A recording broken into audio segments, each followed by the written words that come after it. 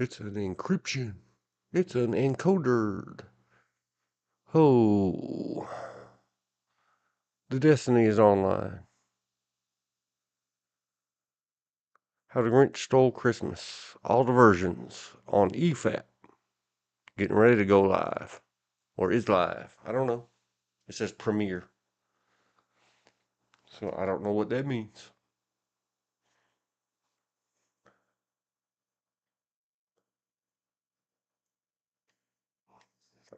Sorry, I had to drink the beverage. Let's go. There's a plan. It's below in the description. Don't get distracted by the YouTube login. Tube. Mooler.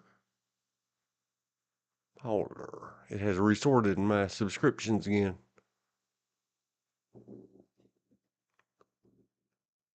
Doesn't look like anything missing. How would I know? I don't know. View my channel. Says I am live. Get back on the list. To the list in the description. If you were offended. Go to 00 to the list. I have been hearing Merry Christmas a lot this year. I'm not offended. I don't care what people say. But I have noticed, and I heard the guy on the radio, I think it was 96.1 FM, Central North Carolina. BBB, maybe. I don't know. We better ask. Make sure.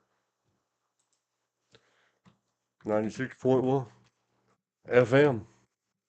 BBB. Yes, it is the 96.1 BBB. They were talking to somebody on a telephone. And the guy on the telephone said, "Your life, your musics." Open link in a new tab. The guy on the phone said, "Enter to win." No, go away. The guy on the phone said,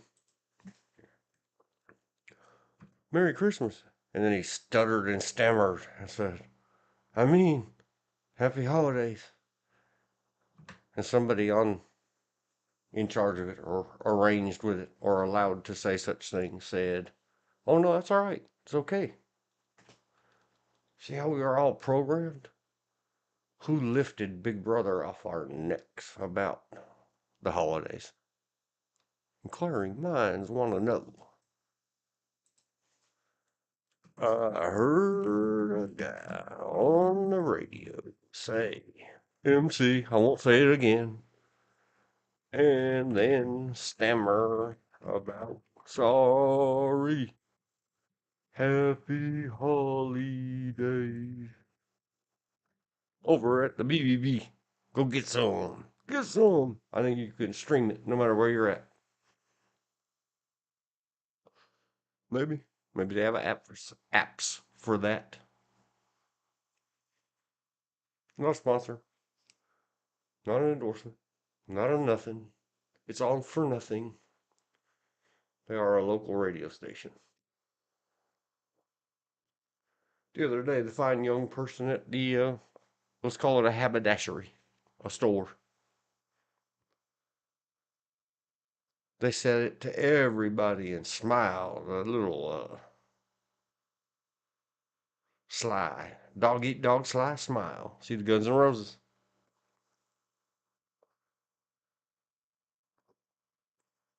I was going to try to keep up with when I named the song. Put a link. But right now I'm flying solo. It's another Guns N' Roses song. I'm talking to myself. Or when you are talking to yourself and there's nobody home. It's estranged. But since it's just me doing everything again, I'm not whining. I'm just saying. I'm not going to try to link all the many. We're going to talk about it in just a few. Everything that happens by association. See the wiki below. Here we are. Merry Christmas. Eve. Eva. Let's go ahead and mark it off, even though I'm not done yet. X. Control S. Save. Often. Save hard. You're making several copies. But I'm not. This machine doesn't have file versions and shadow copies and all that other stuff. As far as I know, neither does Microsoft's Windows 11 Notepad. Would you like to revert to a previous version? I don't know. Never tried it on this computer. I remember where I was at. Don't worry me. The haberdashery. The haberdashery.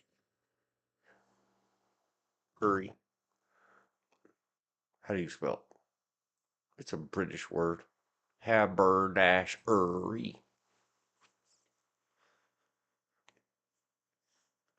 The haberdashery.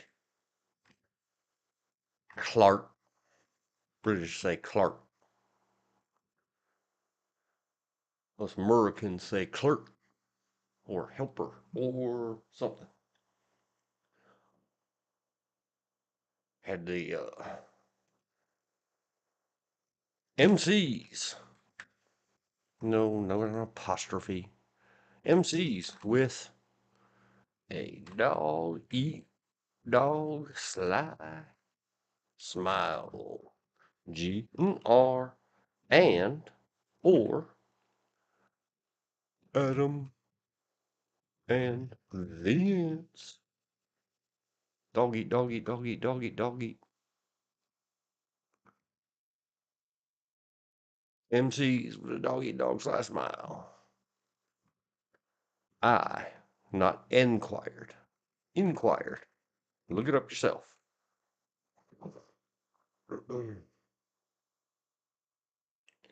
Are you being defiant?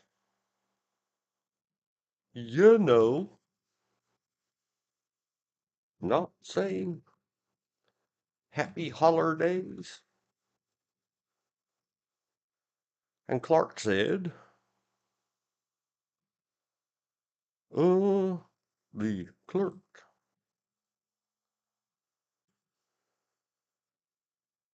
Uh-oh, the phone buzzed. I'm not answering it. They can leave a voicemail. Clerk said, I'm sorry if you're listening to that bee buzz in my microphone. I forgot it was on vibrate, not on silencio. I'll fix it in a moment. Clerk said, no. Encouraged by bosses. Very strange. It happened. They had a writing memo. Not so much, hey, spit this out your mouths and make all the customers mad, especially them freaks from California. It just said that if that was their preference, and that's how they like to say it, according to clerk. I didn't get to see the writing. But clerk said it was in writing. And maybe they could pull it up in their phone. I said, no, I want to pay for my purchases and go on out. Sure. It's not that important. It's just kind of important.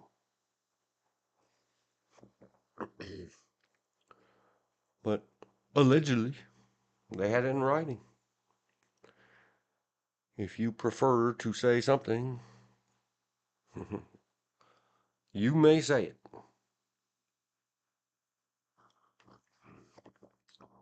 Neat. Very neat. So really all I got on that. I've been hearing it a lot. Apparently it's a thing. It was even discussed on the radio. How do you know that that's the radio station you were listening to? It's the only one I listen to. If they're not playing some songs I like, I just turn it off. Not really. There's a couple others.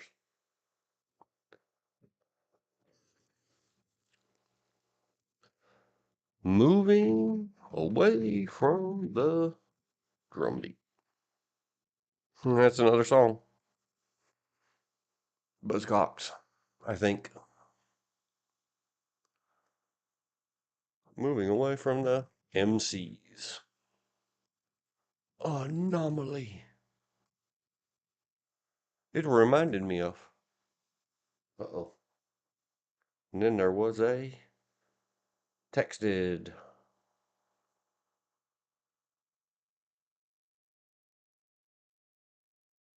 From the guy who just called. He didn't leave a voicemail. He said, Merry Christmas, my friend. Hoping that all is well. Let's answer. Merry Christmas to you, comma, TOO.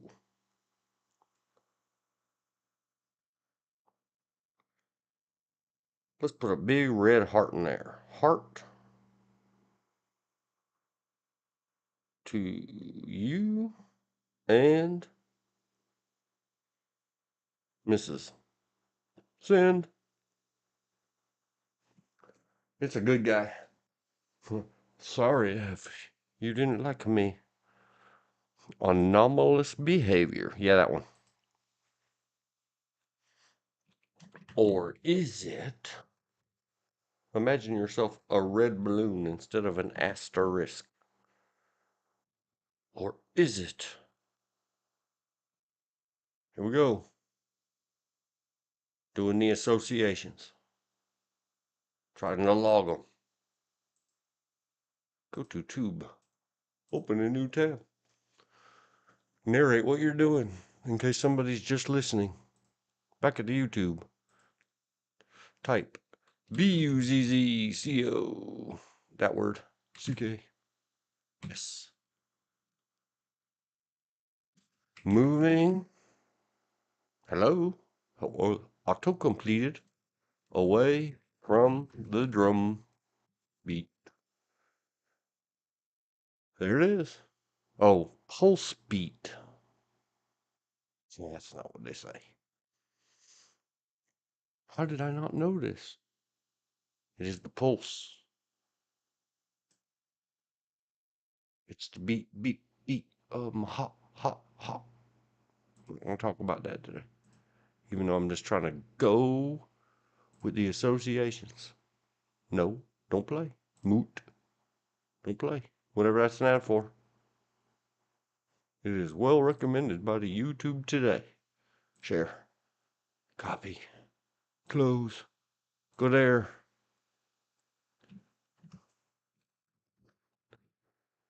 Pulse. Beat.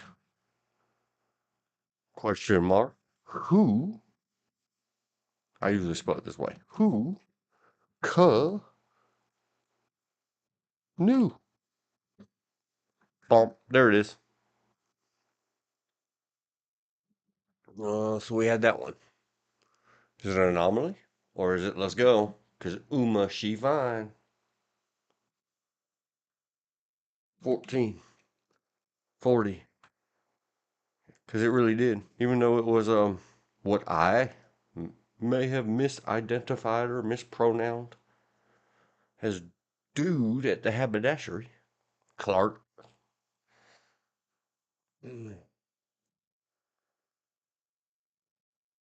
Clerk above, sly smile reminded me of Uma. She fine. The untouchable, the unstoppable, the amazing, the etc. and so on. The queen of the bees, of the bees, of the queens of the bees. 'Cause they all are. Not creepy. Just me being goofy. Uma Thurman. Really long thumb or finger or something in an ancient old cowboy movie. But it's not the one it reminded me of. This ability to say such a verboten thing as the MCs. We have been steeped so long in this don't you dare go listen to the moving away from the pulse beat, it would appear. I thought it was the drum beat. I was wrong. Admit when you were wrong. So here we go. Uma. Dog eat dog. Slice miles. Gattaca. We must go to search bar. Gattaca. IMDb. 1997. Oh, look at her. Just look at. Did they gloss those with computer animated? Or were those naturally watery eyes in the trailer? Doesn't matter. It's all her fault. She did it. Takes you away to that special place where if you stay too long. Gattaca, 1997. Do we dare put a timestamp in it? 1700. Gattaca, 1997. Baby, she looks so fine. Uma Thurman. Every frame a pause, and a rewind, and a pause, and a slow forward, and a slow backwards. Not Gattaca. I'm going to give Gattaca DW 9/10. I just threw that out. Can't remember what once upon a time, me and the friend got it in the books.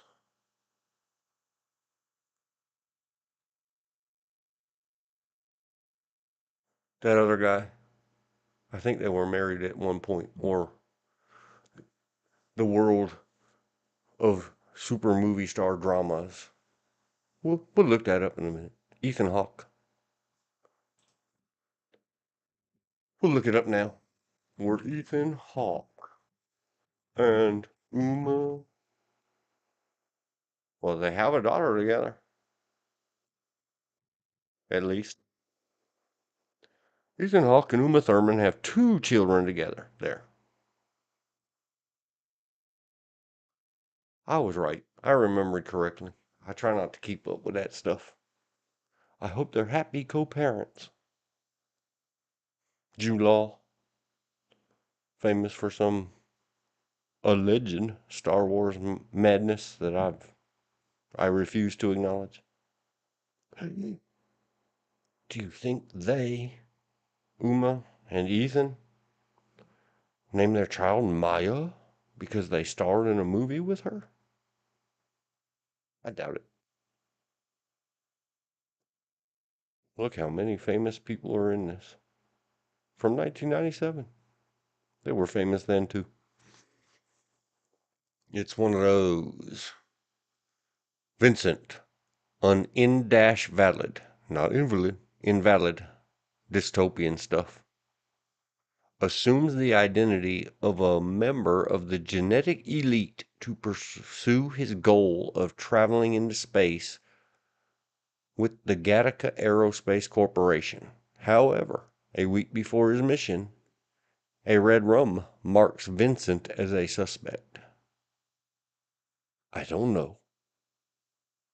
I don't know. All I remember is, Umo, look at her. Oh, look at him. Look at Ethan. Pronouns not ascertained from either one. He's so handsome. He have all the handsomes. There, I'm objectifying both of them. They're movie stars.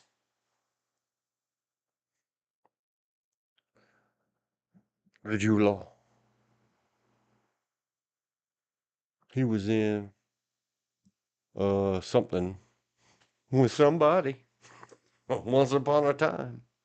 Moulin Rouge? Is that it? See, this is what happens with associations. At some point, we're going to have to say XX and XX. Jude Law equals Moulin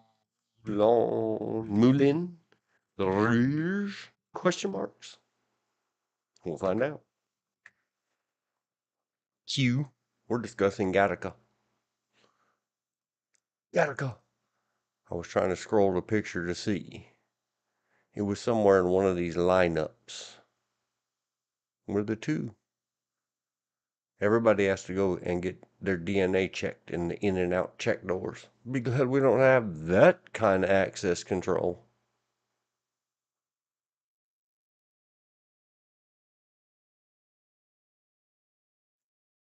Oh. Look at all these black and white photos. Photos. Hello, photo. Do you even photo, bro? I have many photos.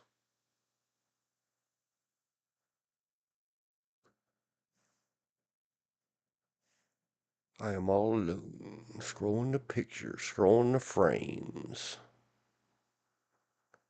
Oh, the frames that matter. Every single one. But when she leans forward in Pulp Fiction, the world famous Uma Thurman,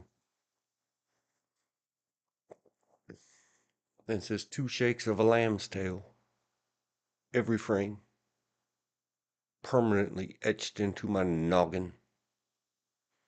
There's a lot of really good stuff about the Pulp Fiction. I like it.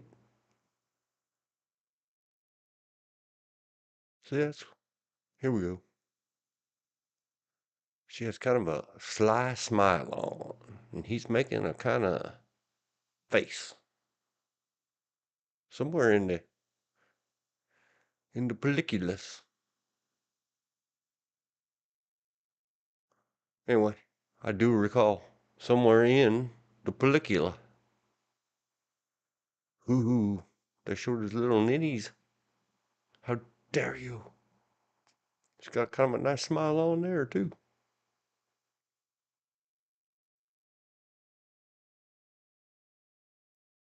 Uh-oh, serious face. A penny for your thoughts, Uma Thurman. She's probably thinking, gosh, get this done. Again? Acting, starring, participating in the motion picture industry is work. Don't let anybody fool you. I was just trying to see. Oh no, one of them's verboten. And again, and again. What are they doing at the IMDb?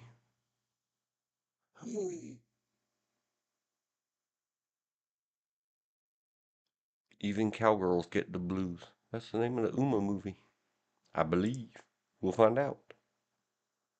That single strand of hair, or double, that 2 strands of hair right there. They can get the DNA from it. They can prove a thing. Gattaca.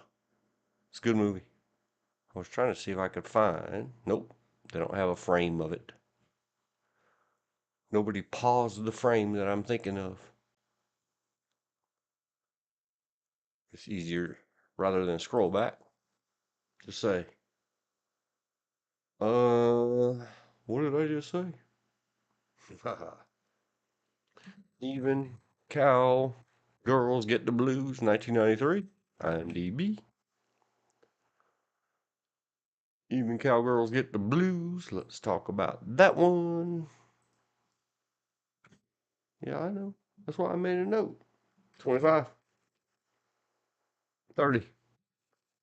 Even cowgirls get the blues. I always do that, and people scold me. The T is not supposed to be capital in the. Maybe it is. 1993. TODO. I don't know. I always want to give it extra points because Uma. Hearty heart heart. Let's do 7 out of 10. That has extra points. Because Uma. Yep. My bias is showing. Sissy Hankshaw, Uma Thurman, is born with enormous thumbs that help her hitchhiking through the U.S. from a young age. She becomes a model in advertising, and her New York agent, the Countess, Sir John Hurt. I didn't know he had been knighted. John Hurt's a good actor. Sends her to his ranch in California to shoot a commercial set against the background of mating whooping cranes. There, she befriends Bonanza Jellybean. Rain ... Read all. No, I read that part. Shall we look at the photo? Oh, come on. They have to have a photo of. I am. There it is. Bonk. Oh, and it's not even cell phone tiny. There it is. Uma Thurman with a movie magic prosthetic on each hand. I'm sure other actors, non-gender specific, could have pulled that off. But would it have been as exceptional and wonderful and magical? Photo.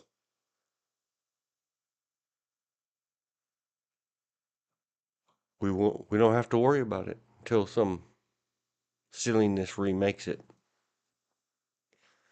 It's been 31 years and we haven't remade that movie yet. Remake it, redux it, woke it to death. You know who should have long thumbs? Anybody but whoever was in the original. And we'll call it woke.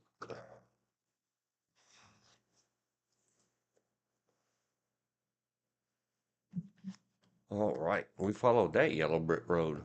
I'm not looking that one up. What's Jude Law? Was I thinking correctly?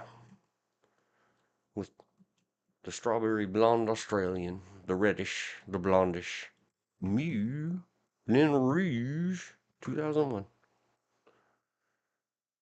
The Moulin Rouge. Oh no, that was Ewan McGregor, the other guy from some Star Wars stuff. No. Blonde Australian, the reddish, the blondish. Hello.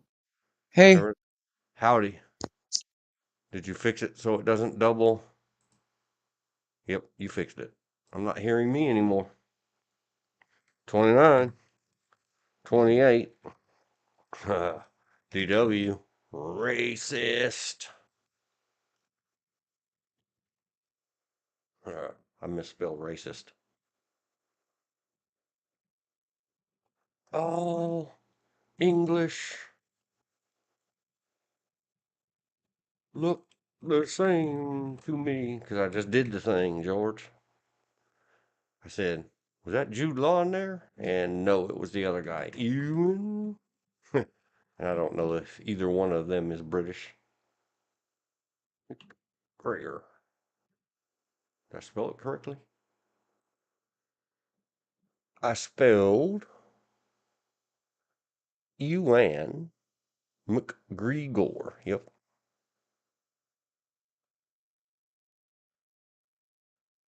Nicole Kidman.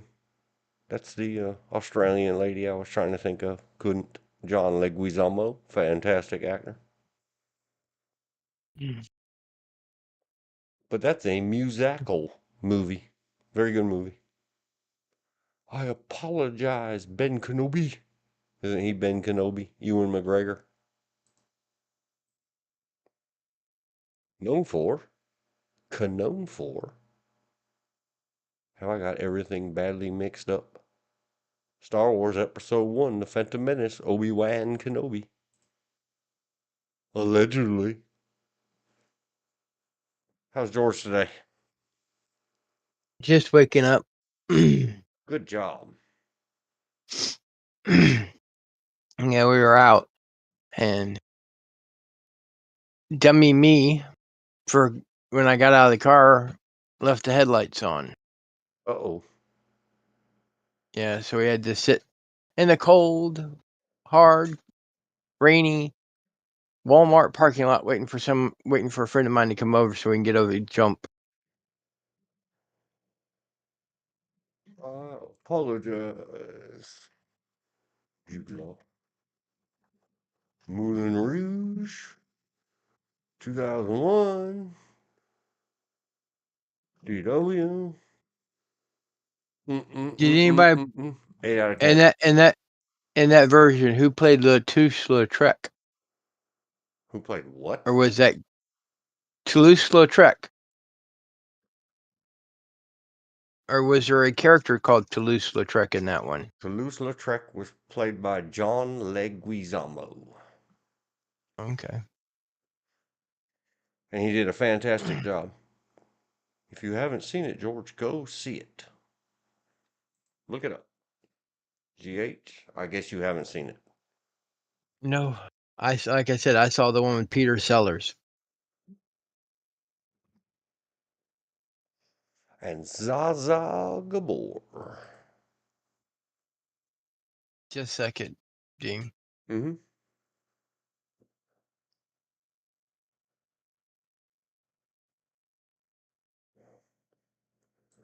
Well, besides Black Hawk Down.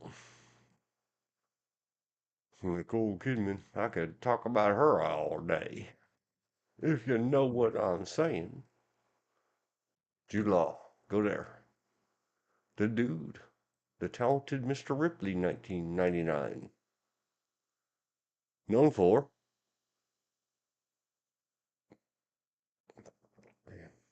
Skeleton Crew. Oh, it was this year. I apologize again, Mr. Jude Law. I think he was the one in one of my favorite movies for the movie and the music in it. I think. Find out I'm wrong again. 33. 30. Jude Law correctly in some Star Wars silliness. Let's call it silliness. This year appears to be TV streaming series. And then question mark, Q, question mark, question. Jude Law was in Black Hawk Down? Question mark. Ask the Scroll. 2019. Wow, he's been in a lot of stuff. We're doing short hops today. Black Hawk Down. Also 2001.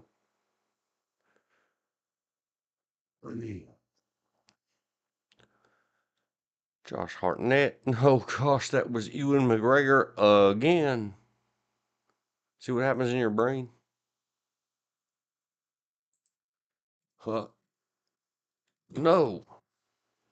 DW brain is was apparently always without wings will be accusing Jude Law of being Ewan Gregor. I can't do the Scottish or the. I apologize again, Jude Law.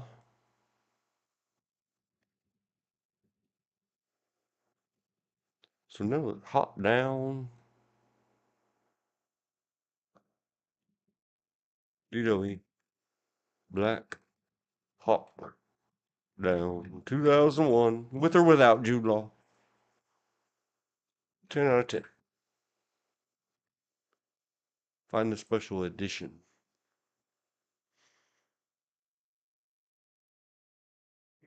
Gosh knows. Gosh knows. All right. The Talented Mr. Ripley I have seen. Sherlock Holmes I have seen.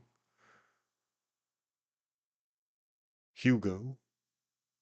I've seen so much. Why do I keep confusing the two? I haven't seen anything modern and recent. Let's do 37. Oh, scrolling. Jude Law to not accuse him of being in something else that he was not.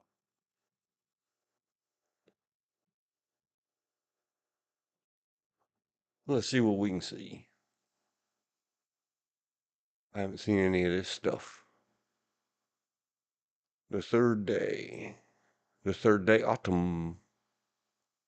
The new Pope, the rhythm section. 2020, Skywatch, Man on a Roof. I might have seen that. Nope, I haven't seen it. That's a short. I have not seen Captain Marvel, but because of Captain Marvel, I believe came the birth of The Dawn. Go see EFAP. Jew in Captain Marvel. Is that like a personal attack or something? 2019, which associates to or with EFAP. The Dawn.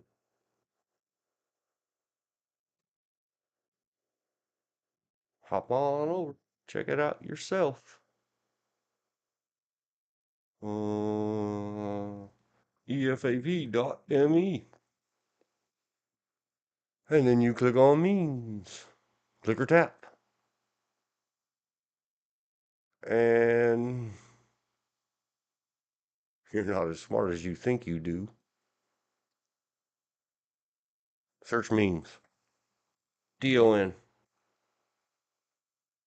Check it out. Here he is over here on the right. There he is over there on the left. The Dawn with his taped up hand. So we'll get that link.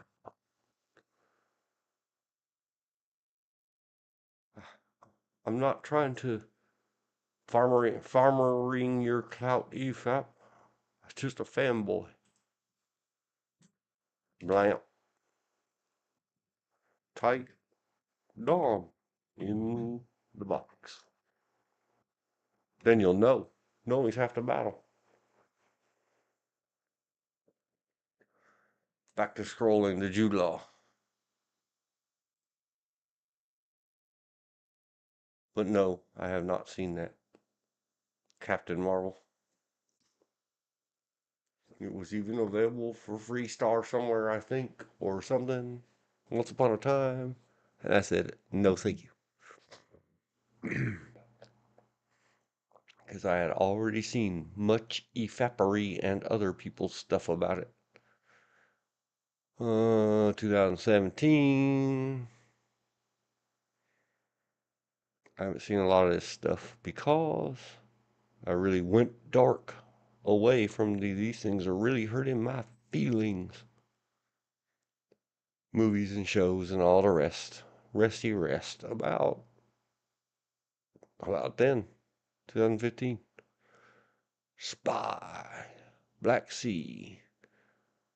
The Gentleman's Wager is a Short.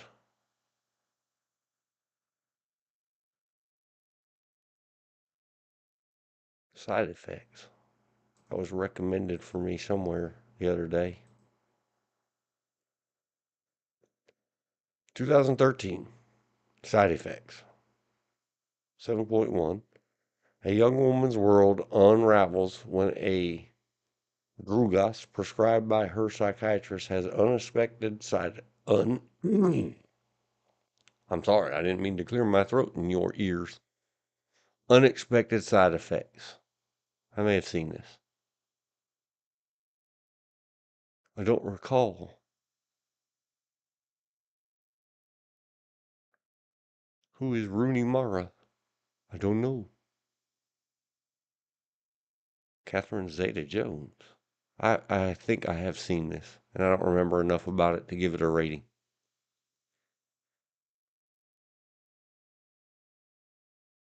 Is Rooney Mara the one from... I'm so bad. The Social Network. And what else? Back in the day.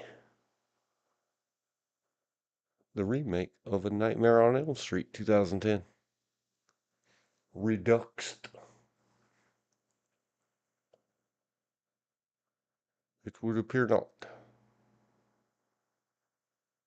Whatever I was thinking of. Or I'm just missing it. I'm not going to say. Because then I'd be in trouble again for like, oh, you women's look the same to me.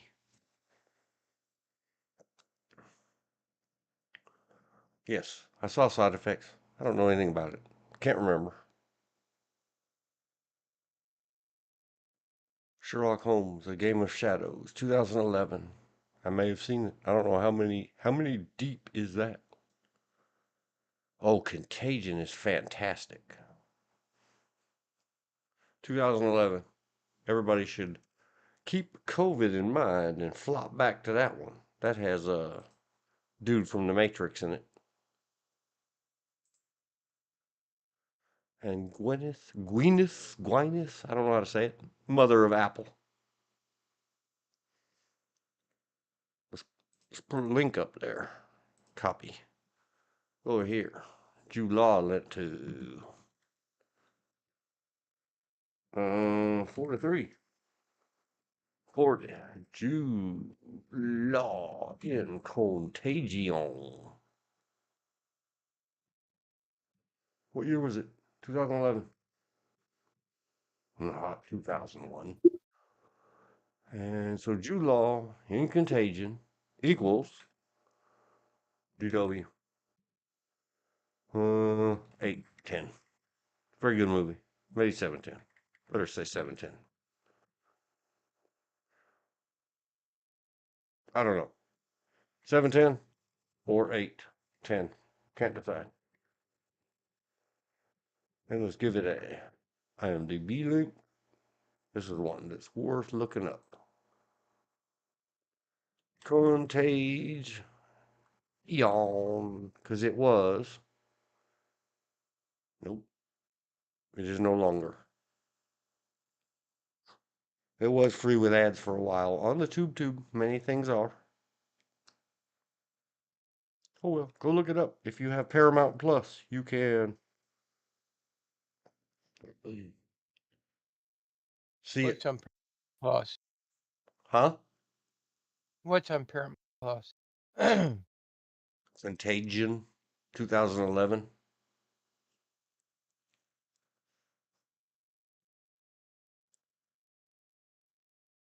Official exclusive 1080p HD trailer. It was a really good movie in 2011, 2012. COVID made it all the more better. Like, wow. Lawrence,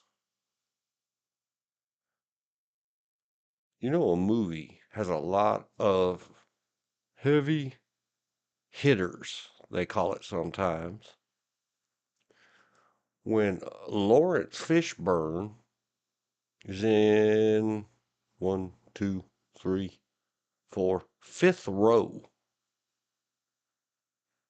there is a lot of big stars in it. Jason Bourne, all the others. Back to Jude Law. Jude Law's in it.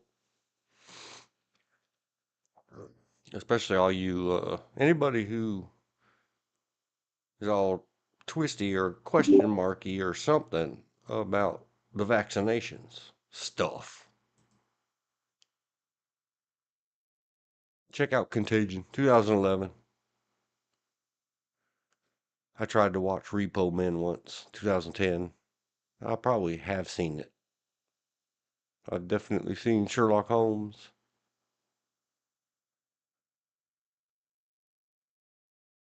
Rage. I don't remember. Breaking and Entering. All the King's Men. He played Jack Burden.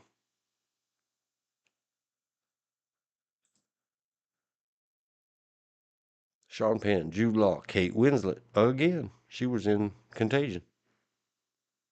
Mark Ruffalo.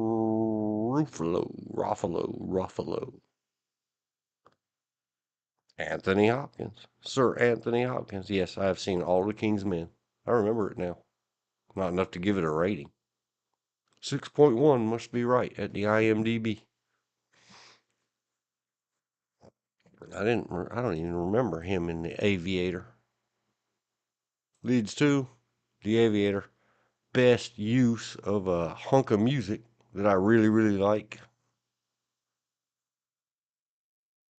Mixed up a hunk of a movie, a piece of a movie put together as a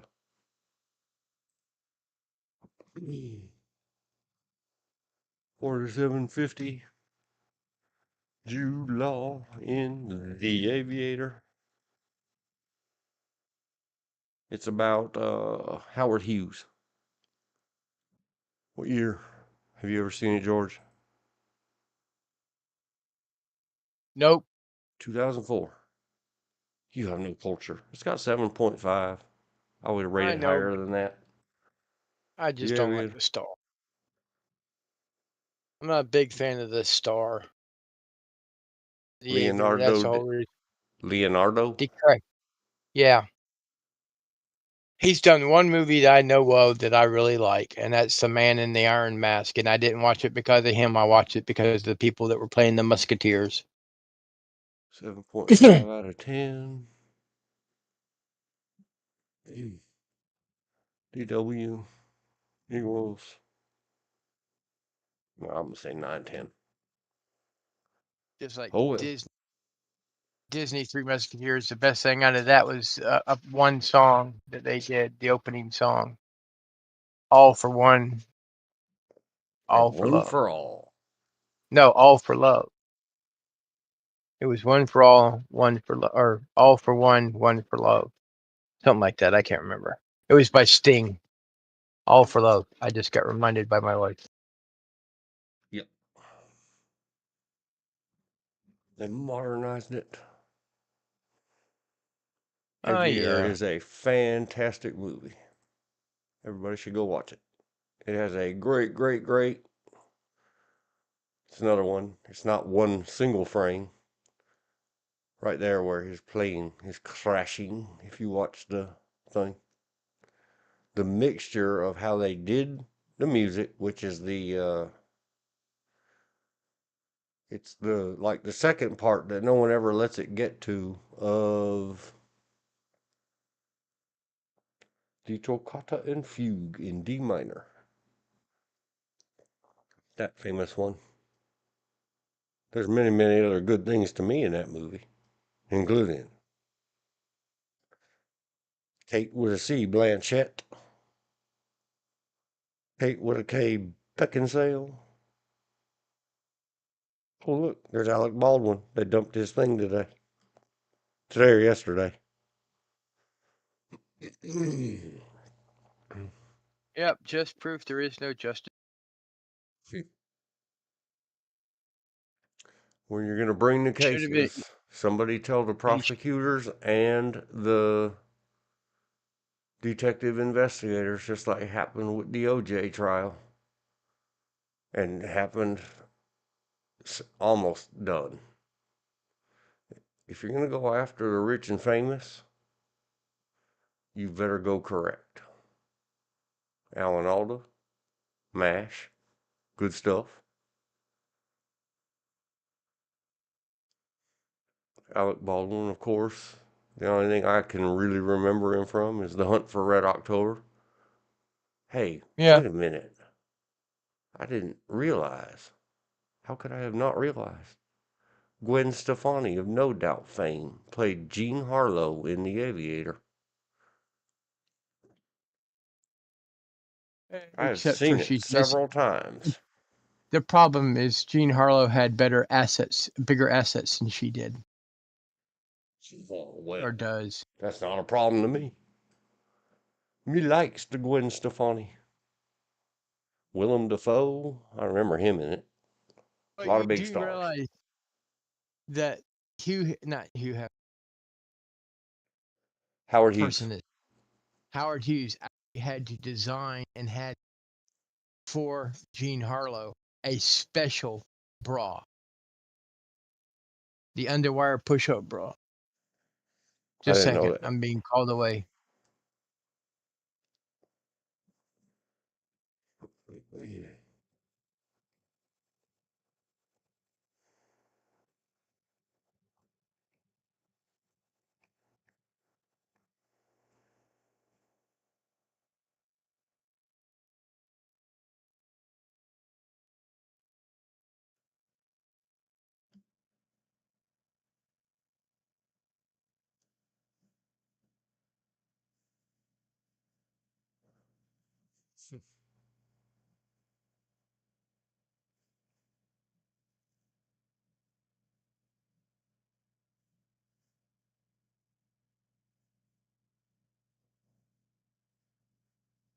Well, who knew?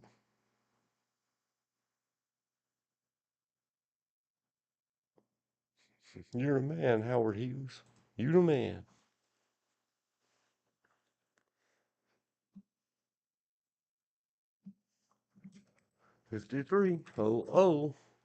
GH. Howard Hughes. Design for the push 'em up. Brassiere. True.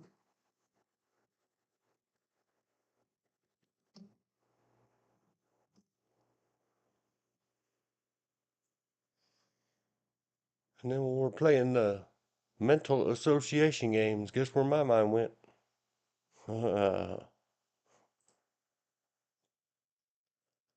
Yes. It's all about them chest bumps. Well, he at least paid to have it designed for her. Oh no, I just looked it up while you were away. He designed it. He engineered it. Yeah. So he's a plane designer, a movie producer, a bra designer. Well, he was an engineer to start off with. Yeah, he's some kind of genius. Yeah. And became some kind of wacko. Oh, he was made that way, I believe. It's a pretty good telling of the tale in The Aviator. Well, I'm just saying, towards the end, he was a very weird recluse. And the only ones that had access to him were his Mormon bodyguards. Sky Captain in the World of Tomorrow. So we're going to say 55, 10, Jude Law in Sky Captain and the World of Tomorrow. What year was that? 200 something. 2004. With Angelina Jolie. DW. Have you ever seen it, George? What's it about? I might have. It's made in the fashion of Sin City. Hang on, let me read the thing. Then probably not. It has a semi-computer generated animated stuff. I did see the one After New about York the. City receives a series of attacks from giant flying robots, a reporter teams up with a pilot in search of their origin, as well as the reason for the disappearances of famous scientists around the world. That's not the one where the Nazis had built a place on the dark side of the moon, is it? I don't remember that much about it. Let's look at photo. Hello, photo. Is that one where They they were built very Nazi-esque. The bad guys in the the? Well, this is Sky one Captain where in the they. World of Tomorrow. Yeah, but there's one where they. It's about Nazis built a and retreated to the dark side of the moon, and then came back or was discovered, something like that. We'll look it up in a minute. Yep. Sky Captain in the World of Tomorrow has Gwyneth Paltrow as well. Oh, I forget this guy's name. Let's look up his name. He's in a lot of good movies. Giovanni Ribisi.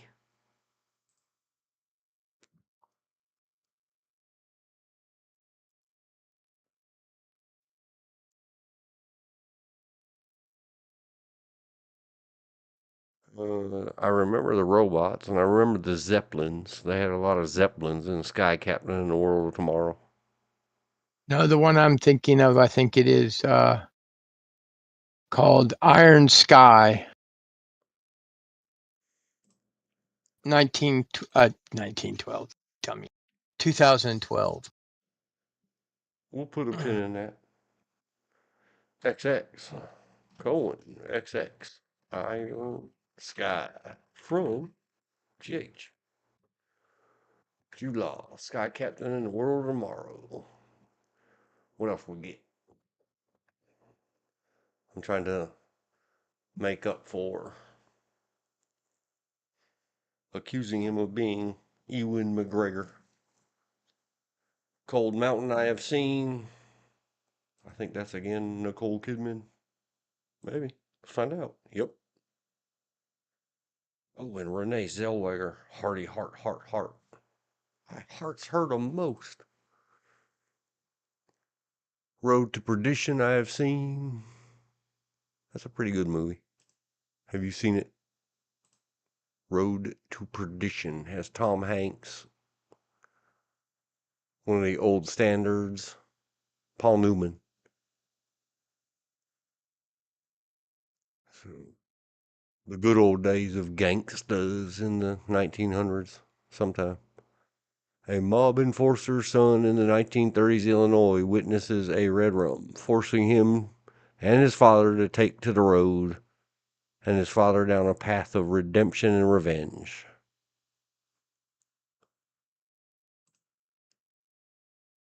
(2002), you remember. Did you see it, George? Yes. Okay. Shall we rate it?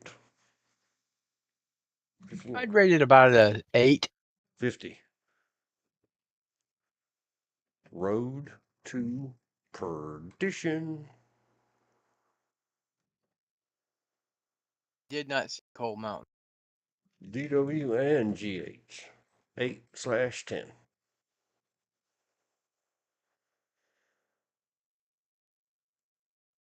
I think I'm going to indent it so I don't have to keep writing Jude Law in. Tab. Next, there's a lot of good movies coming up. AI. Ha! He was Gigolo Joe in AI. 2001. AI, Never seen artificial intelligence, was extremely high rated, 7.2 at IMDb. I wouldn't give that a.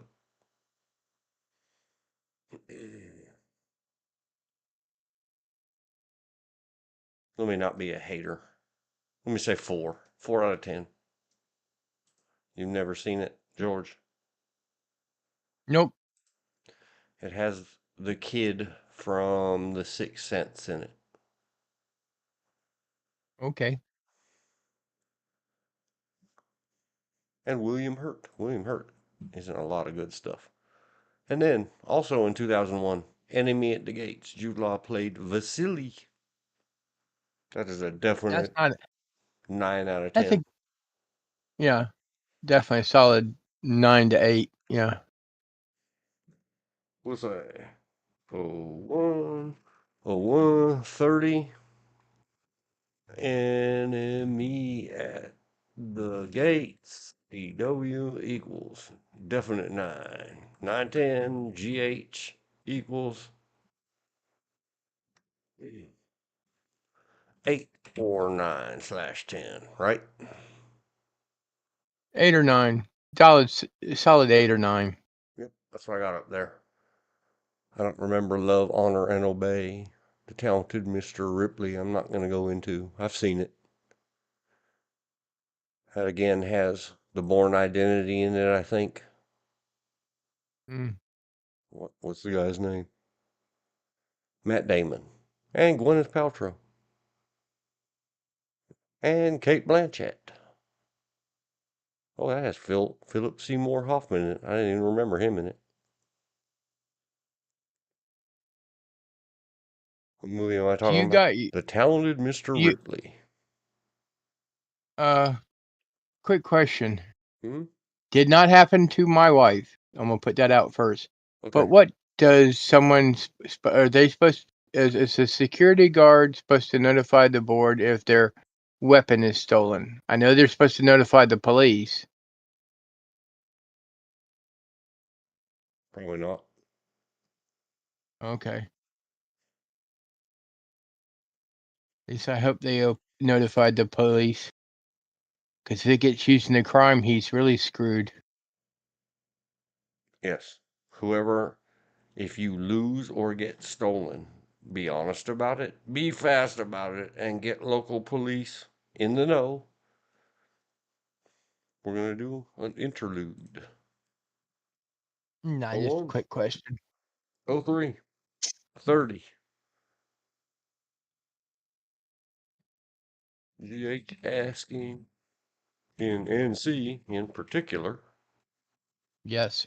but this applies anywhere in USA, all states and territories.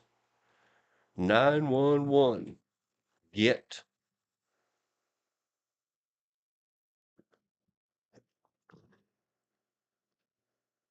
a firearm lost or stolen. 911, get the police informed with the serial numbers. Serial number, make, model, etc. type of ammo, if you know as much information as you can get into police paws. Get it to them. NNC.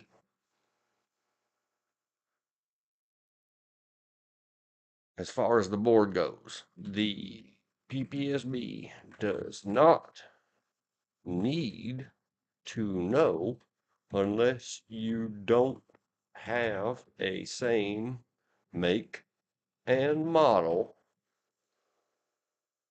to replace it with. Then you have to go with have If to go get qualified on it. you replace with a different make, model, including, they are very serious about this now, even though they haven't put it in writing yet, including the gen of glunks,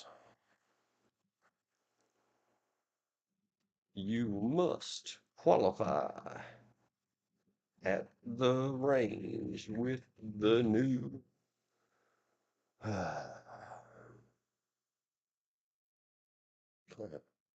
weapon. Why can we say that and not say hand G words? Silliness. But yes, you've got to let the police know. Because it leaves, if something bad happens with that before you reported it, it's on you. The bad guys can always say, man, he loaned it to us. He, she, they, owner. Oh yeah, we know him. We know him good. He loaned us the G word. Existenz was a horrible movie. 1999. Jude Law. Midnight in the Garden of Good and Evil. It's rated 6.6 at the IMDb. I already discussed Gattaca. Super good. Midnight in the Garden of Good and Evil was okay. Elizabeth is here. Welcome aboard. Back from shopping. Going to put computer on wheelchair and ride it around a while I put things away. We hopped for a second, Elizabeth, onto a theoretical about work and stolen firearms. And then we hopped right back off. But work or not, make sure the minute that you realize a firearm is MIA from your possession, get the cops involved. If you find it later, you can notify them later.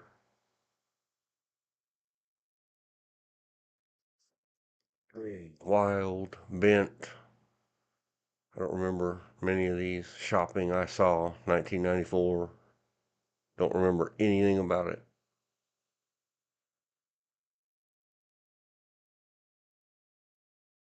The Tailor of Gloucester, however they say it in England. Yep. Well, there. We're done with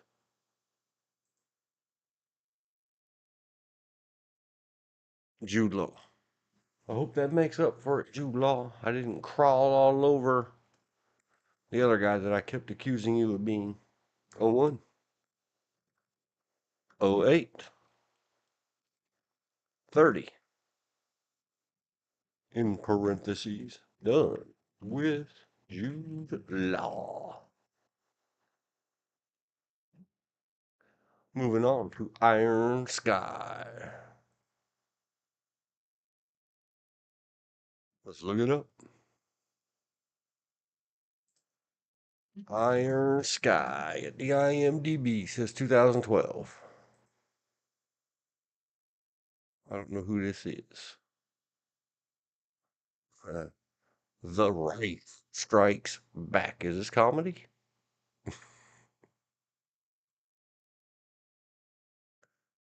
2012, rated R, 1 hour 33 minutes, rated 5.9 out of 10. 2012, rated It's a fun R. movie.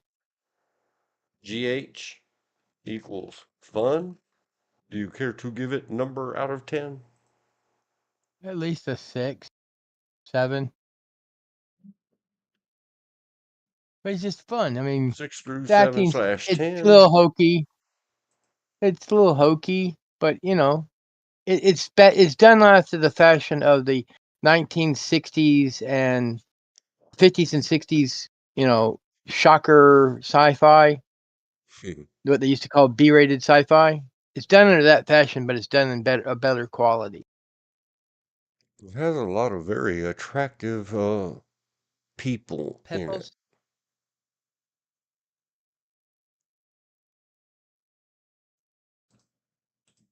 Who is this? Who is it? Did Julia didn't Dietz. Gazzo Otto do westerns? Do some westerns? I think that's how you pronounce his first name, Gazzo. Good. Gaz. Goots. Gouts. The O, that umlaut out it. Ow. Yep. Gouts. He's got dots over his O.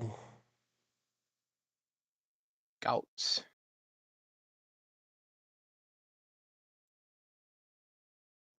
We are running on to see. He's known for Cloud Atlas, Tomorrow Never Dies, 007 movie, 1997, and Dignity.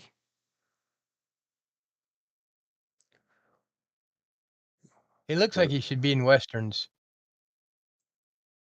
Copy. With that mustache and little goatee thingy. Yeah. Red Rum by the Lake, The Bedfellow, See Some More.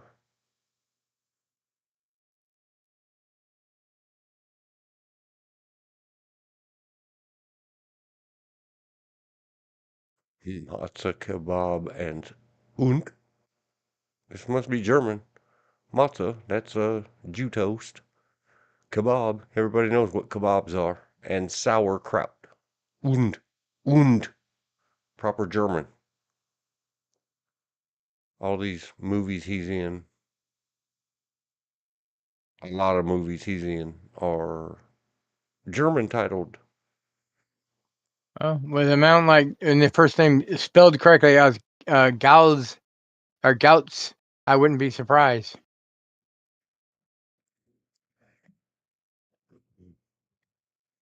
Oh, 1-11-00.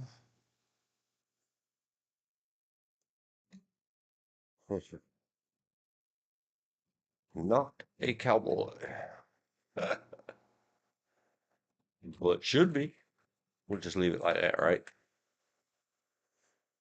If they want to know what that means, they'll have to listen to it.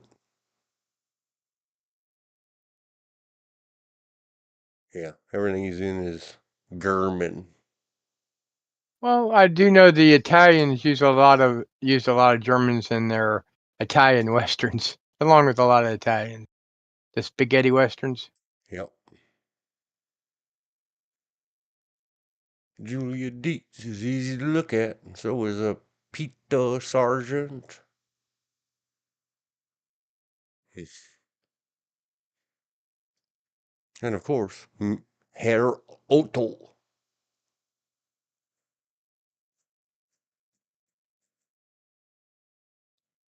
Let's read the synopsis. We're back on that. The Nazis set up a secret base on the dark side of the moon in 1945 where they hide out and plan to return to power in 2018.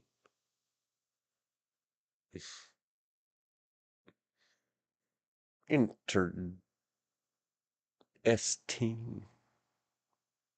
Except that it's shot in that someone standing around with a home camcorder style, at least according to the first little glitch of the preview playing at the IMDb.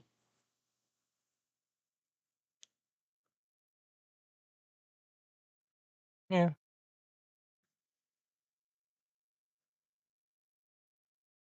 So many. Famously, the Blair Witch started all that madness from found footage. And then there was a serious. All my friends said, "Oh, you gotta see this. It's gonna be the next Gojira." Blah blah blah. Some half foreign made, half here made. Cell phones and camcorders made to look like flick. I can't think of right now, but every now and then someone mentions it, and I think, no. Yeah. If you were holding it freehand, it was they were all kind of jerky. Put it up, rest it against something, it would, you got a pretty still film unless you had a high speed, low drag boom type device, a stabilizer. Yeah. Steadicam, a gyro, a gyro. If it's a Greek sandwich, we call it a gyro or a gyro. Euro. But Their G's pronounced like Y. if it's a universal joint that has a water level in it or some other kind of leveling, we call it a gyro.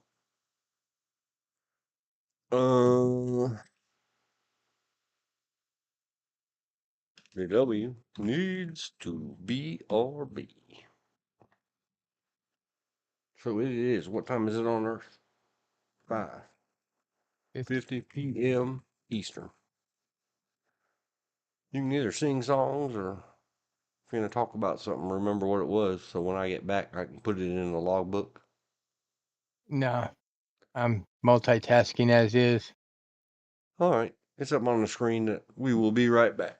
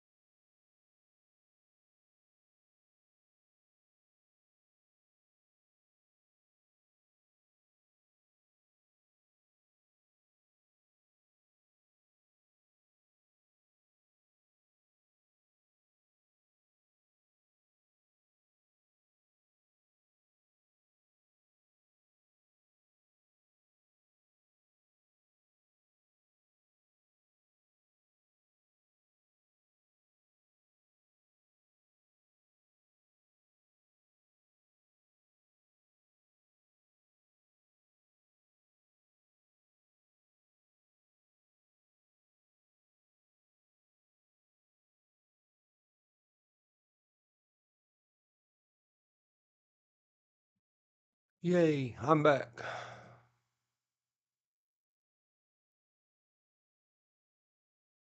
So we will put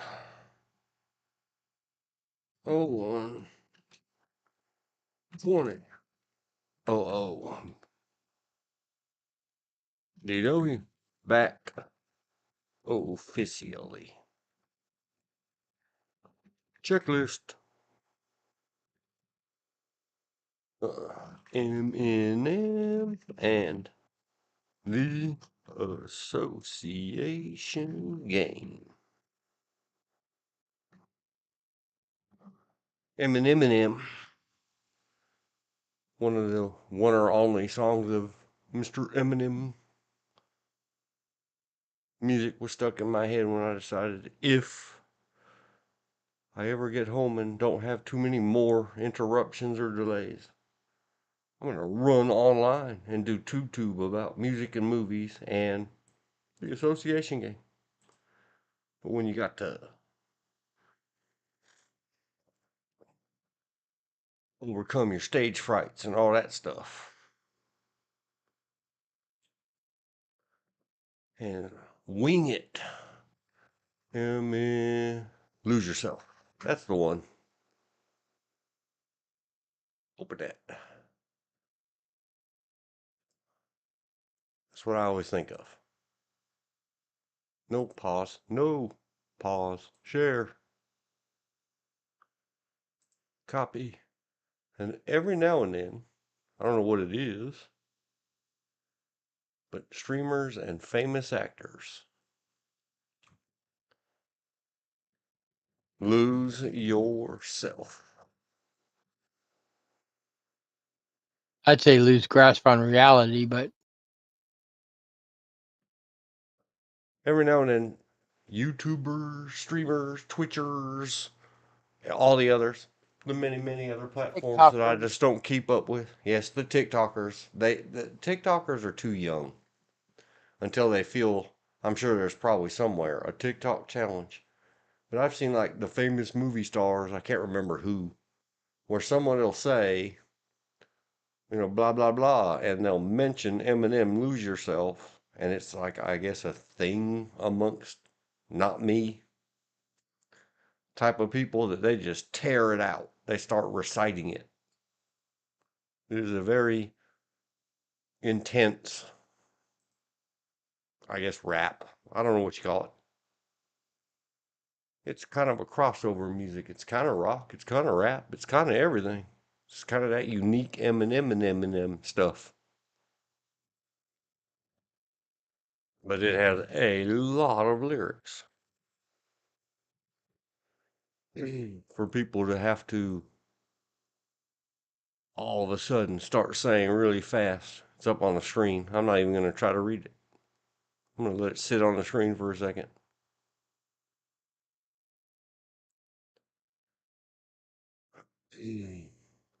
Verse number 1. Many words.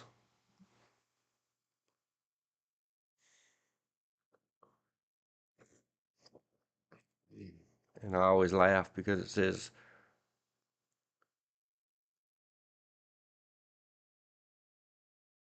the clock's run out. Time's up. Over. Blah, ow. Because blah, ow rhymes with now.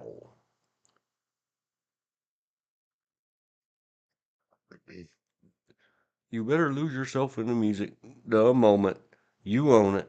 You better never let it go. You only get one shot. Do not miss your chance to blow.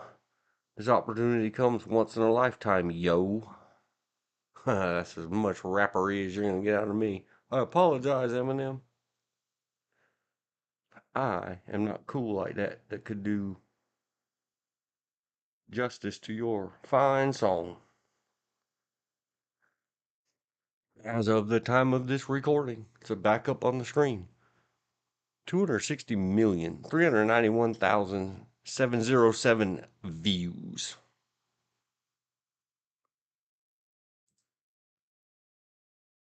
Good stuff.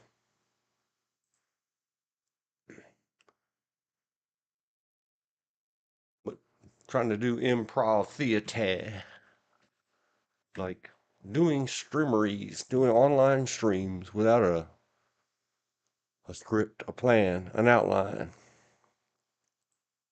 The music, Eminem, got it did. The movies, we're on it. I still didn't even get to the one and only movie on my list. Wally. Eminem, the music. I said everything by association. Wiki below. I went to find what my aunt used to call the association game.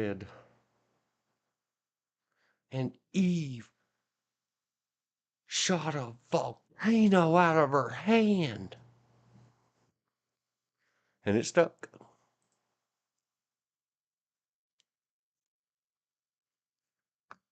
I tried to find a snippet or a clip it or something to put in my encrypted thumbnail of Eve's volcano, but I didn't.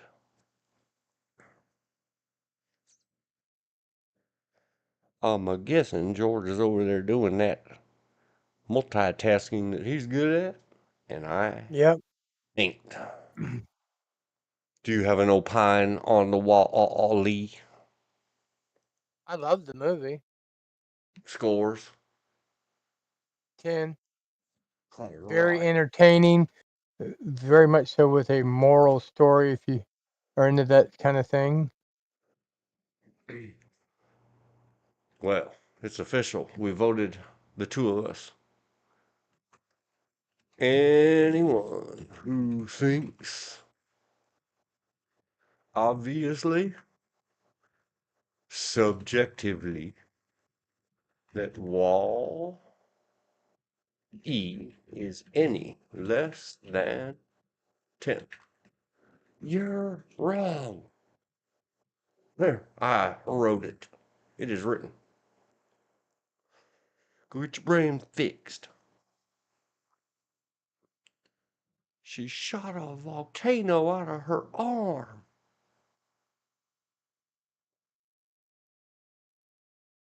Took me a while to figure it out. I doubt sincerely that Wall-E. Let's find out. Because I understand that once upon a time, I better not say until I am, you may buy or rent Wall-E and watch that volcano come out of an arm at the tube. Go search it. Rated G.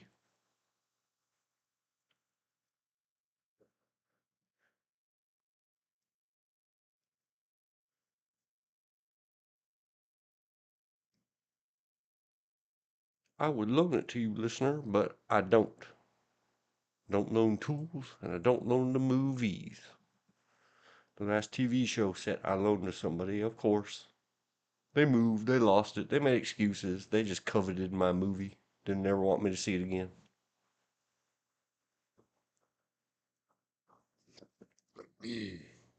Sounds like that works.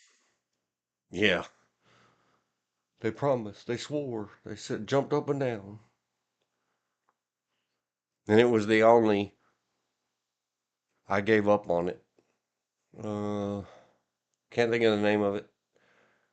Many people got addicted to it. Oh, what it is, what it is. Oh, 01, 33, 09. DW equals don't loan tools or TV shows slash movies. Or armor. You'll not get them back. Yeah, it's true. RE. No, I don't need RE. Can't remember. Duh. Famous one. It is, it is, it is. It's a fantasy, sci-fi, mostly fantasy. The dragons, the dragon queen lady, and the last of them burned up the whole town with Dragonheart? dragons. Oh, Game of Thrones? That's it. The first, I don't know, 7 to 10 minutes, they had the blue-eyed things appear in the mist, in the snow, and then they chopped Yep. the head off of the bean guy. And I was like, man, I like this show. It's creepy, and they did him in quick. And then nothing happened, and men cried, and then nothing happened even more, and nothing happened even more. So I was done by like season 2, maybe. I know I bought 3, season 3, Uh-huh. but I don't think I ever unwrapped it and opened it. But someone was whining about it, so I said, "Well, I've got season 1." And the first 10 minutes were good, but the rest is after that, who cares? Oh, let me borrow it. Blah blah blah. What is it called again? Game of Thrones. Game of Thrones. DW. First 10-ish minutes of season S1E01. 10/10. The rest 1/10. The story. Are you have The a fan? rest of the story. No, The, a famous news person's quote. Wherever he had his talk show, and that's the rest of the story. Not the same guy that would say that's the way it was I think so. or the way it is. I don't remember what he Yeah, said. and that's the way it is. Yeah, No, I think the way it is was Walter Cronkite. yeah, it was Walter Walter Cronkite, Cronkite. when I was a kid, also periodically did a show called "That's the Way It Is" or something like that, where it was done in a news format, but it was a piece of history, Right. like the American Revolution and things like that. I remember loving that show. Do you have a rating for Game of Thrones that you care to say or not say? Season 1 through 6, or is it season 1 through 4? I definitely solid 9, 8, 9. Season 7, 8, 5. Season 8, definitely. The last season, definitely 4 to 5. Because Um, they had his cliff notes of how he had planned the story out, because it's those were even on Wikipedia, and the HBO people just really foobarred it towards the end.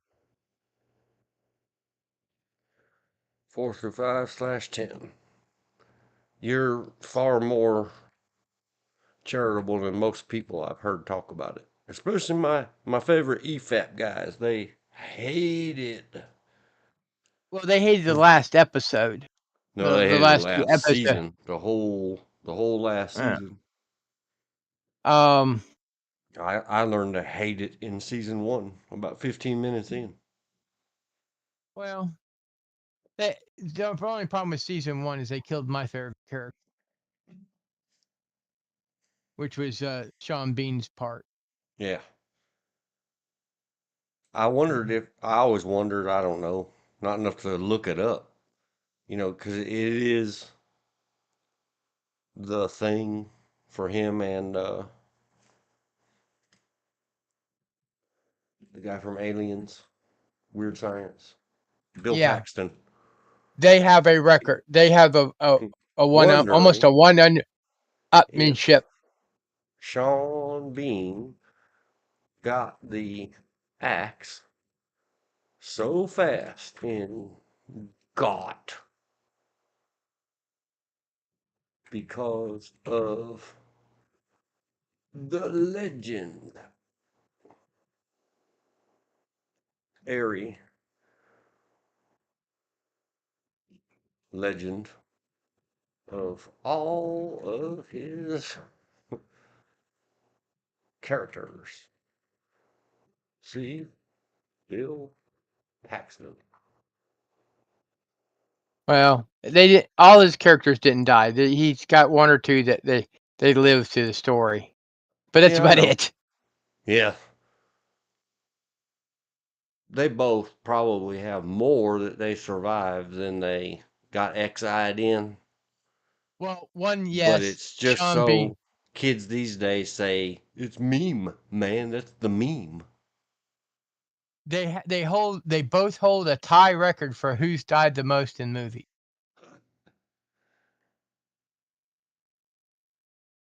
Thankfully, Sean Bean can exide in more movies. Bill Paxton, no mas. No. I did recently watch whatever his last movie was. Let's ask the Google bar. Bill Paxton, last movie. The Circle, 2017. It's got some pop star famous. The Circle, IMDb, 2017. Who is this actress?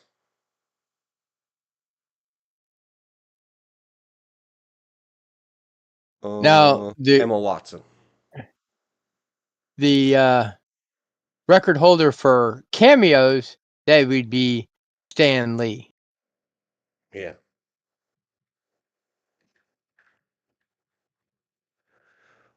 Which Bill I find quite funny. Paxton, last movie. The Circle, 2017, with Emma Watson. DW equals, I have no clue. 4 out of 10. Have you ever seen it, George? Nope. And I may have seen it on Tube. The Circle. Buy or rent. Yes. I saw it on Tube, maybe. Might be on the other one. But I saw it somewhere free with ads. I certainly, if it hadn't been free with ads, I would absolutely not have watched it. Even though I do think, without any of the goofiness of Hold on, I objectifying gotta take her, this. turning her into looks. There's nothing wrong with Emma Watson. She's just way too young for me. She's a purity.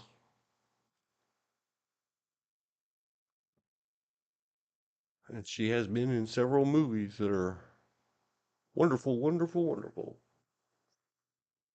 Emma Watson. I just look at her and see, ow, my name is 12. Little Women, The Circle.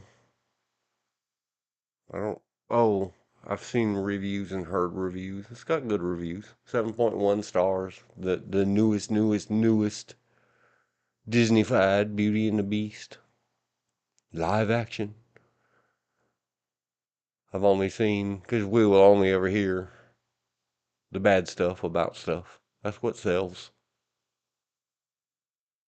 If you're ever in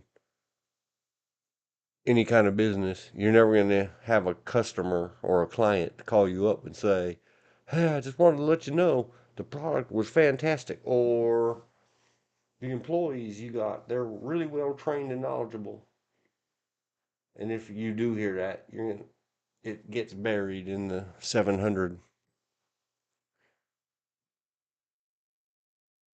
I hate you, and then you're everything about you and your business, and blah blah blah. The complaint division. Hmm. I haven't watched Noah yet. Which is, go back to the YouTubes. Emma Watson. Noah. It has the gladiator in it. Can't think of his name. It is PG-13, free with ads.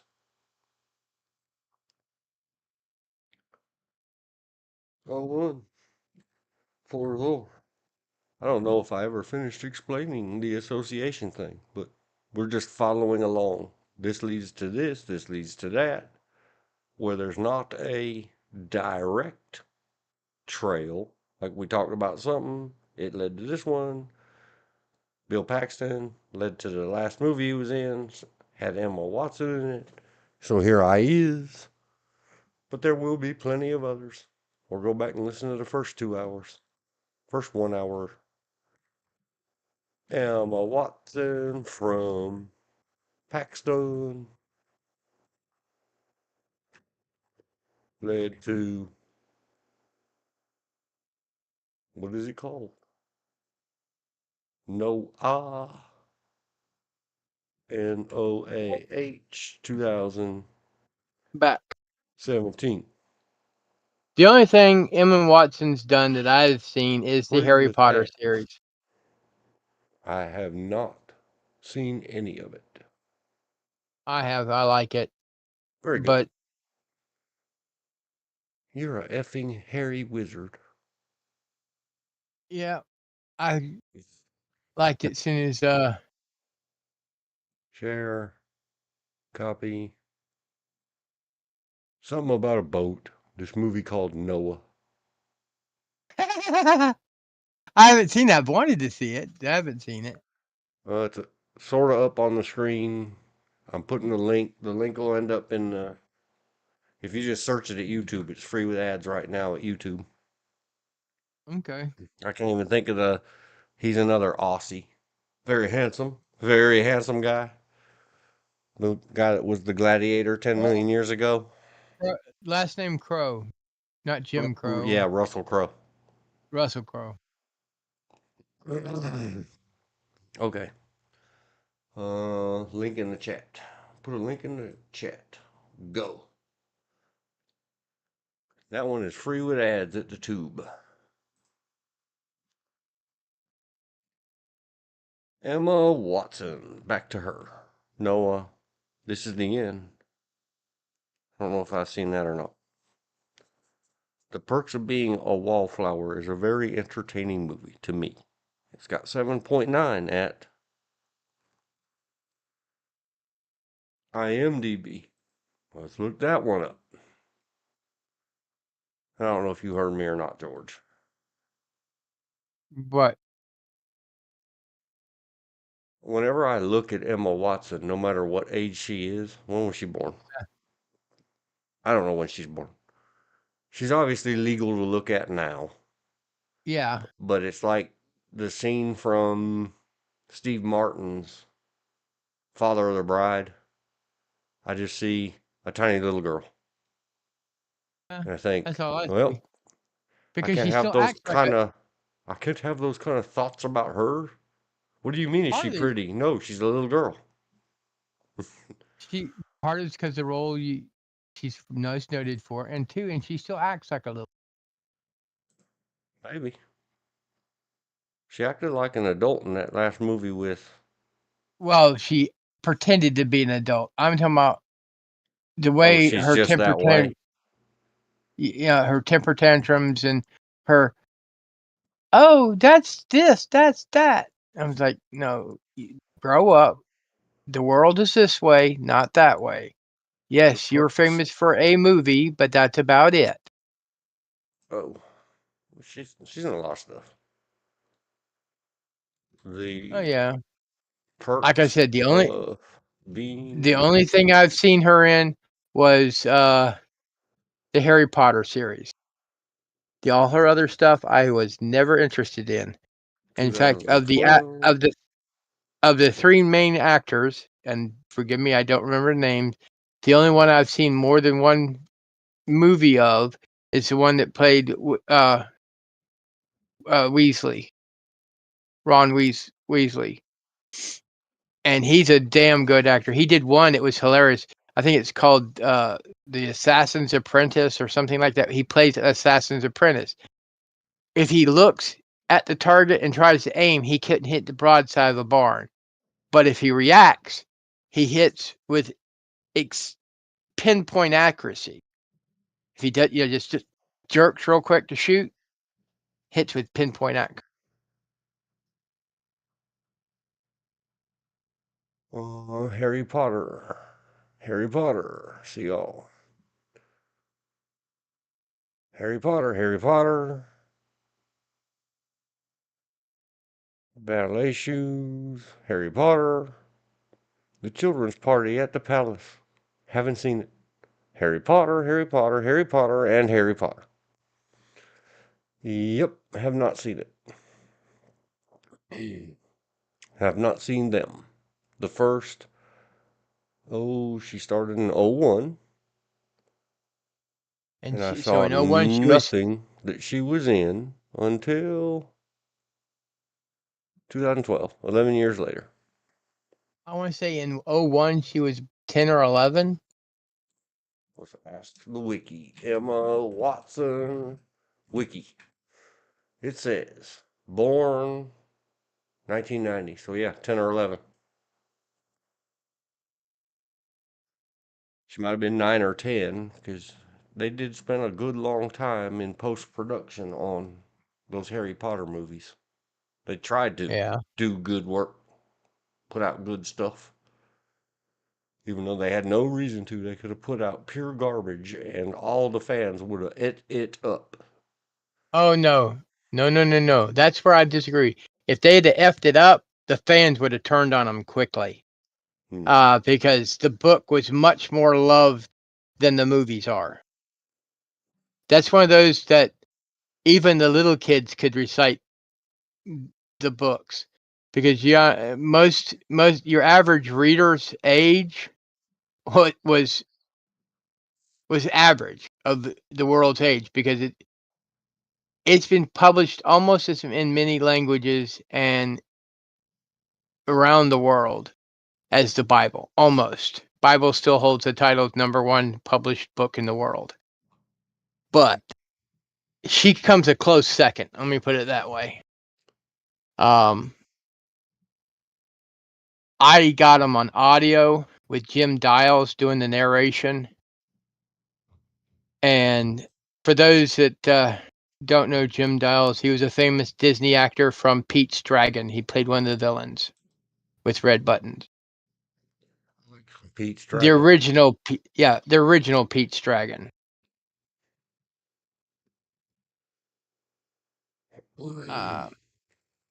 And it's a good book. It's a good read. It's also a good audio book with Jim Dials. Dales. Pete's Dragon. All the 60s and 70s and early 80s Disney movies were pretty cool. I guess if you were a kid or not, I think. Not Linda. Oh, We all the dig them the main most. The Apple the Dumpling theme. Gang, the other stuff. Yeah. 2016, Pete's Dragon. I'll never see it. Yeah. One of the main actresses is the one that did "I Am Woman, Hear Me Roar" Yep. the song. Jim Dale was Dr. Terminus. Helen Reddy was Nora. That had Mickey Rooney in it. Yep. Red Mickey Rooney played Buttons. Lighthouse Keeper. Shelley Winters. Shelley Winters. She was in a lot of stuff. Oh yeah. Shelley Winters played the evil not godmother, stepmother. They adopted the child, so to speak, and he ran away because he was being treated like crap. All right, who was it you mentioned? You mentioned Jim Dale. Let's see what else He Jim did. Dale done been in. Pete's Dragon. Jim Dale by GH. Pete's Dragon. He had. 1977. He's also another one that has the title "Man of a Thousand Voices." Uh-oh. One of the very few pictures he's got. He's starring with a particularly interesting to some people in our worlds. It's coming up on screen, George. Let's say not the Valley of the Shadow, but a valley that has shadows in it nonetheless. That some people just can't help but be set your eyeballs upon it. Not for any reason, just making sure that the Grim Reaper ain't floating down there in that valley. Yeah, Valley of Death. From Especially if she's. Carry On Again, Doctor, 1969, Valerie Oh, Leon. Carry On. That's funny. Carry On Doctor is funny, but then again, when it comes to certain movies and TV shows, I'm a slight Britophile. I know there's a couple of things that I really like about it right now. But you Please Okay, close picture. the 60s and 70s is a time period where sex was for fun. We were It wasn't allowed to until the have innuendo and stuff. I saw a movie recently. the innuendos would fly left, right, and center. This dude was in. Who is it? Who are we talking about? Jim Dale. I have to scroll that valley off my screen. What was I talking about? The valley. The valley. Jim Dale. See, you couldn't remake this today. It's called 1973's Adolf Hitler: My Part in His Downfall. They'd have to call it something Is else. mostly that Dale's is mostly comedy. I don't remember any serious movie he did. He's been recently in a video game, 2023. Who Stole the Moon? Puzzles of Mystery. Voice. You said he was good with voices, right? Yes. Oh, he did Hogwarts Legacy in 2023 video game with highly rated 8.5 voice. I'm read in enough to know that Hogwarts is Harry Potter. All of the videos and video games of Harry Potter. There are many. Mm-hmm. He was narrator voice. For some reason, they didn't add voice to Harry Potter and the Sorcerer's Stone. It just says narrator. Yep.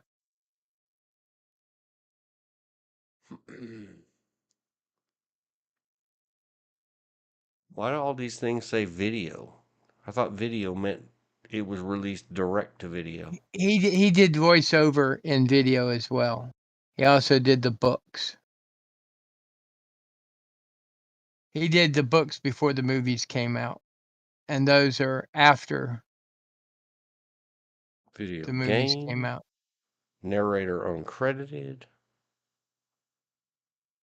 The Ellen Burstyn Show in 1986. I didn't remember Ellen Burstyn having a show.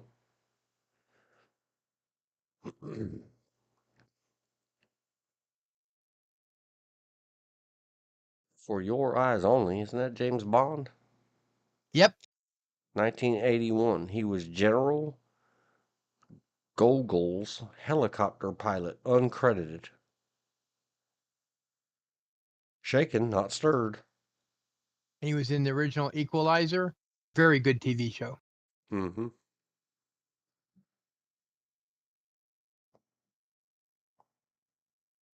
He was in 6 episodes of 1969's Rogues Gallery. He was in Lock Up Your Daughters. He was Lusty in Lock Up Your Daughters. 60s and 70s were so Uh-huh. much. We could act like adults. Mm-hmm. Can't say that stuff anymore in America. Worldica. I'd say Worldica.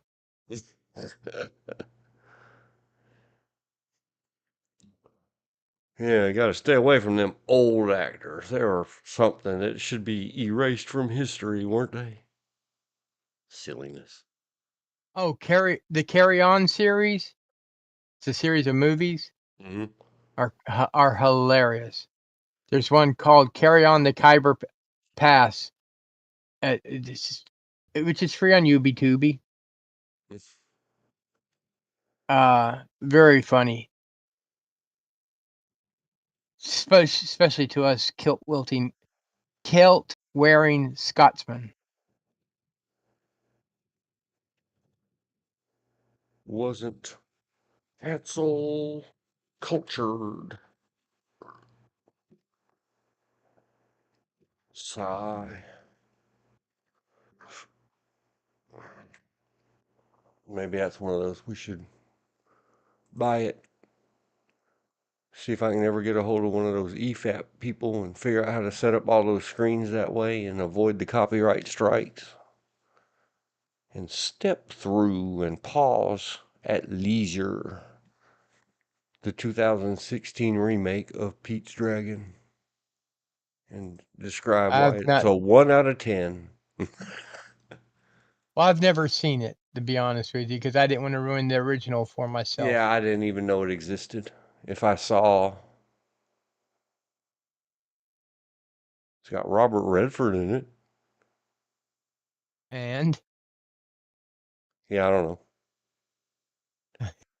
what did you say? Oh, it had Robert Redford in it. And I would go, and he's a decent actor. I will give him that. He is a decent actor. I guess. But he's not. I don't think I've ever seen a movie where he acted other than. I saw a prison movie he was in. Yeah, but wasn't he just Uh, acting as him? The way he is in uh, all his movies? I guess. Una. Her name is Una Lawrence. It's kind of a cool name. I don't think I've ever seen that before. Mm, how is this rated? I have to be careful because it was rated PG in 2016. 6.7, which is high ratings, which means, oh, there was lights on the screen and some sounds. It has to be an 8 out of 10.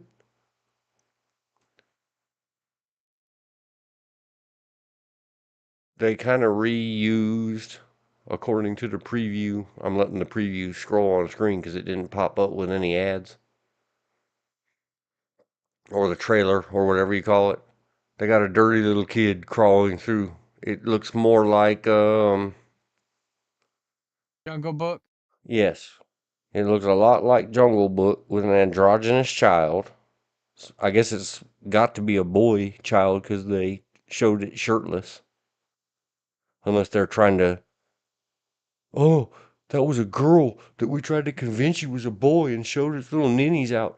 And if you saw it and thought anything about it, you're the bad guy. That, see, that's what, All I gotta say is the original Pippi Longstocking.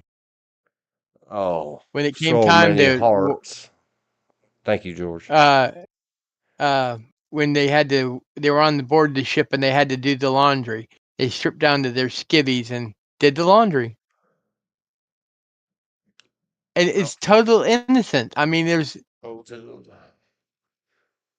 anybody got anything out of that, Oscar. they're sick. Oscar. I so much all of my childhood until I was, 37. Wanted to de-res myself like Tron and I'm digitize sorry you had to myself, grow up. digitize myself into the Pippi Longstocking movies and hang out with her. Oh yeah. Uh, Carry her I water. there's a Calvin comic where he goes, "Growing up, that's a stupid thing to do." Associated 2DW with Jungle Book and Mad Max. Anybody that calls it Road Warrior 2 is wrong.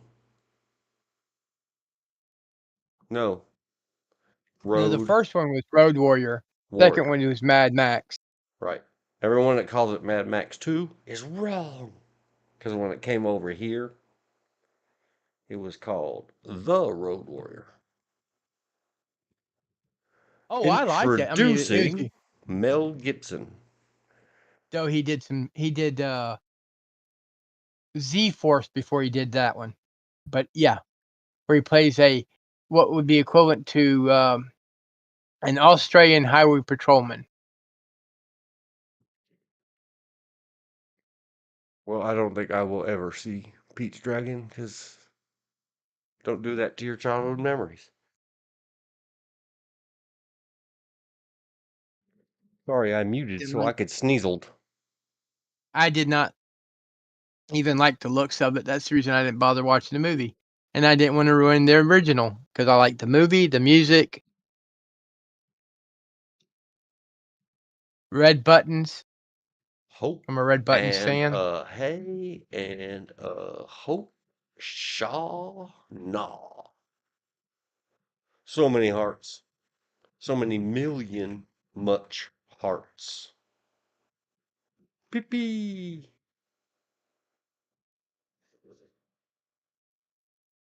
See, but that was also the year, the decade where you could still have double features.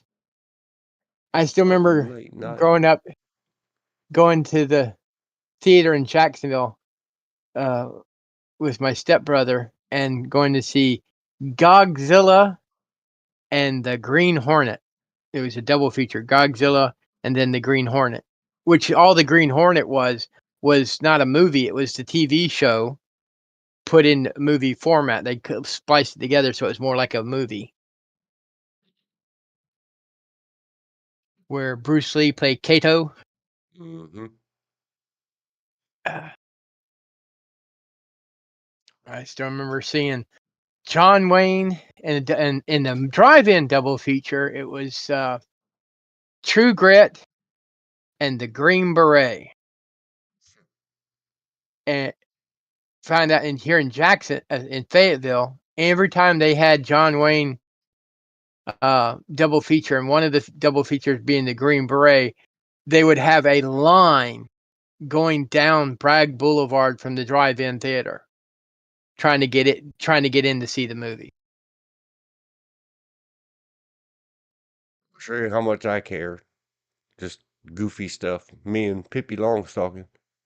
I never knew until right now. I was this many old right now. Old. When I found out Pippi was played by a real human called Inger Nilsson.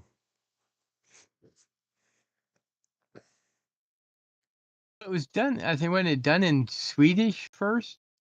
Yeah. And she's still very active in the movies over there. Oh, I still remember seeing Pippi in the South Seas. That one Oh, was yeah. so. Oscar. She was always looking for pirate treasure and her father. Yep. They did a So Bad It's Good, where she was supposed to be pretending she was someone else's voice, like the Terminator. Uh-huh. So she just moved her mouth, and they had ADRs, audio after the fact. Someone in a studio did the man voice that she was supposed to be coming out of her, Yeah. where she's yelling out into the world off the little island or whatever. Oscar. Hope and a hey and a hope Shauna.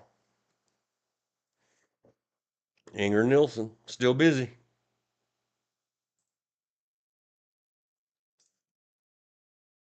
Just much more innocent time. Just like we're talking the same time period during the summer, the off season of filming.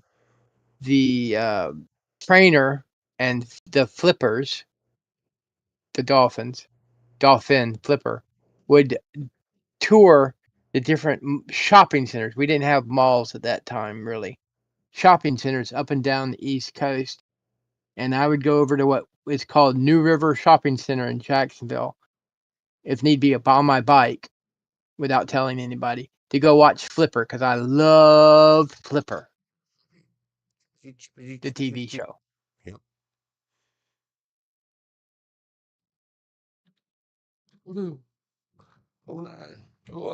GH. Eagles. But you Flipper. can't do that anymore. My thoroughbred stallion, Harley, aka the pirate, was another. Oh, I missed a chat. Hang on. Hold the line, please. Blip. I know. Let's put this back in order. Pippi. There was a horse named Teddy Bear that I took care of. Well, his owner was finishing her PhD and starting a high-risk youth equine therapy program for LAPD. He was like my Pippi days. My thoroughbred stallion Harley, aka the pirate, was another.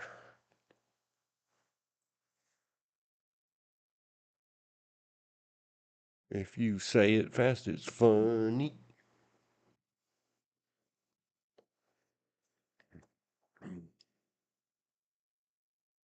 because I was of an age when I first got introduced, when Pippi Longstocking became motion pictures. I was not yet made. By the time I got old Oh, enough to see it on television, I was not yet old enough to think impure thoughts. So the inner child and the child that was Pippi Longstocking will forever be chillins.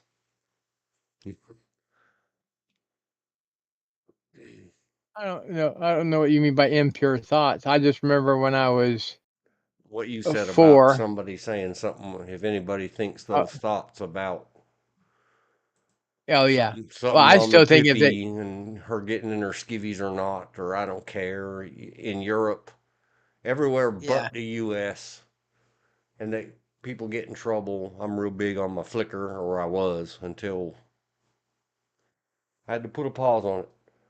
But the Europeans still get in trouble because they take their kids to the beach and the girls don't wear tops You'd until be they're lucky if they like wear. 10 or 11 maybe. Yeah. So they uploaded a picture of a beach full of girls and boys. How can you tell the difference when they're 8 years old, 9 years old? You can't. I still remember And they going. get struck. Blah, blah, blah. You can't upload that here. You got to put a little, cover that up. I still remember going to the beach here in North Carolina, having a little campfire on the beach, and it was warm. The water was very warm, and the foam had this fluorescent about it. And the turtles would come up and bury their eggs. We'd watch them. No one would disturb the eggs, and we'd go skinny dipping in the ocean. Self It was release. nighttime. It's just it, yeah, I guess it's a more innocent time. Mass media, I think, ruined most of that because they have to scare you for you to watch them, I guess. Yeah, skeevy old adults ruin everything.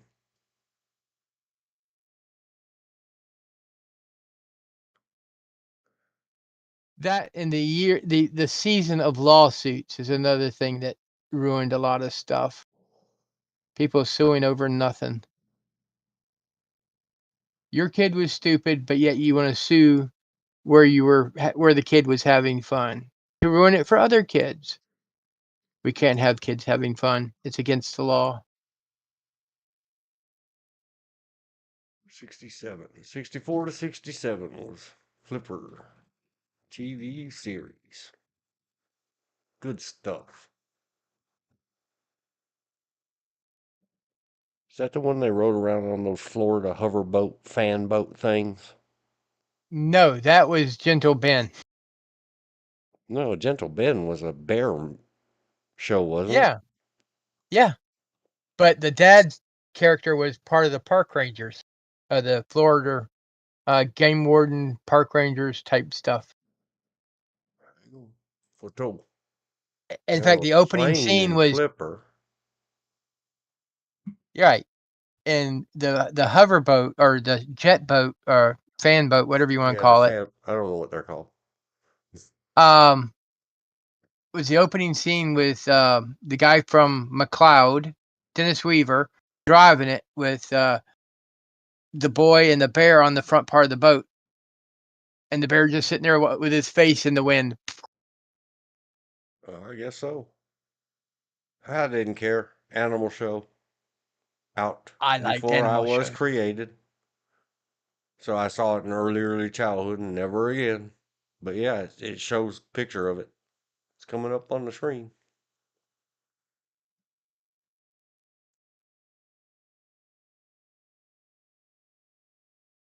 You can tell it's a Clint black bear Howard. because of the ears. I'm just saying, you can tell it's a black bear because of the ears.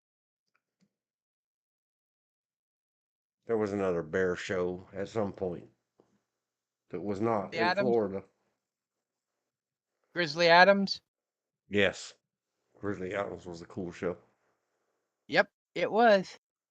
That was Big a brown ugly. bear. Um, shock and awe. Gentleman was the bear show, That is 1960 something 7 in FLA, hey, USA question mark. what was Who? the guy that was on Happy Days dear? Cuh. Oh, she's not. It was his brother. Uh Who canoe? GH knew. that's Opie's brother that is in Gentle Ben. That That's was the other Clint. thing he put. Clint Howard, not Ron Howard. I knew that. Yeah. I remembered that much. I couldn't remember Ron Howard's name for a second. But I can remember some of the characters he played. He was also Ron Howard was also the movie version of Eddie's father. Because it had Glenn Ford, Ron Howard, and what's her name from the Partridge Family.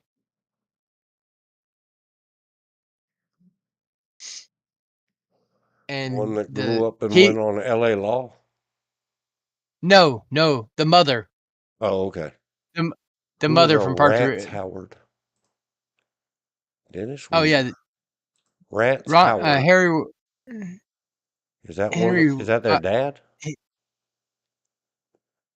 Or is he not related? no, Rance Howard's their father. That's what I'm asking. Rance Howard's Clint and Ron's father. He passed away 25 November 2017 in Los Angeles.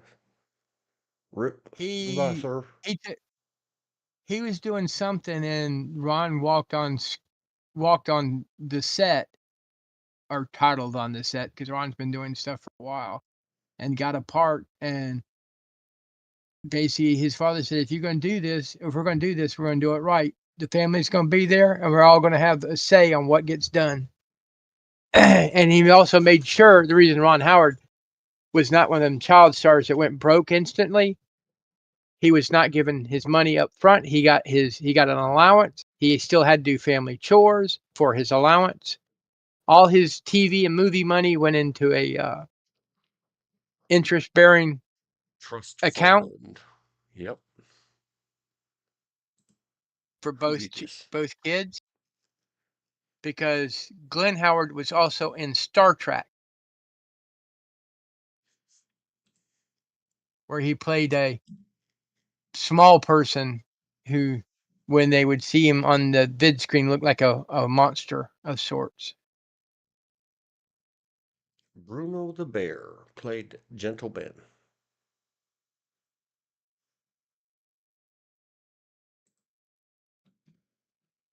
And for those who think black bears look like puppy dogs, don't go feeding the bears. Black bears have killed more people than either brown bears or Kodiaks put together. Because people think they're dogs, and they're so cute. They won't hurt anybody. Maw, maw, maw.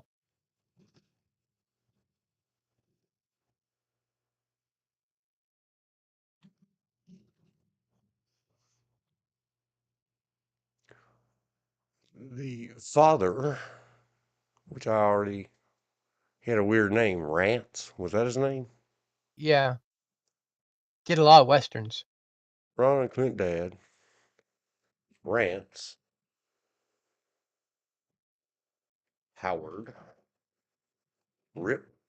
2017 was in Gentleman and Universal Soldiers and a whole ton of movies. DW didn't know he was in. He was very, very busy. Oh, yeah. And like other fatherly actors, whenever he could, he'd have his kids on set with him. That was one thing John Wayne was noted for, was having his children on set. Dean Martin not only had his kid when they were little on set when he would do movies, he would never film on Sundays, because Sundays were family days, and they always had to have, regardless of what you were doing, even as his daughter put it, even if they were hungover, they did Saturday dinner together. If Sammy or Frank wanted to see Dean on a Sunday, they had to come to family dinner. So they did. That's how, it doesn't hurt that Frank's kids and Dean Martin's kids also went to the same high school and stuff like that. Frankie. That was Dean's downfall, losing his son. He died that day inside. His son on a training accident flew into the side of a mountain. U.S. Air Force. USAF. USAF. USAF does not mean what it used to mean. This It didn't stand for long United States live the Air new Force. millennium. They didn't stand for U.S. Air Force. Nope, not to the kids these days. AF has a whole new meaning. Okay, I'll stick with what I know it means. Yeah, just don't use the acronym. I have seen real world. I'll take your word for that.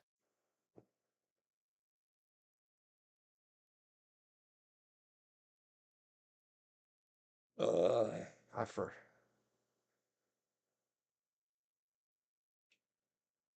forget what in the world. It was a woman who had been in the Air Force.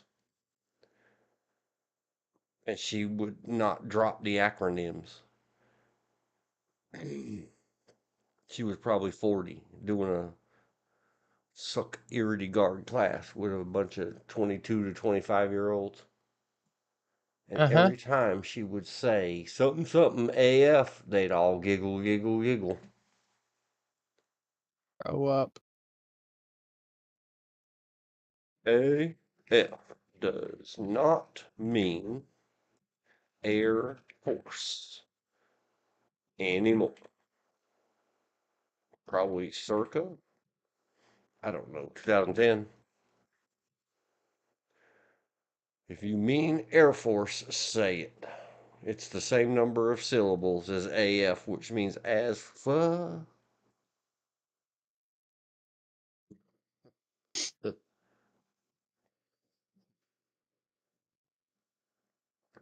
And so when you say AF around the kids these days, of all ages, they snicker and giggle, giggle because you just said AF.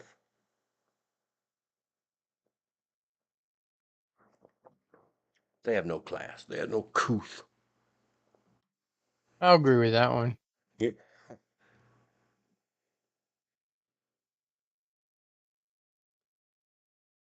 Oh boy, I gotta pee. Should I put the girl on the screen? Yes, please. Did I leave her up? But there she is.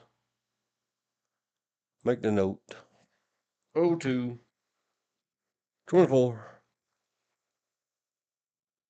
00 P BRB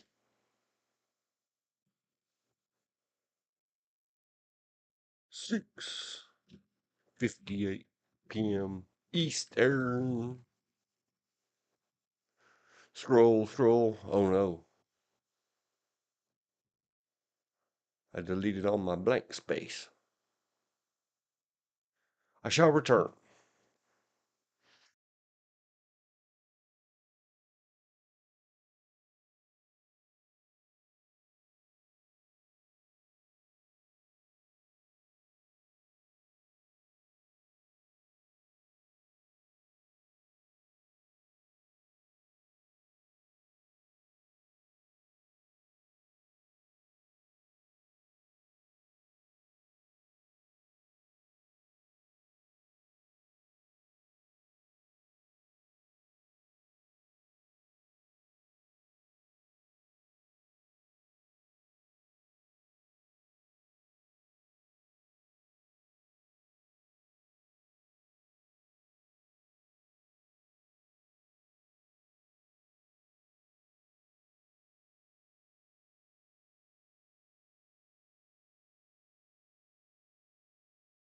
He fucking.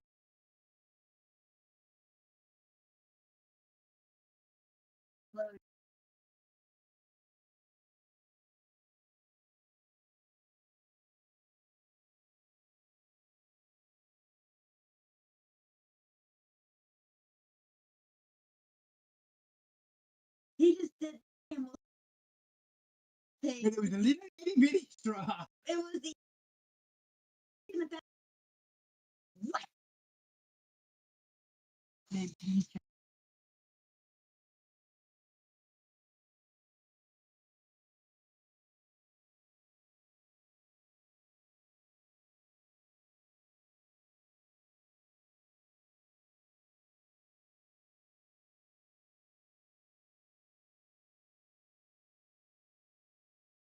Without leaving.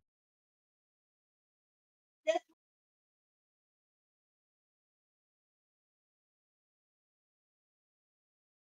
Okay.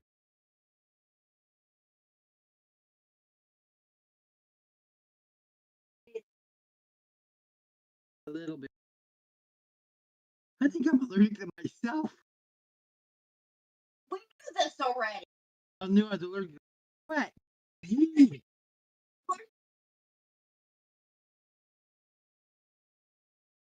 Keep my nails fairly clean for the most part. That's what makes it even worse. I can work, you go do. What was it?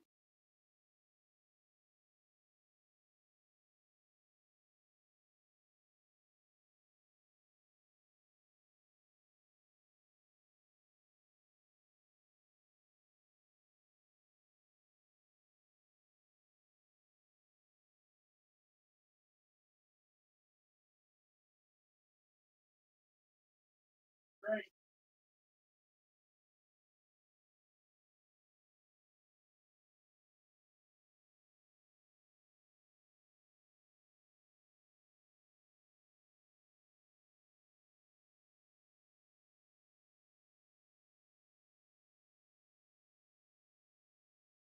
Daddy.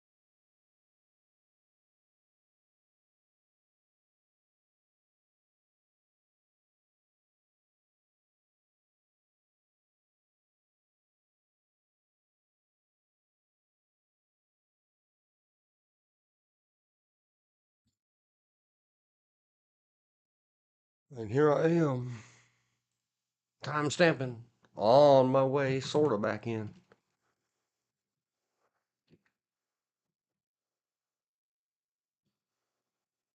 Back.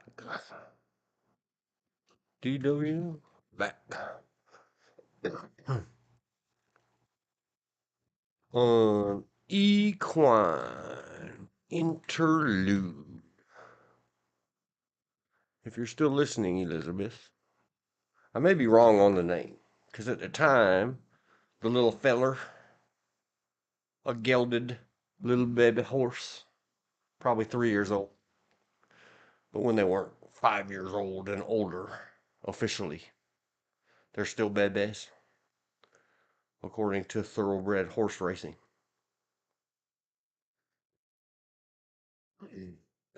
A little dark chestnut horse came in, but there may have been more than one. I had 6 or 7 of my own as a groom and handler, and then I was co-foreman to a barn of 90 to 105 horses, moving all over the coasts. Welcome back. And then I was in one of those positions that if somebody else didn't show up for work, you got to go do their work too. I don't. You're barely coming through, tiny little bit tinny. Don't bother. Oh, maybe you're not coming through. Sounds more like somebody else in the faraway background.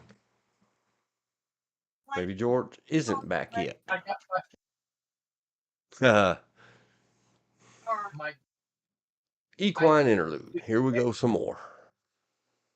I was trying to Anyway, little chestnut guy. call For some reason, even though it may not be the right one, Alabama Roger was a little dude. Little horse. Let's go search. Quotes Alabama Roger. Thoroughbred. Thoroughbred. No. Thoroughbred.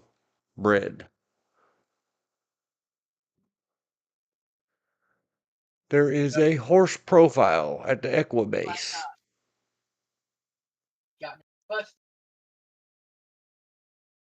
Hurry up, Equibase.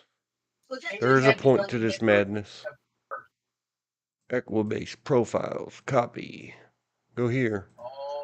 They are not a sponsor. I do endorse. I do say. Anybody interested in thoroughbred race horsing and some other types, go to the Equibase. There's a link. I believe this was my little man, my little guy. Alabama Roger.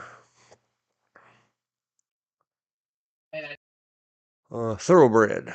Chestnut. Horse. H means horse. If you're not looking at the screen, Elizabeth, you can go back and look at the video later. His last known trainer was Larry R. Cryle, owned by Linda Cryle. Breeder was Jack DeRogers. Alabama Roger.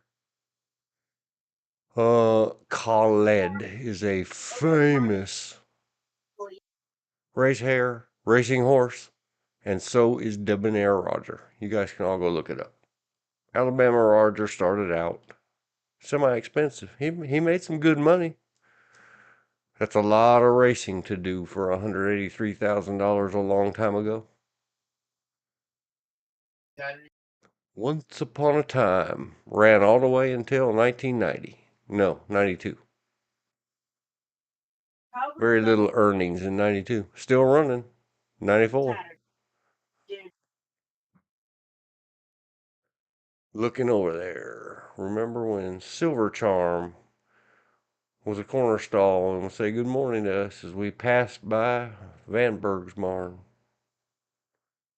Yep, a little bit. I'll talk about another one in a minute. Maybe. I might want to just get back into the movies and the musics. Somewhere in here where Alabama Roger, if that was who I'm thinking of. Because we also had a black horse that had the same problem. But whatever, I was out worrying about my sore ear area. I mean, tennis elbow. Thinking, what was at the same time that Alabama Roger arrived, either him or another arrived that had squared off ears because of frostbite. I'm back. Okay. You kept blipping in and out, both of you. We heard part of what you said the whole time. I'm back. Yeah, I know. You kept blipping in and out the whole time you were not back. Oh, We okay. heard part of what you said, but not enough to really understand it. We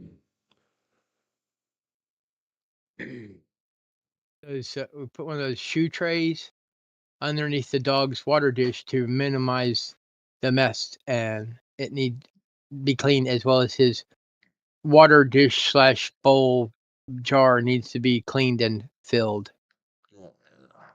You need a dog door. Yeah. Or you have a problem with that dog hopping fence, don't you? Nope. He stays inside unless someone's out with him. But the early days, yeah, he would hop the fence and go play around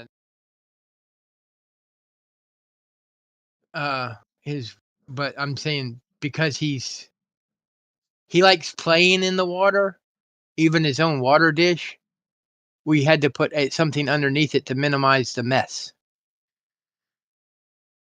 Because water is not good to be sitting on a hardwood floor.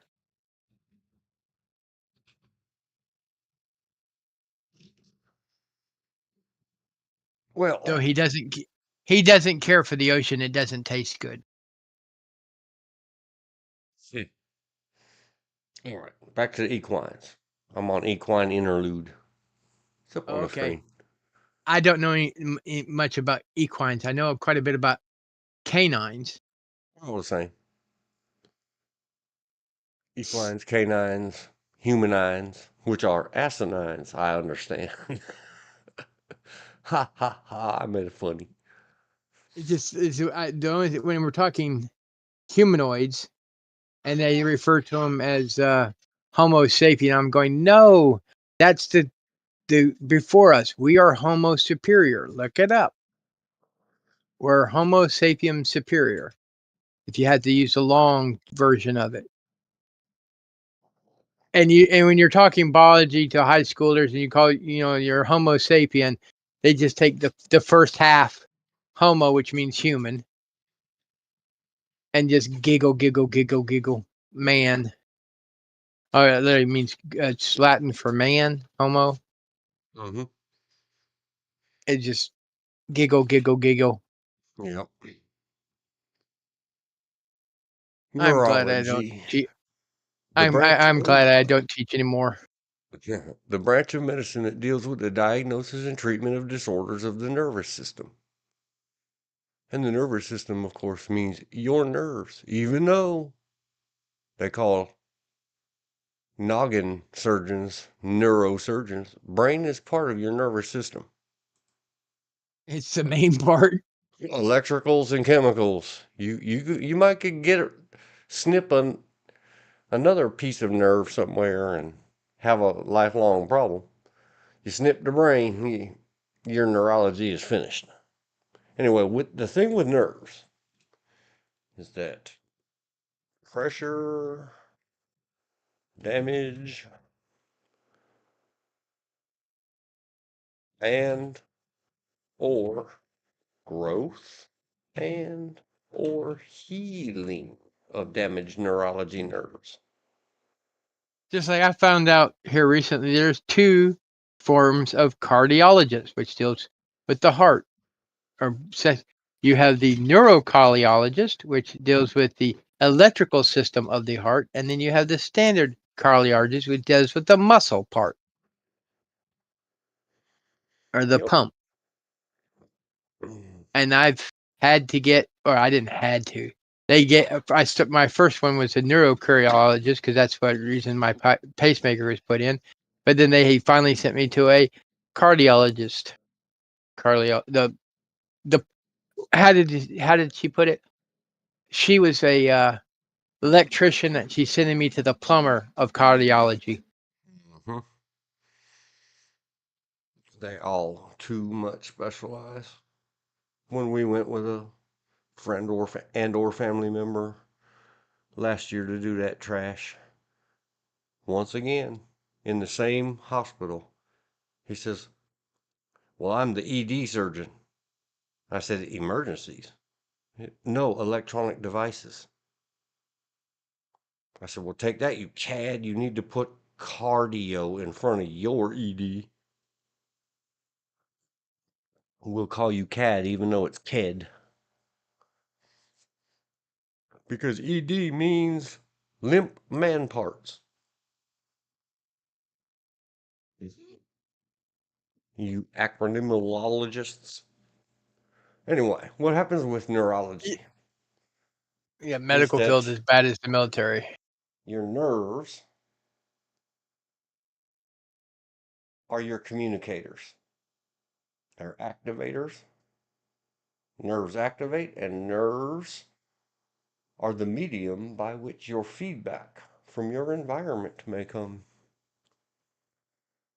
Speaking of neurology and nerves and and communication system of the body, have they ever figured out why tasers and I mean the ones that shoot out the little darts and send out the pulse repeatedly, work on some people and not on others? Yes. Is it muscle tissue or the tissue around the nerves, or Sometimes the electricity fails to flow. And there's a million and one possibility reasons why that could be. In other times, it's because where communications go to recognize as communications. are you trying to say numb brain? Someone with a numb brain's not gonna feel it. Oh no, not numb, jacked up and good to go, which means hyper accelerated chemically and pain free chemically. If you're full of some kind of what do they call morphine and everything else, these opioid. If you're full of some kind of opioid or opiate painkiller, a taser Huh? is useless. I've seen it not work on people that have not taken drugs. I mean, there's something about their body. Just they look at you and go, "Okay, that." Now the hand taser, the shocker hand shockers that was the big fad in the '90s. Hmm. I got hit with one, and I felt it. I jumped back, but it did not do the I'm going down type routine. I felt it, Hands but that's about on. it. I guess we'll say 02, 40-ish. Fingers are not cooperating. Ish. Neurology led to electromechanical stunning stuffing. I got Christmas dinner on the brains. Stunning device. Intermittent. Inexplicable. Works or fails. Every little thing, like are they dehydrated? Electricity requires water or other fluids,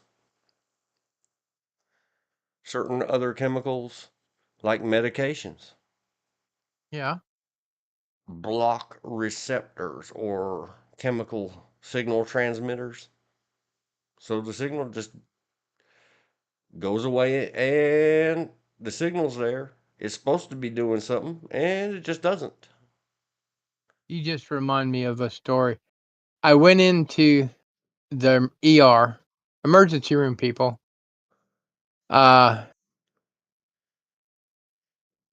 because I was blood pressure was low and this much other stuff, and I was throwing up. But then they tried to take blood, but they couldn't take blood because I was dehydrated. They wouldn't let me have water, even water, because I was throwing up. It might upset your stomach. I'm saying, but you can't take blood because I'm dehydrated, and you won't let me have water because I'm throwing up, which is further dehydrating me. This makes no sense. Just give me some water, please. That's And when I the got so even mad at him. I faster walked out way, on him. and this is another thing. Here, everybody, it's time for school. We went to school. These are good at these things. 02, 44. School is, again, now in session. RE. Dehydration. The greatest hydrating organ in the human body is outside, aka the skin. Dear medical professionals, I know it's not in any of your literature. Go try this out in your own bathtub. Or the sink, the big sink that the surgeons scrubby dubby their iodine bubble arms and betadine bubble arms in. When you're suffering somebody that they're dehydrated or whatever, so they have the weak, flat venous, and you can't get an IV in them or get a blood draw on them. Go run that sink full of basically human body temperature water. 75 to 80-ish degrees, not hot, not cold. Lukewarm water. And tell your person to soak at least one up to their elbow in it. If you can get both elbows in it, they will hydrate in a hot daggone hurry. Oh my gosh. I would say go from 80 to 90 degrees, not 70, because you can, if you're in 70-degree water long enough, catch hypothermia. Yeah, I said 75. Well, Hydrate by immersion of as much as you can get, usually only a or both forearms into lukewarm.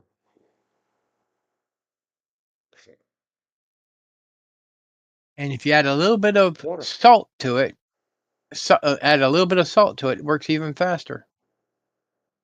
Not a lot, just a little bit. I think they're giving them a bath in lukewarm Gatorades. Not a sponsor or any other sugar and salt containing beverages. Lemon Helps water works. build electrolytes. Lemon water works. If you can stand the smell, onion water works wondrous. Yes. And if you want it to osmosis faster, because that's what osmosis means, is transfer by fluid transfer across barriers, not reading minds. That's ESP, extra sensory perception.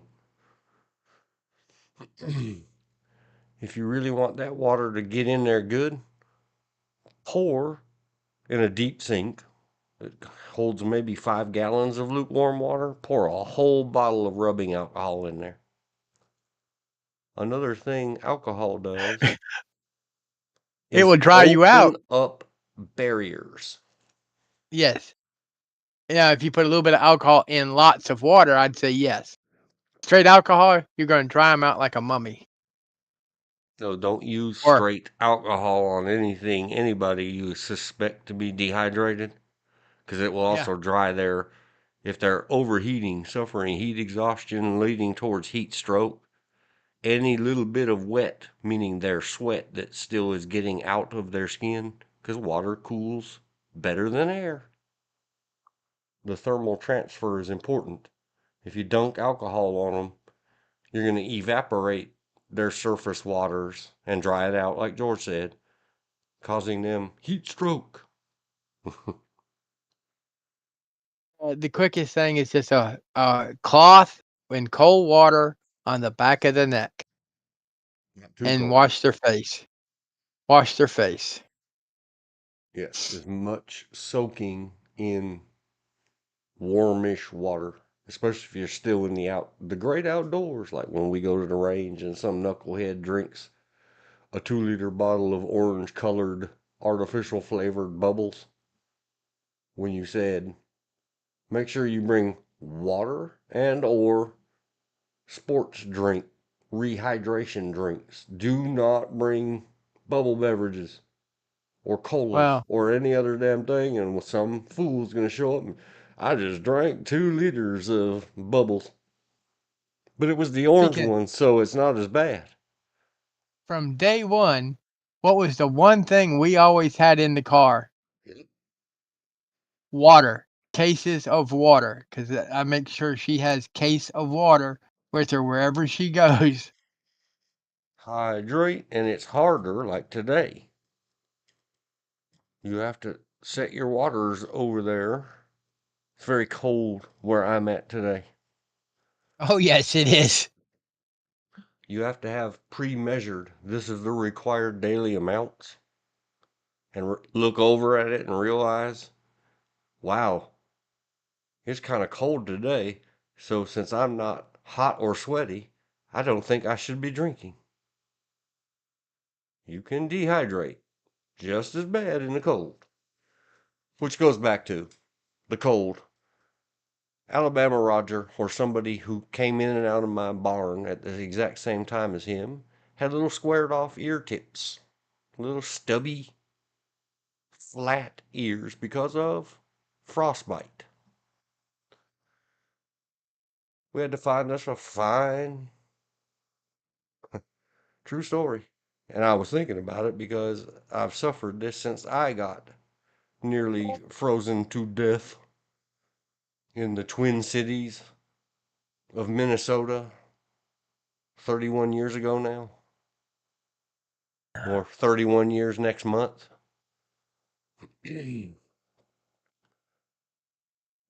lightest part of why I told Mrs. I'm going home and I'm getting on my strimmer is because I get to wear these earphones. She long ago, a good partner, a good cohabitator, found somewhere and got me these expensive ear muffs that I call earplugs, even though they're exterior, they're not plugging anything.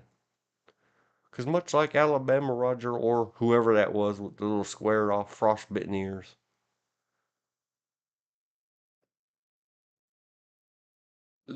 the feeling and the breakdown of communications, it's always communication breakdown. See Led Zeppelin song.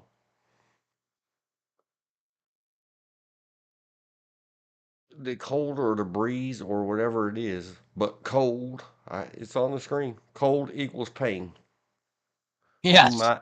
my messed up neurologies that came from frostbite. And we had the same problem with that horse. And you would think in sunny Southern California, you would think it had nothing to do with the fact that it was just if there was a little breeze, like when horse had to go out and run around a circle because that's what its job was. Its career, a racehorse. Yeah. That horse would pin its ears back, but they're little nubs, like a Doberman's docked tail. It loses its movability because of just going out there and trying to do its running roundy. That poor horse would duck its head and almost roll over, or it would just slam to a, whatever 25 to 0 would leave a exercise rider or a jockey flying through the air. Yeah. Or whatever, or worse, the worse is that horse would want to stop moving through the air, so horse would slow down, and then exercise rider or jockey would hit it with a stick, and so horse would, they call it throwing its head, and what that means is it would duck its head down, and then with all the power of a horse neck and all the distance that acceleration from its nose being down by its hooves and then suddenly straight up along its back. And Elizabeth can relate to this. I'll talk about that in a second. That horse they do know, they eventually figure out, you want that person on your back to stop being on your back? Break their nose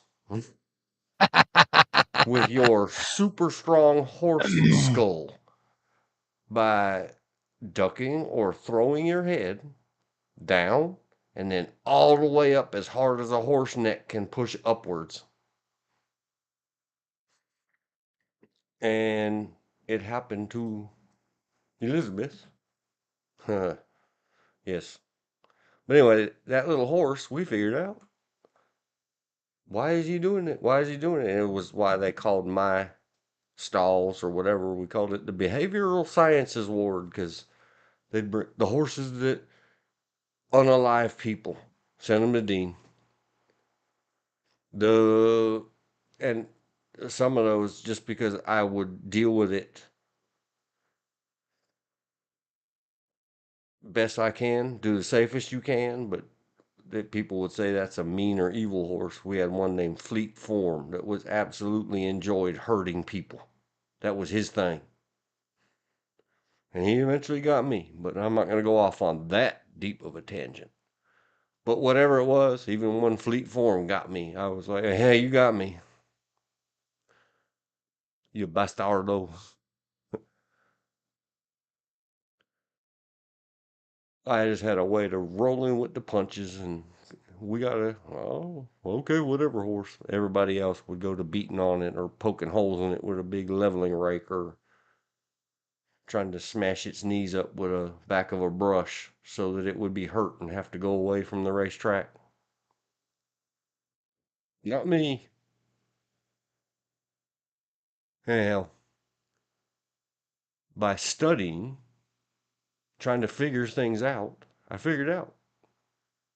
And sorry if it wasn't you, Alabama Roger and his affiliate owners. It was somebody at the time. I really liked Alabama Roger. He was a cool little horse.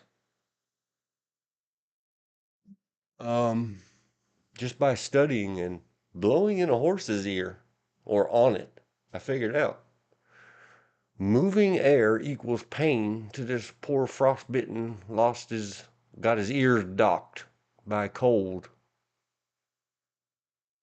horse.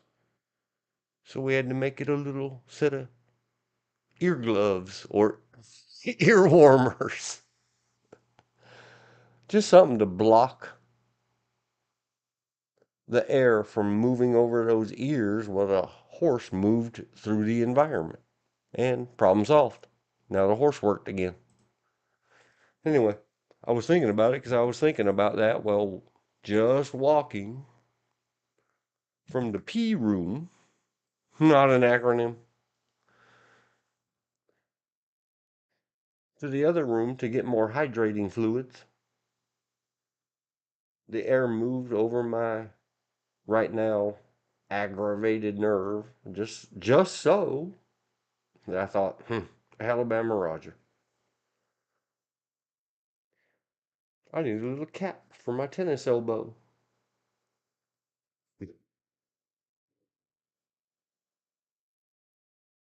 Oh, between frostbite when I was a young teenager on my hands and what they refer to as geriatric onset diabetes. That means anytime you got diabetes after you hit 40. My hands nowadays get cold and then they hurt. Ding. No. They get cold Cold easier now. equals pain. Yes, and my body, I guess, tries to, I don't know, I can't say scientifically, anecdotally, but in my science, I promise you, I don't know, is my body trying to double warn me or something? Because the night, Now, when you're dealing with very, joints, very early 1993 frostbite, the feet and legs got it the worst because I was immersed in like chest deep ice and snow. And back those in turned 70s, almost black. yeah, well, I didn't go that far. I think I had what you would call first degree frostbite, but you never really recover from frostbite. 77, the state of North Carolina was closed due to a snowstorm. And I and my stepbrother, with my dad's sleds that we made in the shop, went down the only hill in Richlands, North Carolina. Well, sleds don't come with brakes. And I kept going, hit a buried wire spindle for when they do power lines, and launched myself into a swamp and went to the ice, the frozen swamp water, and then had to walk 2 miles back to the house in order to get some dry clothes.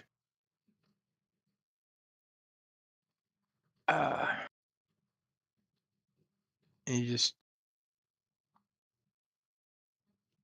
but I'll be honest, until I got the diabetes, I was known as a polar bear. I liked it cold. The diabetes, I get my feet, my hands are the worst. They get cold, I get irritable, and because I'm in pain. Yes. That's what I'm still to this day looking for a decent pair of gloves in which I can hold on to a pew pew and shoot said pew pew at the same time. Those little knitted gloves, they just don't even keep my hands warm anymore.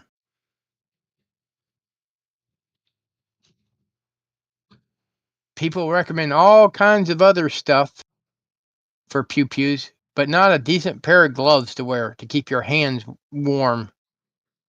Oh, Are used for no, and that is hopeless for me. I've tried lined special driving gloves, which when it didn't work for me, they weren't flexible enough, and they cost me enough fine motor control, even though they were very yeah. expensive. Fits like a gloves for driving professionally. Just didn't cut it. Well, the knit gloves, as we found out one year, I think was it last year, 2 years ago.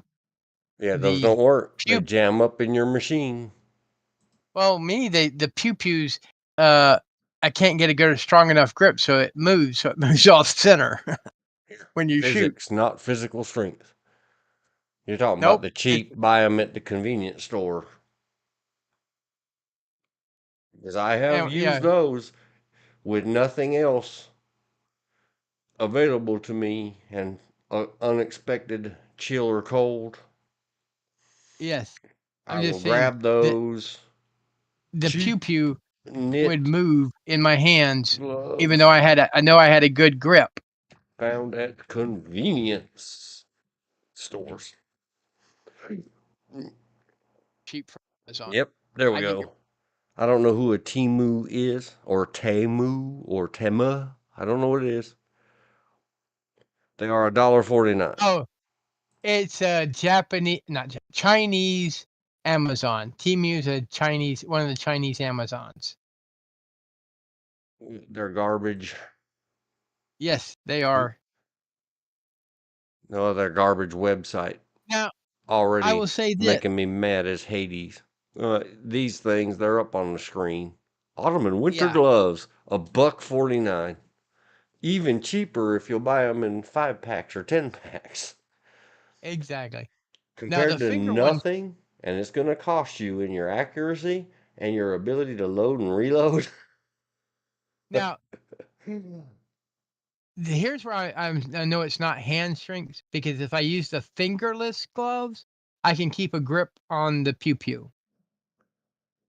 As soon as you cover up my fingertips, which wrap around the pew pew's grip, I lose total control. I mean, it's like you shoot and it moves on its own. With the fingerless ones, I have a better grip. I haven't tried the ones that you can supposedly work a touchpad with, but I got a feeling it's going to be about the same. Unless your grip on your pew pew is like very coarse sandpaper and it grips the cloth. Even then, I have room for doubt. Accuracy and handling problems. Not a sponsor, not a total endorsement. If you go to, I don't know, I'm just going to type it, mechanics gloves. Shop 4. Last time I bought any, they were of these exact model.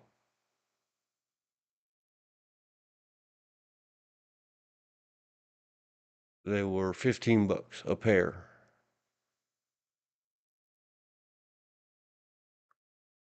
Might have been 50 cents less at the Big Merchant. Let's see if that's them. At Amazon.com.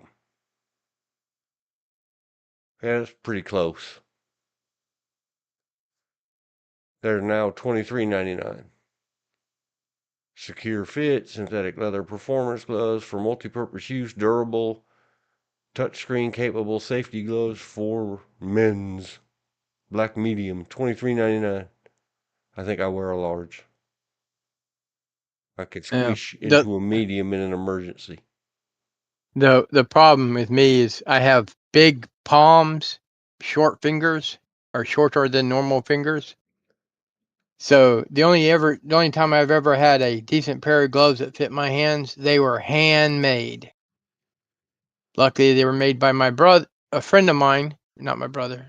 Christoph didn't make those. So they didn't cost me anything. They were a gift. You get the exact same glove in Impact or Indestructible Tactical 2.0. It's $32.95. What's the purpose for the other than to hurt somebody, the reinforced knuckles I have no clue. and the finger joints? How? That's all I know. That's what they call them. They used to 10 years ago. I thought those were illegal for law enforcement because they operate similar to brass knuckles. I doubt it. Just put a roll of pennies in your hand, you whippersnapper. You can still break your fingers, though. Oh, yeah. Very easily. If you don't That's the condition your reason we hands both. for punching and impact and all this other stuff, don't be trying to do it. You can't buy success in that business. That's the reason you don't punch with the flat of your fingers. You do it with your knuckles or your open hand. Don't break your fingers. The number of boxers I've seen are met with broken fingers. An old friend of mine, a great stick fighter / SCA fighting. But when you shook his hand, he barely had a grip because at one point he broke all the fingers in both hands boxing. So he doesn't have any grip strength left as an older man. Yep.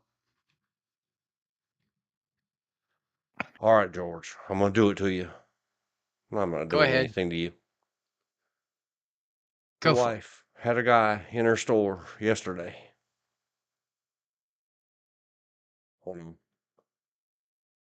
Back to story from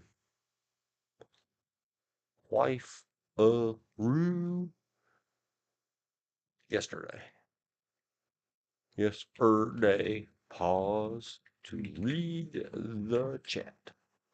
Hold the line, please. Chat says, I use a special riding glove. They are made of weathered leather, but are thin, and tough, but expensive. I bought mine in an equestrian shop. Many of the jockeys use them for jockey work, especially in New York and Jersey and Chicago, racing in snow, rain, whatever. They were great for jumping and obstacle courses. Yep, I've tried all the kid gloves, the whatever. The coincidental. It happened. Just a tale. But of course, wife had to tell me it twice. Ugh. An old customer of hers. She's been in business since 1986. She has some customers who were. Do you remember me? My grandma used to bring me here when I was 3. No. I don't remember you. You look a little different than when you were 3. Oh, yeah, you, huh? Yep. Gotcha. Huh? Anyway, one of I those had came in yesterday. Type 2 diabetic. circulatory problems, neuropathy. That nobody knows the term. I know the term. That's the numbness Neurologic in the feet. problems is in any But you don't have to be a nerve center. diabetic to get neuropathy. Sorry. Yeah, but this You is don't have to be a specifically yeah. diabetic neuropathy we're talking about. Yeah, which is what I got. Coincidental with diabetic circulatory failure. Well, anyway, he had a big exciting event. Made me giggle, George. I don't know why. We're not going to talk about why I had to kind of giggle, even though it's not effing funny, my Uncle Homer always says. It ain't effing funny, but he says it the whole way in the engine out. This guy burnt his foot. But because of diabetic neuropathy, he did not know it. Well, Until gangrene set in deep and hard and crawled up his leg about a quarter of the way. And his wife, Aru, took him to the 911 ones, and they said, "We're going to lop that bad boy off right below the knee." And he said, "Oh, no, H words, you are not." He said, "I'll go somewhere else. You figure out something else." So, of course, he raised enough Cain, Hades realm, that eventually they got some kind of lawyer or something at the hospital, not for him, but a representative of the hospital, and threatening, "You ain't cutting nothing off of me. Just wheel me out and throw me out the door then. I'll go somewhere else." It all turns out, of course, they just lop him off because it's the quickest, easiest thing to do, and the insurance will pay for it. Sure, assuredly. I don't know how long it's been since the hospital, and they had to get. He's not wealthy, so he's on, whatever. The free now I'm seeing all over the screens. Not only as low as $10 a month, as low as $0 per month at healthcare.gov. Not a sponsor. I certainly don't endorse stuff, but there it is. I see the ads. I'm not gonna pull it up. It's at least as low as $10 a month. Whatever. Of course, the insurance people don't want to pay for it, and the doctors don't want to tie up their hospital. Well, the doctors don't care. They get paid the same either way. The hospital administrators want you in and out. Chop that log off and burn the end with a hot cinder and send them home.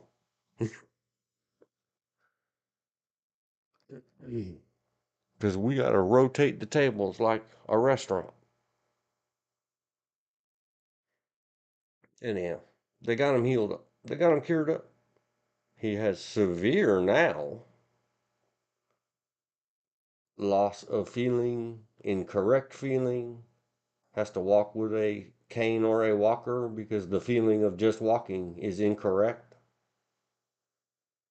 But he has lost about 117 pounds and well on his way, because eventually another doctor from the hospital came up there and said, "Would you come back in a few months when you're all better and talk with us, and maybe videos and records it and all this other stuff? It sounds really cool, and it's down there your way, Cape Fear Hospital." Allegedly, reportedly, not an endorsement. It's just what the guy said yesterday. The doctor came and said, "It's just your attitude. Can you help?" And they got talking about why were the first original doctors so keen to chop a leg off. And so him and this doctor got talking long and serious about, because it doesn't matter what we do or what we say to anybody. They come in here with all these same problems you had, and we say, you could avoid this by eating healthy. And that's it. That's all you got to do is eat healthy. Stop poisoning your extremities. And they say, "Look, cut the toes off and send me home. I left so-and-so sitting on the counter and it's going to get warm." the junk that people eat that cause them type 2 diabetes at all, let alone your leg rotting off of you. And sometimes it's, I hate to say this, genetics. Or genetics with a little bit of the bad stuff, because my dad never drank soda pop. He drank lots of coffee, but very rarely drank soda pop. It's something. In So fact, he anyway, didn't drink any soda pop until after he was told he couldn't have coffee anymore. Then he would get the sugar-free, caffeine-free soda pop. I'm not saying what brand because we're not sponsoring anybody. But I will say it was the pride of the Carolinas. Look it up.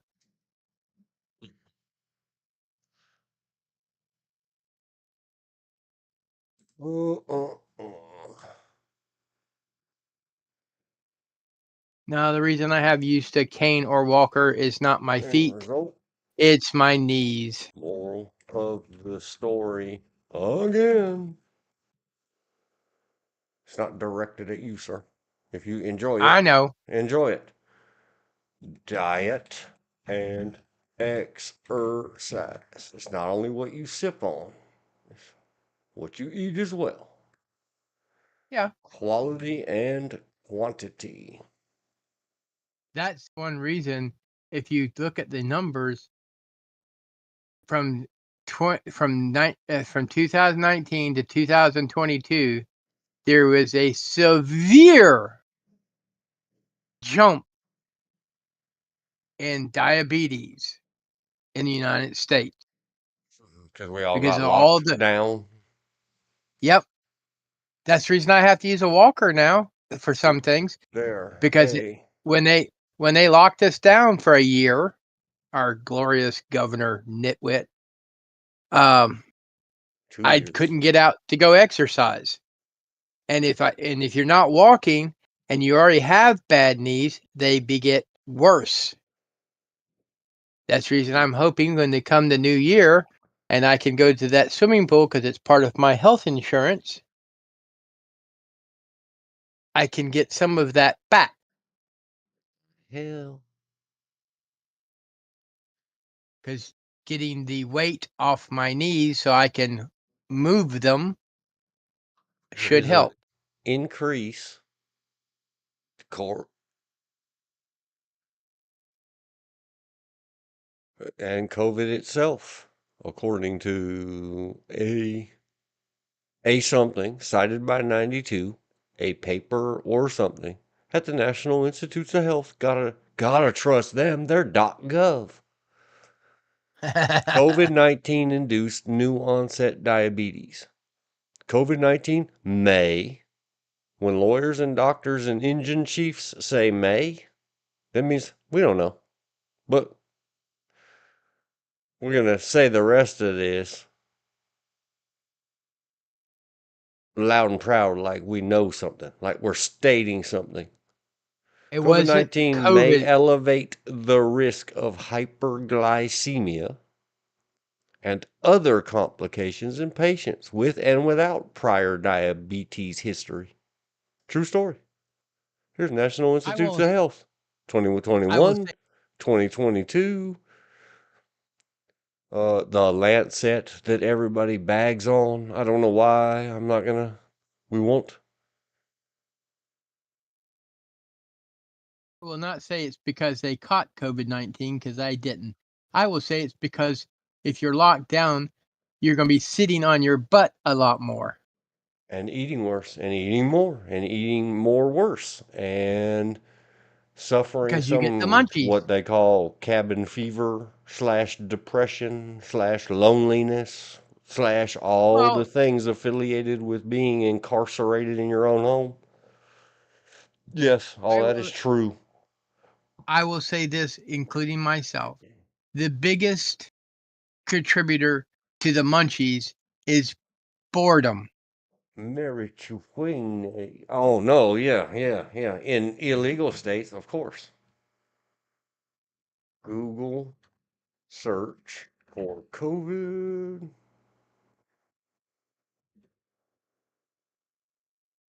Lockdown. Diabetes. Probably misspelled. Well, I'm just saying health problems in general because you're not exercising. Because some people can't just hop on an exercise bike and pedal to their heart's content.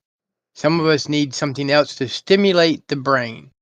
And part of what my dear wifey would do, we would go out and go window shopping, go check out the stores. Why? Because it's something to do. What is it also doing? It's getting exercise. You're going out and you're walking. I used a cane, but I didn't have to use a walker. Oh my gosh. The thing that led 20. the thing that led to 26. me having using a walker is a back injury. Sig. Others. Getting the exercise around the house. And I don't know where my aunt got it. Let me talk about my Sainted Aunt Eva again. My Sainted Aunt Eva would say masher and run around tables. I don't know where she got that from, Elizabeth, if you're still listening. Where did Eva get that garbage?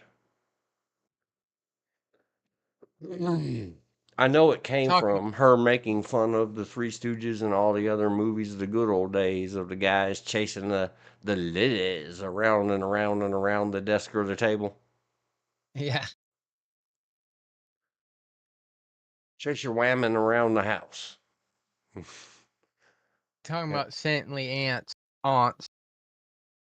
I had a great Aunt May who we lost when she turned around 103. At 93, she had a minor stroke, very minor stroke. She said her words to the doctor, it can't be a stroke because I'm too young. It must be a brain tumor. And she was convinced of that till they did a brain scan, CAT scan. No, ma'am, it's a minor stroke. Here's where the damage is. She was 93 at that point. I still remember going to see her. She'd always slip. Now we're talking the 70s now, so this is a big deal. A $5 or $10 bill, and we'd go and we'd take her out for ice cream because she always got mint ice cream. I remember that. One of these. It was a mom and pop version of Baskin Robbins 31 flavor. Not a sponsor. Could be. No, I'm just giving you. I'll take your loot. the I'll take your loot and help you poison the earth and give them diabetic neuropathy. But she passed away at 103. The only reason she even moved into a nursing home was her little sister, who was born autistic, severe, well, not serious, but not severe, almost functioning autism. Needed full-time nursing care, and since they lived together, two old sisters, she moved into the nursing home with her, and for decades at the nursing home, because she had to get the nursing home to let her do the gardening outside the windows where their room was. That's what she'd do every day. She'd go out in the little garden and tend her flowers, walk around. Occasionally might listen to the radio. My other aunt, it's a very old name, Aunt Fanny. That was her name, Fanny. Very old name. Would watch TV. But Aunt May always reading something. She lived at a nursing home just outside Wilmington, North Carolina. I still remember in '76, Mama had to make her a dress similar to what we were wearing as reenactors because she wanted to be in the bicentennial parade for the nursing home. I got weird relatives. We all. And who was that? Was that still May? Yes, that was Aunt May. Because And we'd drive from Jacksonville to go see her, or we'd go see Grandma Hence, and then we'd see Aunt May. And then when we lived in Wilmington, when me and Mom moved to Wilmington, we'd go see her on the weekends. Her and Cousin Billy. And you would think by the name Cousin Billy, it was male. No, it was female. That was just her nickname. I don't know her full name. I just always knew her as Cousin Billy, who was actually my mother's cousin. So I'd make it my second cousin.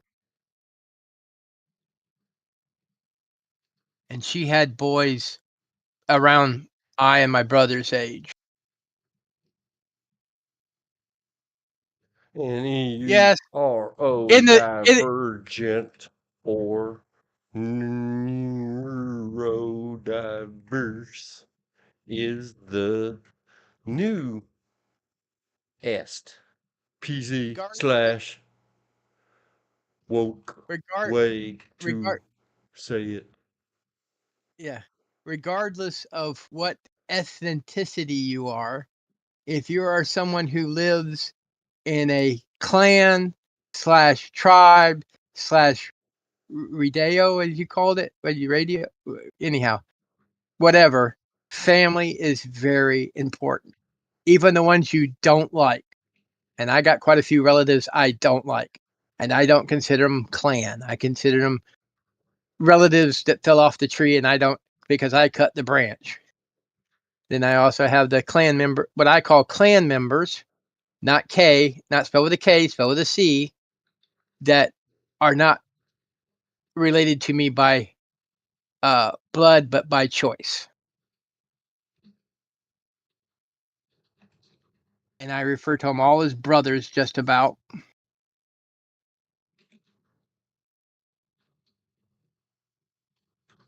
Talking about?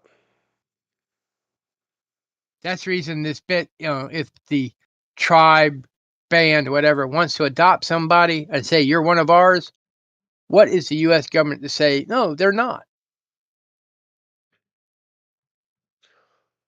Yeah. That's there's a TV show But called the U.S. Longmire. government doesn't care. The tribes Yeah. themselves won't do it because per capita, per person, aid, assistance, and casino money has to be divided evenly under the federal grants and Yeah. state compacts to have casinos in the first place amongst all members in good standing of the tribe.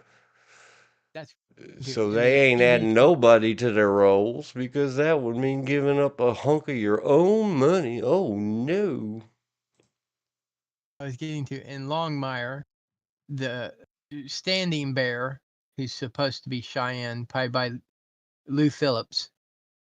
There was an episode where they're having some disagreements between them and the tribal council because the tribal council started disenfranchising people. Even though they were can go it hasn't born on been the updated since I did it. But yeah, my tribe band / whatever, bunch of imbeciles. We've had several coups. We've all kicked each other out and then re-enrolled each other back into the tribe. Because if you fall below a certain head count threshold, you lose all your benefits. Oh, sorry, you're back in good standing.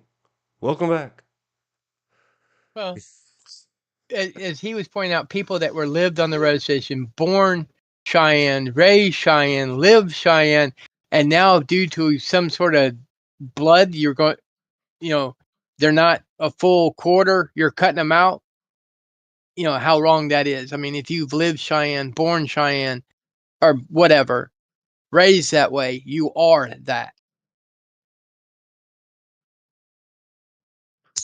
I have it up on the screen. I just learned of this maybe 2 days ago. They have stolen the Nosferatu? name of 100 years ago, the famous one, the only one, the real one. Oh, that guy played the movie maker. Willem Dafoe? Is that Willem Dafoe? Stars Lily Rose Depp, Bill Skarsgård. Sure did look like, yeah, it's Willem Dafoe. Willem Dafoe starred in the movie about the guy that made the original Nosferatu. The movie maker himself, the filmmaker of 100 years ago. Yeah.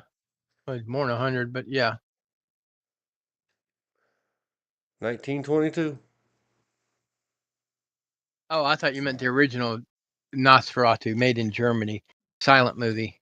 Yeah, that's what I'm talking about. It was in 1922. 102 years ago, Nosferatu, a symphony of horror. Silent German expressional vampire film directed by F.W. I can't read it, Murnau, and starring Max Schreck as Count Orlok. Oh, I love it. I still always try to make my hands and back onto the movie. Movie Yeah. quest. This road leads to this. This road leads to that. And George just was talking about a show. Here we go. Nosferatu. Because I'm thinking it was part of the monster movie stuff, all combined with everything. And maybe it was. Oh, sorry. My mind is. You talk about the association game. If you didn't catch the beginning, I blame my aunt for that. Because we used to, anytime she was around, she would say, the association game. And then she'd say something. And you had to answer fast, fast. And then she'd answer fast, fast. What? And play it back and forth against each other until somebody stuttered or stumbled.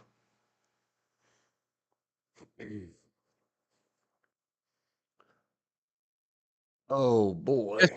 I'll be right with you. I got to handle something. Mark's brothers chasing women around table. Animal Crackers chased the women, 1930. It's at Movie Clips, which is a monetized channel at the tube, so I can't click it. It might have ads or sponsors or some other thing. Let's look at images. It might be all of the above.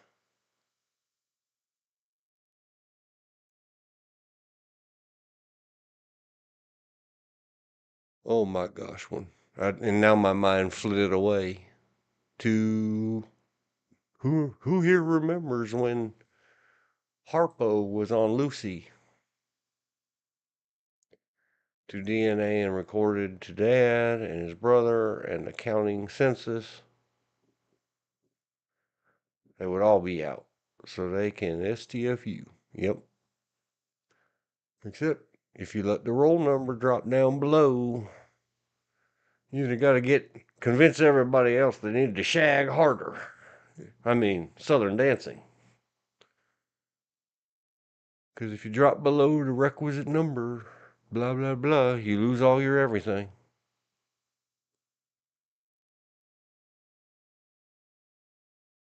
Anyway, it was some of those back then. And Nosferatu is one of my favorites. Oh, no spoilers. Go find it yourself. Can I find it? Is it free? Do you Google us it free? Google. And now it's going to tell me all about. I don't want to hear about the 2024 psycho garbage. Oh, it's free. Nosferatu is free at the YouTube with ads. Open a new tab. I know what I'm watching tonight for Christmas Eve. It's a Christmas movie. Spoiler alert.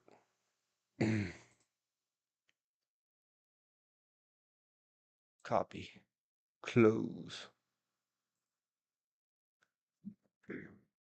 Interlude 03, 34, 45. Nosferatu 2019, 22. The only one. I don't remember. I can remember. Solamente. I can remember Spanish. I can't think of German right now. The, one, eine. Only. I can't remember. The only one is free star with ads right now at you. Let me spell their whole name properly. Thank you, YouTube. There is a link. Let's put it in the chat. Nosferatu 1922. Blam. Free with ads. It's in the chat. Add it to your bookmarks.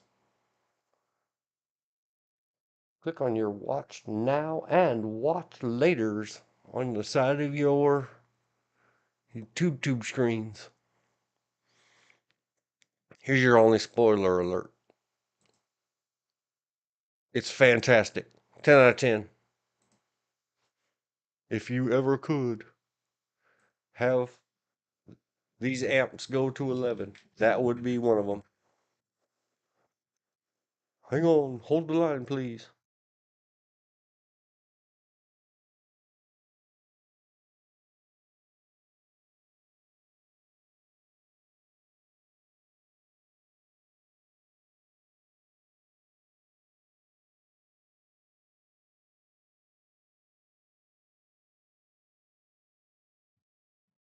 The lovely wife is home. 10 out of 10. Spoiler alert. I'm gonna spoil it right now.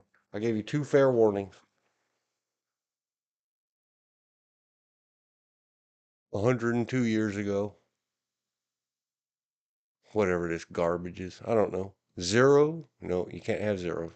1 out of 10. I don't care what it is. It's made in 2020s. And it's a spoof. A ripoff of this fabulous. See the shadow on the wall? Oh, give me the images. Images. Where is it? Oh, that's what the name of the movie was. Starring Willem Dafoe. I'm not going to stop and pause and write it. I'm going to try to stay on target. It was called Shadow of the Vampire. I believe. I'll go back to it. Because that's the important part. There it is. Shadow. The amazing, fantastic. The Germans were really firing on all cylinders in their movie magic in the build up to becoming the worst evil humans on planet Earth. In the histories. Because not only did they make Nosferatu, they made Metropolis. Oh, look at him. Look at him. Holding his vampire heart and reaching. Oh my gosh.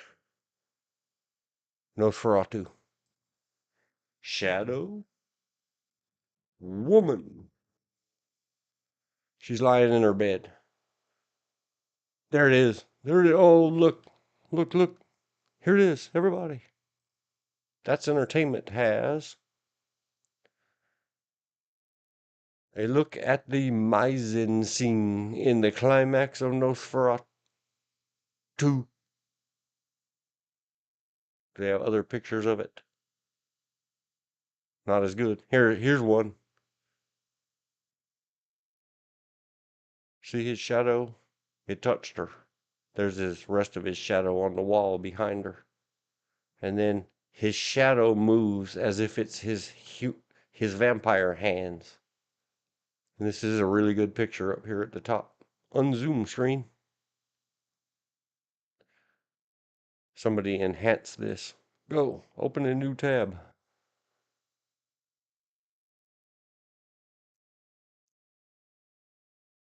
This is from Jack Song, upperco.com, 2014, 0625. Blog entry. It's at the top of the screen now.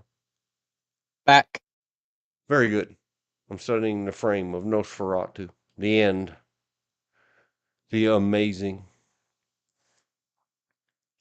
It's as if his shadow were a real thing, or a ghostie that became tangible for a second and lifts her from the bed. And Yeah. that was my favoriteest. That was so amazing how the shadow did all that work. That's what they kind of ripped off in my other favorite, the Dracula, Bram Stoker's Dracula, Keanu Reeves, Gary Oldman, 1990s. When the shadow goes and does a thing that the guy ain't doing right in front of his own shadow. But we're also talking a generation up until color. I want to say up until the late 60s. The horror movie was almost implied. Like if you could go see the Cat People from the 30s, I consider it more scary than the Cat People from the same story basically, that was made in the 70s. People that turn to cats and then kill. Yeah, that was horrifyingly bad. Well, the second one, yes. The first one was pretty. It was scary because you never saw the cat people. You might have saw their shadow, or you see the person, and they're in a dark alley, and they get all of a sudden the slashes appear, or something like that. It's the implied horror suspense is more dramatic than the in your face guts and gore. Does it have Willem Dafoe? Let's find out. John Malkovich, Willem Dafoe, and Udo Kier. I was right. Well, you were away. I remembered that the movie they made about the making of that movie Nosferatu is called Shadow of the Vampire. Has Willem Dafoe. They recreated in the movie the amazing actor ability and cinematography, or whatever you want to call it. There it is. See the hand grab her by her heart and lift her up off the bed? You'll have to go watch the previews and the trailers yourself of both. But I put a link up in the chat and it will be in the comment later. You can go watch the real Nosferatu free with ads at YouTube right now. Shadow of the Vampire was a very well made movie. I don't know how many ratings I'd give it. I haven't seen it since the year 2000 when it was brand new. Never. 43. Oh. Shadow of the Vampire. 2000. Rating QQQ marks. Which leads back to 03. Not 04. 03. 43. 30. Back to Mashers. My favorite vampire movie is with Bela Lugosi. Bela Lugosi's not dead.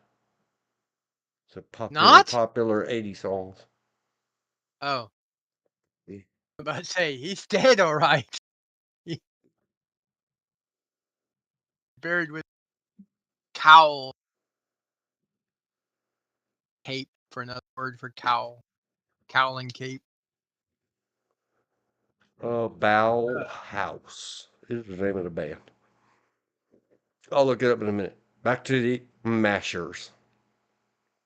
Usually the Masher stuff would start Elizabeth.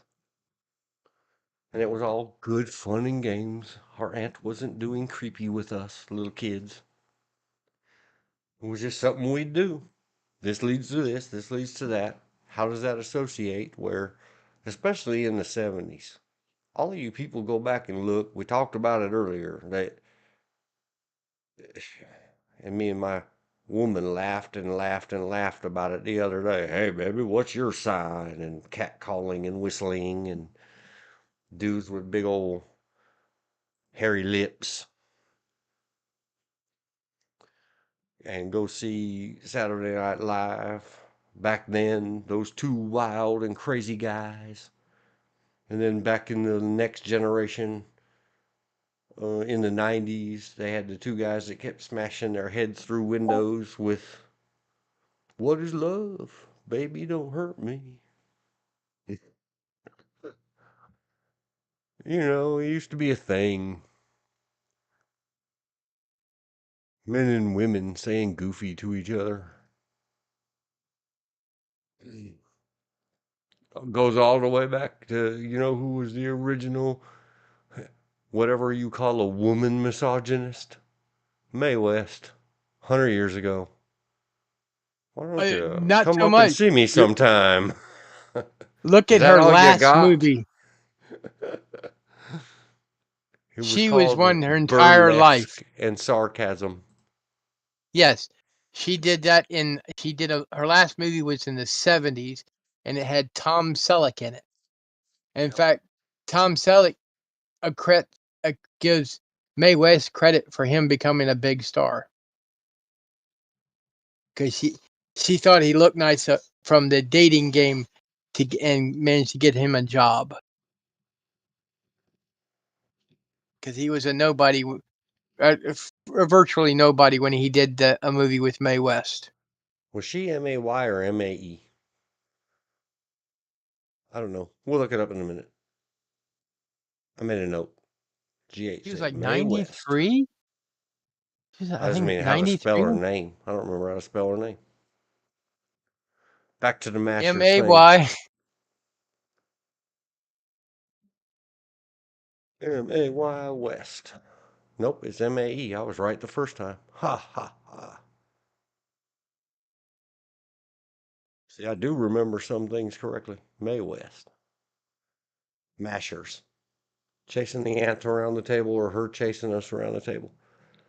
It had something to do with probably many of the Bela Lugosi movies. Aunt Eva was not very much into the scary movies. She would say, they make you go eat. And she didn't like movies that make you go eat. But it was the 1970s. I just Not remember my grandma. not Nosferatu, but Bela probably Dracula Bela with Bela Lugosi. Lugosi, the Dracula, the Mummy, the everything. We'd do Well, something like that, I remember, and I had made a note way up above, look into my eyes.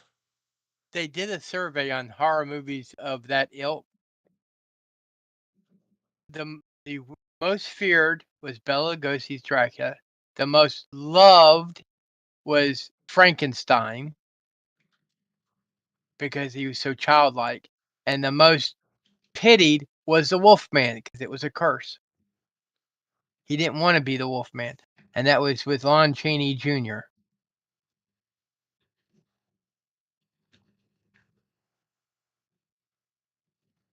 And I think it was Boris Karloff. Monster walk, or I think it was say something I, from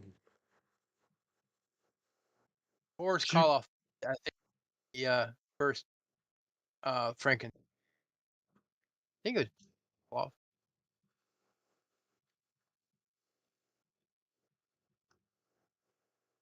Reminds me. What is it? Something old lace. Maids and Old Lace. Oh, that's not it. It had Cary Grant, Boris Karloff as brothers,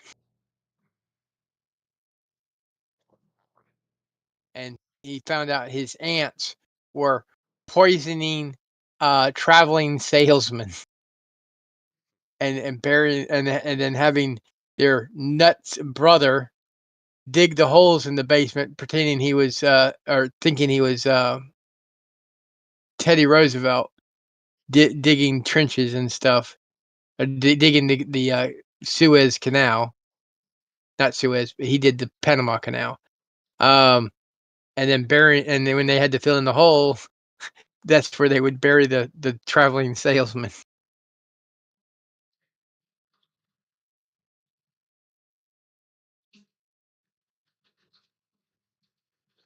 That era smarmy.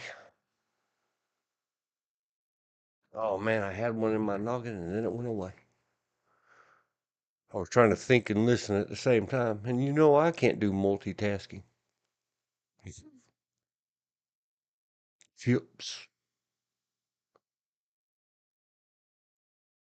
Remember Ponch and John?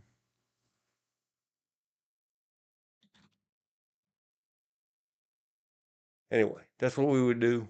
Someone would say something. Usually we would say, look into mine, M-I-N-E, eyes, not my eyes, like the Dracula or whatever.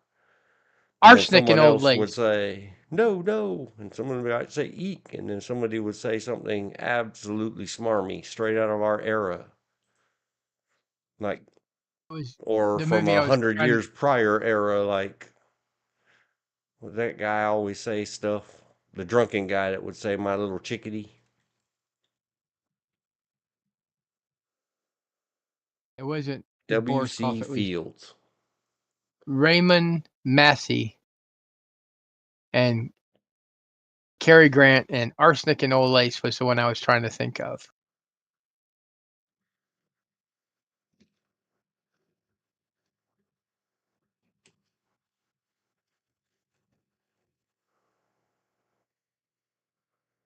And that's how we'd end up chasing each other around the tables or whatever, because somehow it always would lead back to Masher.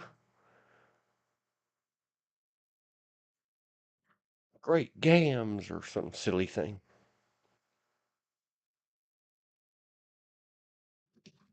All right, filling the time. And I was right. It Two. was Boris Karloff who played Frankenstein's monster.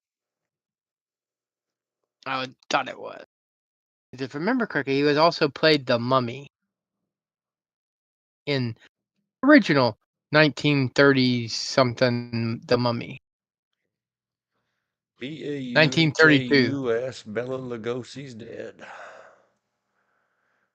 Is there one with a 1932. check mark? Bauhaus official. Go there. Open link in new tab. It's a very long, 9 minutes 37 seconds. 1980s Musax that I liked it, but not all 9 minutes and 37 seconds. I don't have that much attention span, I don't think. Well, a million trillion And years ago in the 1980s, but whenever I got later, late 80s, starting into the 90s, when I would grind for 14 hours without a break, computer programming. If Bela Lugosi's dead or not dead came up on the player, I would let it play. Copy.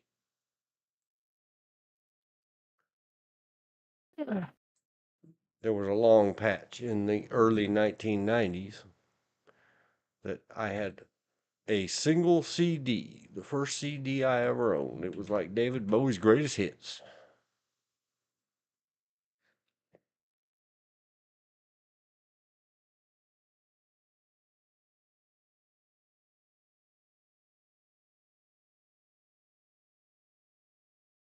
Shall we review Mae West or no? No. I already got the spelling right. Clip it. Put it up above. Arsenic and Old Lace. So that was that. Yep. I have a lot of David Bowie songs severely memorized. Knew most of them beforehand, but having one CD to your name and a multimedia PC, MPC, with a little compact disc. Or for you babies, MPC. Icon. Oh, come on. you just brought back. Multimedia PC. line art. Oh, logo. That's the word I'm looking for. You It just was reminded me of something. somebody's official logo. There it is. MPC. They even had it in color. Coming up on your screen. Coming soon to a screen near you.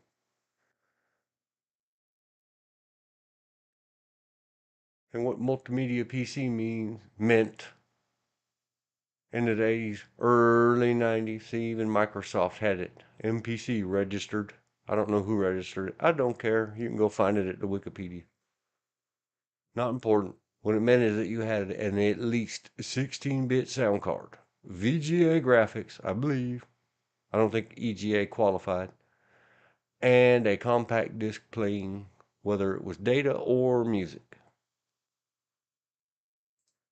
Back in the early days, the Wayback, let's take the Wayback Machine. This is going using another reference to a cartoon, but the first of the MP3 CD players came out. And a friend of mine was being shipped overseas into a combat zone, and he still wanted to take his music with him. So I took all his CDs using my computer and converted them to MP3 format and then reburned them to a CD. So a long playing CD, that is. Therefore, he had his entire album collection on, I think, maybe 2 or 4 long playing CDs, and then he had a MP3 CD playing Walkman of sorts. Mm-hmm. Rip it. And Rip it. he had off. some of his troops were going, where's your music collection? And they had these big, huge boxes that they were carrying that had CDs on it. He says, it's right there. What do you mean? That can't be everything. Oh, yeah, it is. I have a friend who's really into technology, and he burned them all to MP3 player.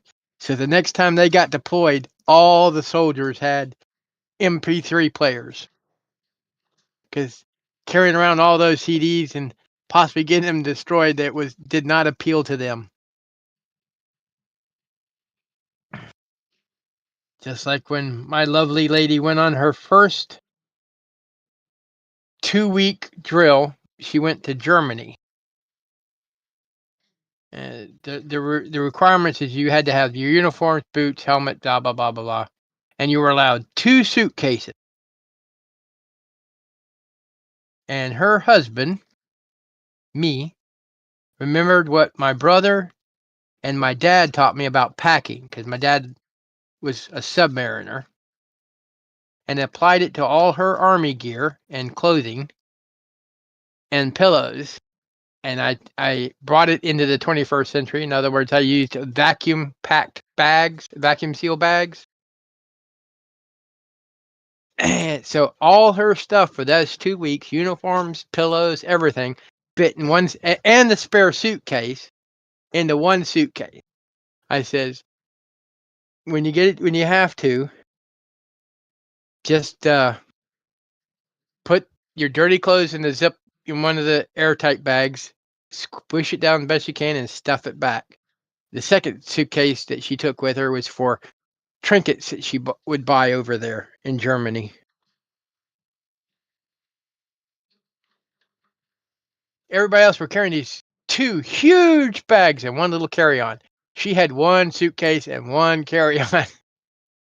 Where's all your stuff? Right here. Right.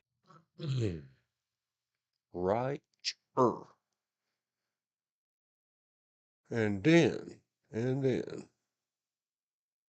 what time is it on Earth?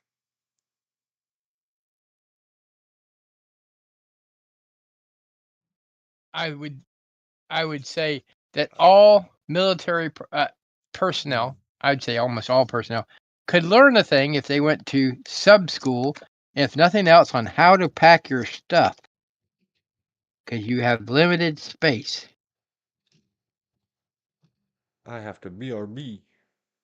Oh, again. It's been an hour and a half. I did good. In fact, when my mom and dad got married, my dad got so used to having his socks, t-shirts, and underwear folded just so, they got to the point my mom says, if you want them folded like that, you do it. I'll wash them, I'll dry them, but you fold them.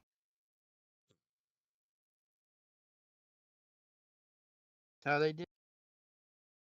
That's how they did. All right, sir. Whereas I went back. I'm going to run I to the resty room. You can Okay. tell or not tell. I'll be right back. One of the things I do now is something that my grandmother used to do, Grandma Hens, which was you take socks and you stick them in a bag, like a cloth bag. That way you always know where your socks are. They might not be mated right away, but you got all your socks. It's up to you when you get the bag from her doing laundry to mate them and put them away. But sometimes it's more convenient, especially for the wifey, to just reach into the bag and grab a pair of gray socks, because that's about what she has is gray socks under her thermal socks, because she snitched all my socks, and do it. I still roll my underwear like my dad taught me. I fold shirts like I did when I was selling t-shirts. It's just something that just becomes natural. You do it enough repetition, you can do it blindfolded. That's the reason memorization. Oh, you need to teach higher functions. No, you start off with memorization. You they have the basic skills that they can call on. Then you teach them how to use those basic skills for higher function and reason. That's something you have to lead to. You just can't teach it out of the blue. You have to build like all houses. You can't build a house in the sky without a good, you have to have a good foundation. Otherwise, the house crumbles. Same thing with education. Same thing with any school. Practice, practice, practice. That's one reason people of the older generation or Gen X and baby boomers and all that can figure out money faster than most people on their little blink, bloop, bloop, bloop, bloop cash registers, is because we had to memorize the multiplication tables at least through 12. 1 times 1 is 2. 2 times 2 is 4. That's something you had to memorize.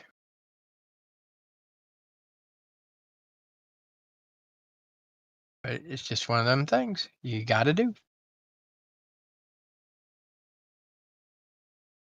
And please quit teaching kids to use calculators. You teach them how to do the math first. Then you can give them a calculator, because all the calculator does is a tool to make doing math faster. If they don't know how to do the math to start off with, all they're going to know is how to use a calculator. A prime example is I was in-school suspension teacher, and I had a student that needed to do her math homework, and she needed to use a calculator. I gave her my calculator, which was a scientific calculator, but not one that she was used to.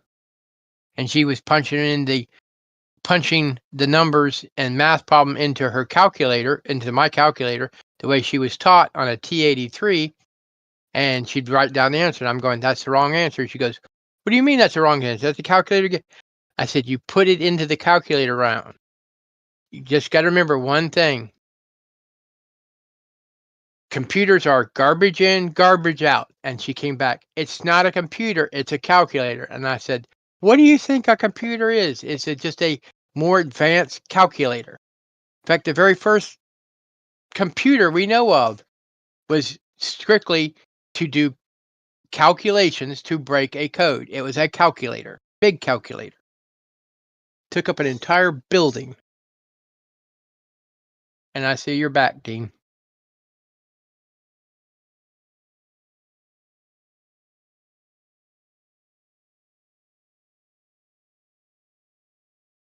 Why are we going to the Wizards of Oz? Hello? I didn't push the button. He was still on mute. Mm. I think the witch chased Dorothy around like we used to chase each other around when I was a kid. Okay. What does she say? What does she call Dorothy? My little something. So now I got the other guy stuck in my head, W.C. Fields. The Wicked My Witch little of the dear. West didn't call her my little No. chickadee. No. WC said, never work with dogs and children because they always steal the show. And one of his more famous things, because he had a contract where he was not allowed to drink on set, is he would suck on oranges. But he did not realize what they did not realize is before he brought the oranges on set, he went in with a hypodermic and injected the oranges with vodka. And he had a small actor child on set being a real pain in the butt, making it difficult to film. And started begging W.C. Fields for oranges. So W.C. Fields gave me a few. Next thing you know, the kid was no problem. He was asleep over there, drunk off as a skunk. Did she say my little pretty? Yes. Verify it. That's how I remember it. Did the witch say? Look at your dog, too. What My did the little fox pretty. say? Ding and ding and ding and ding.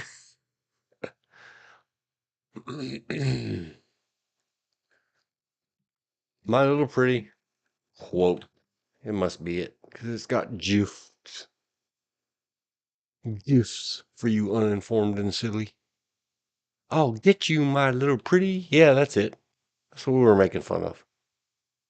Sort of. There was many, many things like the Frankenstein monster. We would tell my aunt, my brother, me, my uncles, lots of people. Everybody was in on it. You know, we'd say things like, they're coming to get you, Barbara. That's from Here's a little the. piece of trivia. The only time that actress from Wizard of Oz wore that makeup close to that ever again, even though it wasn't green when she did it the second time, was on a little known 70s show called HR Puffin Stuff, when they had a reunion or a seminar, a meeting of all the witches. And Yep. she was a guest star on HR Puffin Stuff. I never liked HR Puff and stuff, but a friend of mine from the school days back then went on and on and on about it, even like, 30 something years later when the internet got us semi acquainted friendlies again. Said, "Oh, do you remember HR Puff and stuff?" Yes, I remember it. And they could quote all the lines and talk about all the episodes. And I was like, I still have never seen it. Let's pull it up. When was it? Who was in it? 50 HR Puff stuff. I don't even know how to spell it.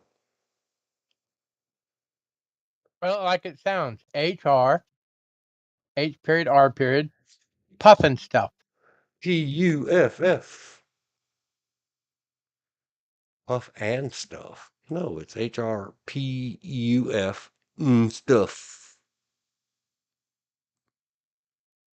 HRFNST. It's HR Puffin stuff.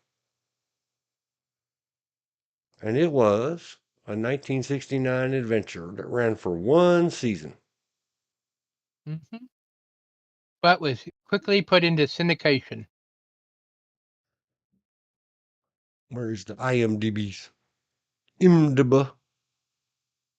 Puff and stuff according to the IMDb, was in 1970. But everybody else says, and that was one of the first Croft people things. It was on the Saturday morning season from 69 to 70. You know, winter of 69, summer, the spring of 70.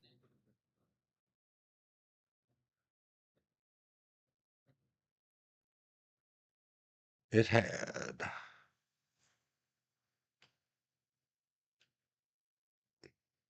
Billy Barty was in it. I didn't know that. Cass Elliot, Billy Barty. I'm sure I should know these other people stars. It's just I'm bad with names. Billy Hayes, who was Witchy Poo, if I remember correctly, also did the genie in the same makers lid the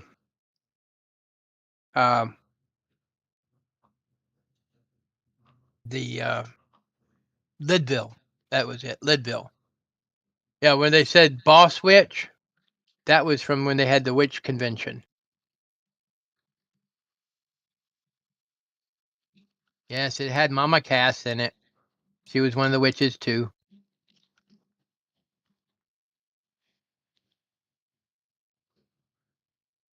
Billy Barty. Man, he was in everything too. Once upon a time. If I remember, he also played Sigmund the Sea Monster, also made by those same people. Masters of the Universe. He was in Willow. Everybody likes Willow.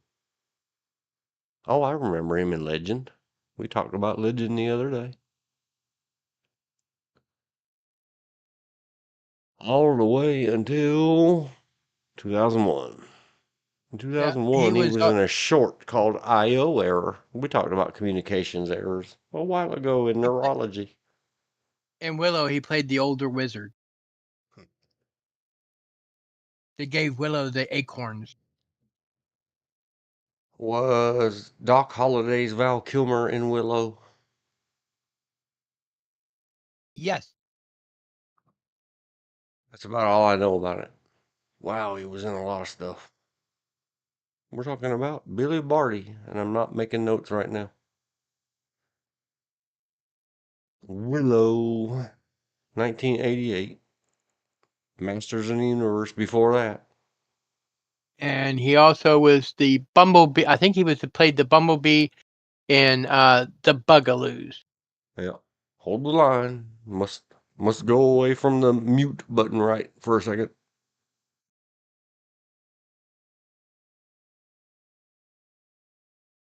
I don't remember, but I think he got his start in The Wizard of Oz. But he did a lot of Saturday morning TV show.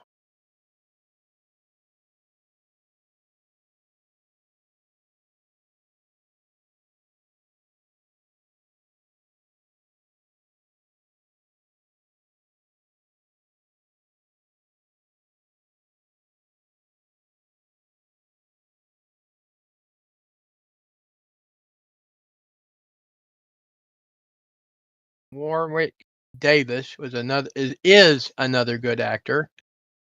Who was his first role? I think he was a young kid or teenager. He played one of the Ewoks,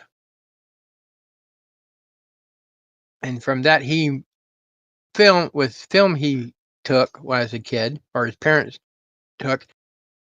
He did a Star Wars special about his journey from London to the Lucas Studios in England and became an Ewok, and how the actors and actresses, especially the actress that played Leia, how they were very kind and opening and didn't mind sitting down and then giving him instructions and stuff like that.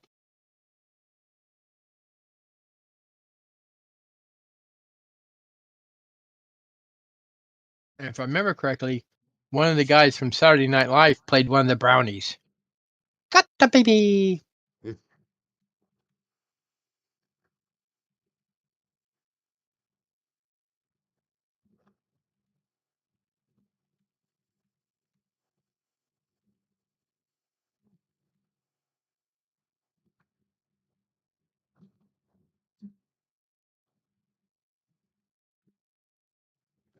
Oh, I even knew that one. Mrs. went to see her elderlies. They were busy watching their supposed Christmas movies. And then she asked You're me watching about, Die Hard. you should go watch that EFAP on Die Hard. Just from a few days ago. Isn't that a Christmas movie? Oh, if you ask, go listen to that EFAP. Yes. That Hundreds of was a times joke. over. They talk very poorly about those people that would try to say, that's an action movie, not a Christmas movie. Denzel. Z-E, it's one L. Denzel. A couple years ago, he came out and did an interview and allowed them to snip it and clip it and send it all over the world. According to Mr. Washington, the famous movie star, you pronounce correctly his first name, Denzel, as if it's D-E-N-Z apostrophe L or D-E-N-Z-U-L.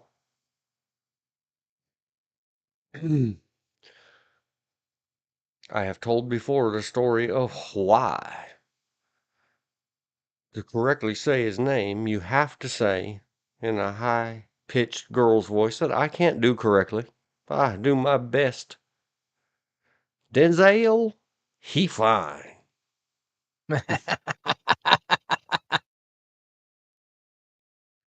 Oh, you just remind me of one of my favorite comedians who basically left the biz to take care when his son was born, to take care of his son, and that's Flip Wilson. Flip Wilson. Here comes the judge. Here comes the judge. And his counterpart, where he would dress up in drag, Geraldine.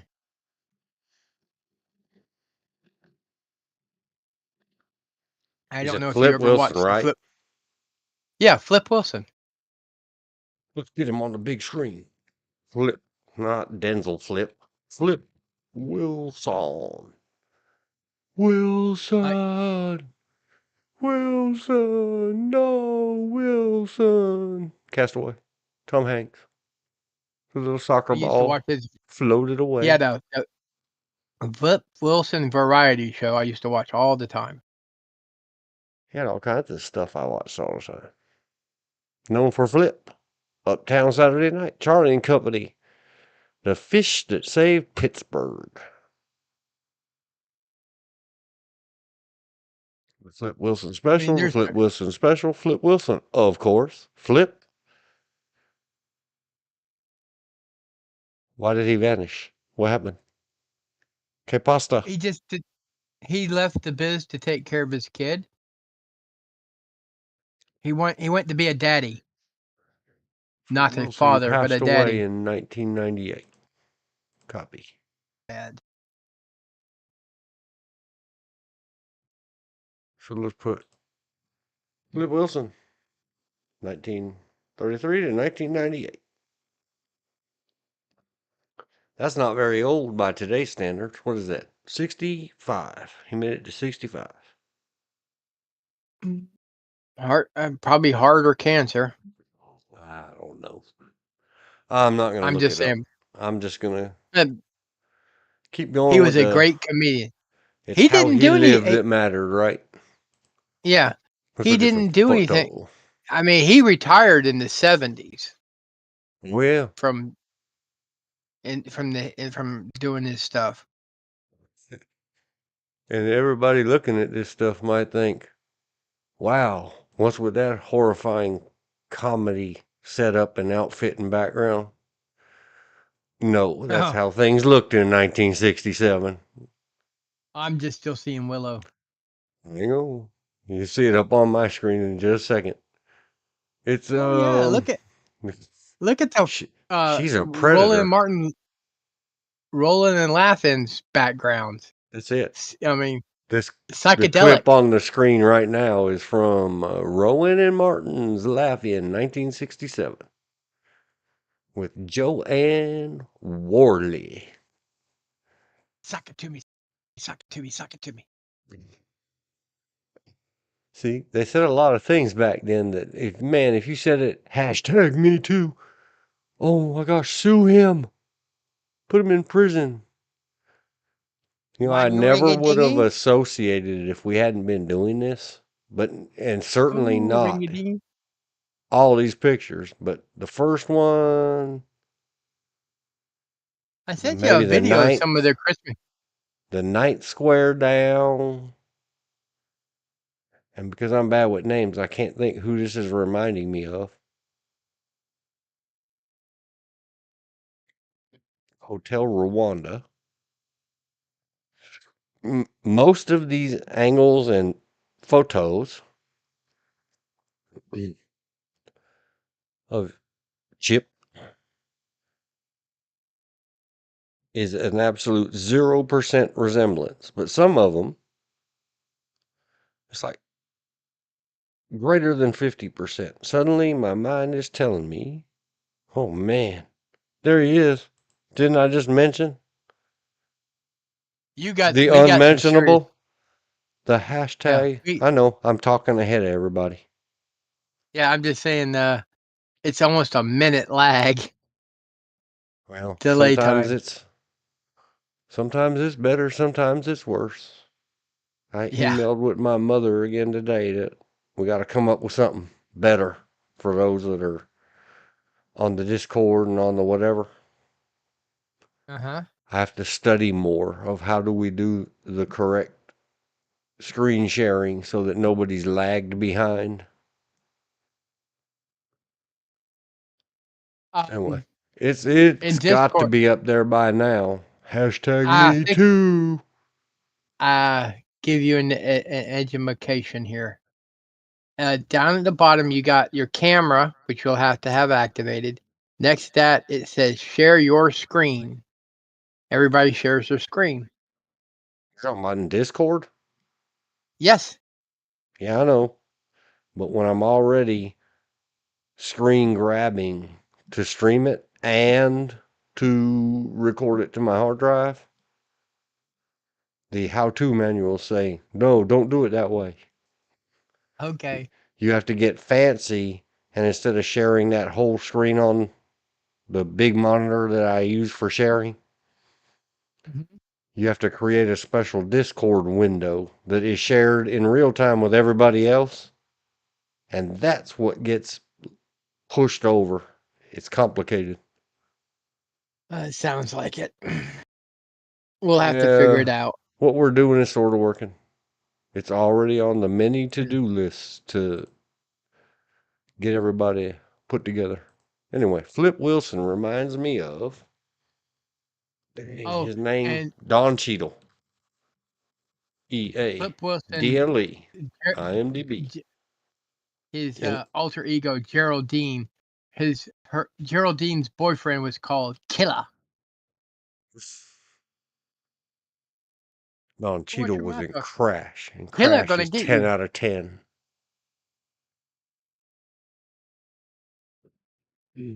Let's say 3 through 5% of Chip photos. Frames. I'm trying to. There was another variety show done by a brother and sister, and I don't mean Donnie and Marie. They were mimes. It was in the 70s. They were mimes. Because I remember, because that's one of their more common guests, other than Karen Carpenter, was Christy McNichols and her brother. Because that's where they kind of would take some of their songs that they did for their album that they would do together, and they would air them on this variety show. Christy McNichol? Yeah. Christy McNichol is a guest star. She wasn't the star. It was done by a brother and sister. A little bit country, a little bit rock and roll. No, not Donnie Marie. It was these two were mimes. I'm trying to remember the name. Mime? Oops. Variety show, brother and sister. Has to Google Not bar. that yet. Family Fun in Milan with the Mime Sisters. I don't know what that is. Fields and Yarnell.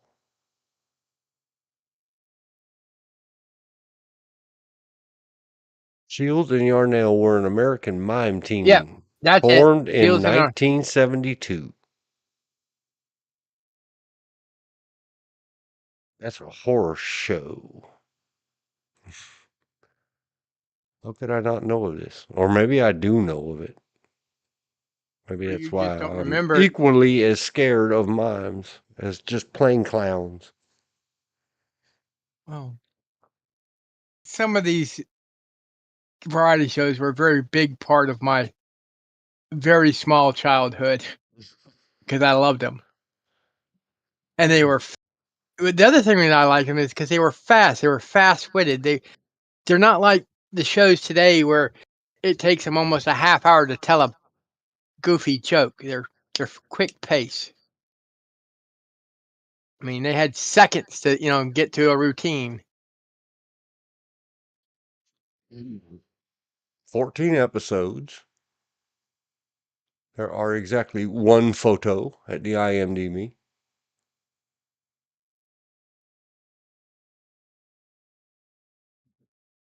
Oh yes, I was a very much so a Christy McNichols fan. I thought she was cute, but that's also looking at her through the eyes of someone who was her exact same age. She first did that I can remember, and the only reason I watched it was because of her. I think it was called Family. Yeah, Family. She played the younger sister. Leif Garrett. I think that's one reason Images. I like Go to people like images.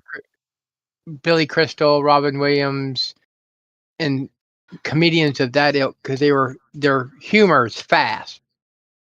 If you blink hard, you'd miss it.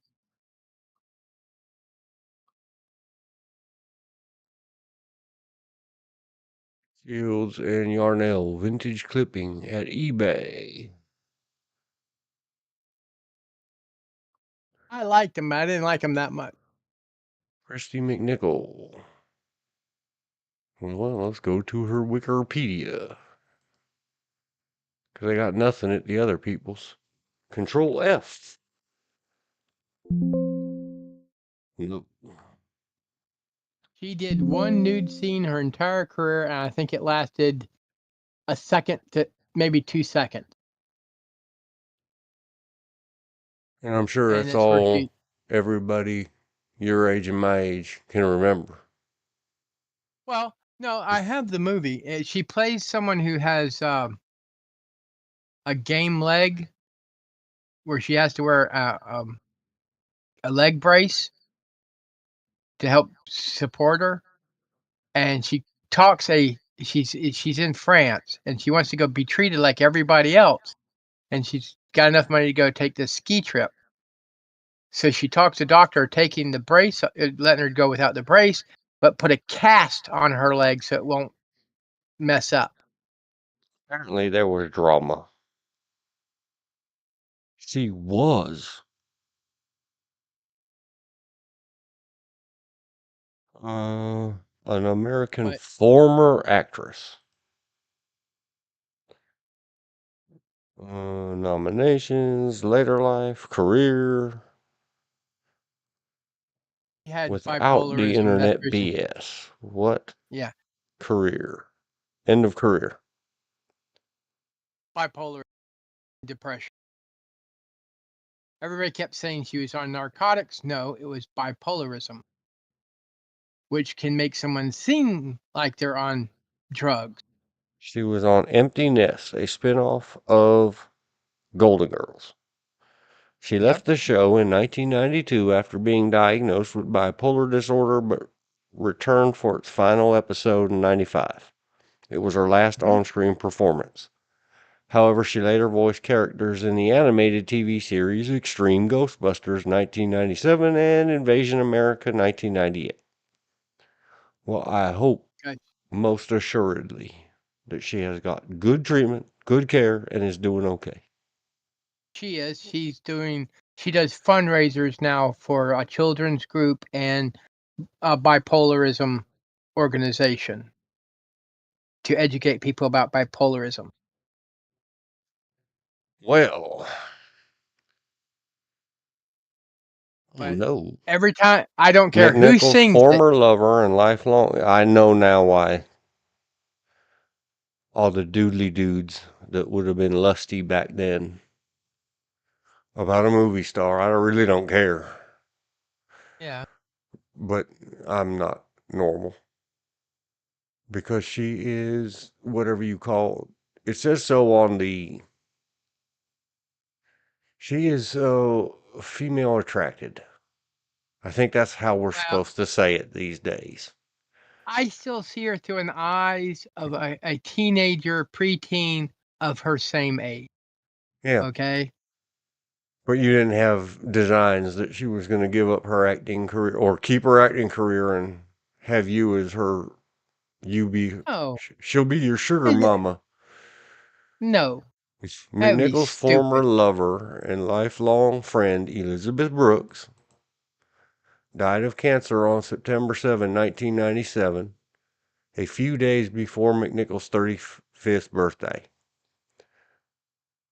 After her retirement, McNichol taught acting at a private school in Los Angeles and devoted much of her time to charity work. In 2012, McNichol ended years of speculation when she revealed that she is a lesbian and has lived with her partner, Marty Allen, since the early 1990s. Okay. And And you see, this goes to the same thing we talked about the other day, talking about my friend Alexis. She made this statement in the hopes that her openness would help young people who are bullied because of their sexual orientation. anybody that bullies another person for something as lame as that, they need to have an anvil fall on their head like a cartoon. Yeah, piano. Or a piano, a safe. Yes. She's still Or a beautiful, to me, she's still a the beautiful midnight person. special shine their ever loving light on them. To me, she's oh yeah, I forgot that one. See, I used to even have that Dynamite magazine that they show as we're scrolling up. It just, there's some people you just, they look, and when you hear them when they're not being a character, you know they're a good you feel that they're a good person. And she had, to me, everything I've seen about her from her makes her to be a good person. She helps build up, not tear down. She's one of those people that builds people up, doesn't tear them down. But there's a song done by Rita and another person, I can't remember her name right now, that used to be on the another variety show called "The Night the Lights Went Out in Georgia." But every time I hear that, the only thing I can think of that comes in my brain is a picture of Christy McNichols from that exact same movie, "The Night the Lights Went Out in Georgia," wearing a sleeveless shirt of sorts that had like fringe and that 70s, 80s look, the quasi Indian with the feathers and the fringe and stuff that they used to put on everything.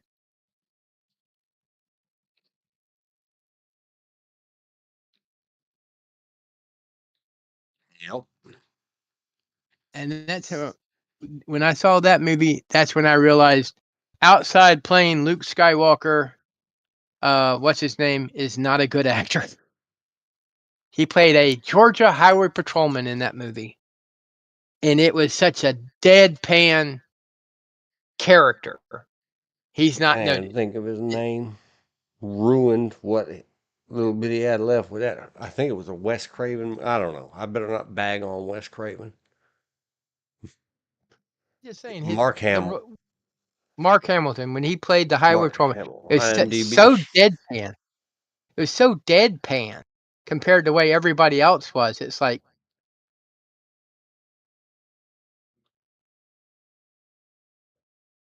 I mean, Invincible. Man, he's been in a lot of stuff. Not that I care. oh, well, most of it's voiceover stuff. So Let's go back to sometimes, 10 million years ago. let me The put it this last. way: other than Luke Skywalker, all his movie appearances as an actor, not his voiceovers, he doesn't appear to be a good actor. I In don't the know. Night I don't Gallery. listen. He's done a lot of voiceover stuff. I'm just not really big in the cartoon, the non-comedy cartoons, because I know he plays the Joker as in the Batman animated TV show, what we used to call cartoons. I've never seen any of it. Neither have I. I just know that what he did. Well, he's in a bunch of stuff before he ever made it to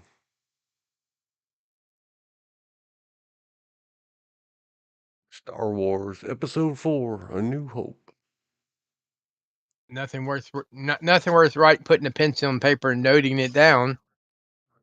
I'm just trying to figure out what was that terrible, awful, horrible horror, supposedly, movie he was in. There was I quite a haven't few. seen any of this junk. Did you ever see The Night the Lights Went Out in Georgia? Probably. It wasn't Sleepwalkers. That was another bad horror movie. Man, was it really that late into the 1990s?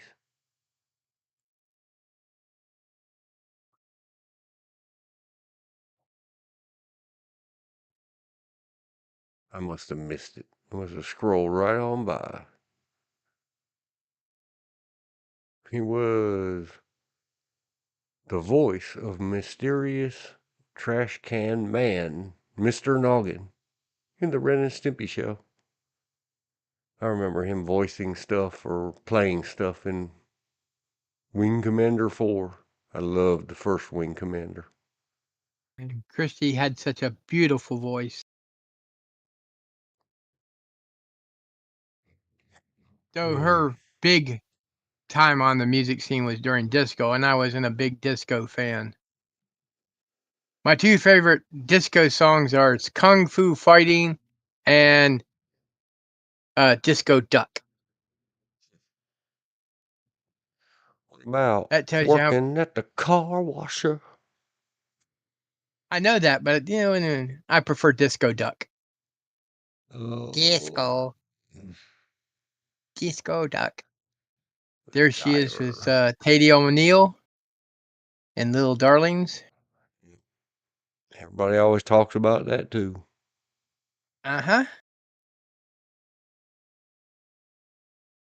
See, I still remember Teddy O'Neill and Paper Moon. She did that movie with her father. And then she did Bad News Bears, Little Darling. And she's done some other stuff. I just don't remember it. It's like Brooke Shields did some movies, but I only remember two of them. Her Everybody first always movie. remembers the Blue Lagoon. Uh-huh. That's the other one. Maybe it was Sleepwalkers. Oh, no, here it is. 1995. I just didn't scroll enough. Village of the Damned. Oh, that was a bad movie.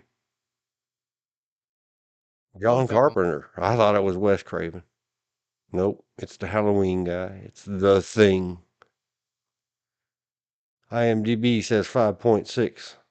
Well, as That's much as I generous. scold you about being, as much as I scold you, IMDb clickers, for being too low, that's too high. That does not deserve 5.6. That deserves Village of the Damned.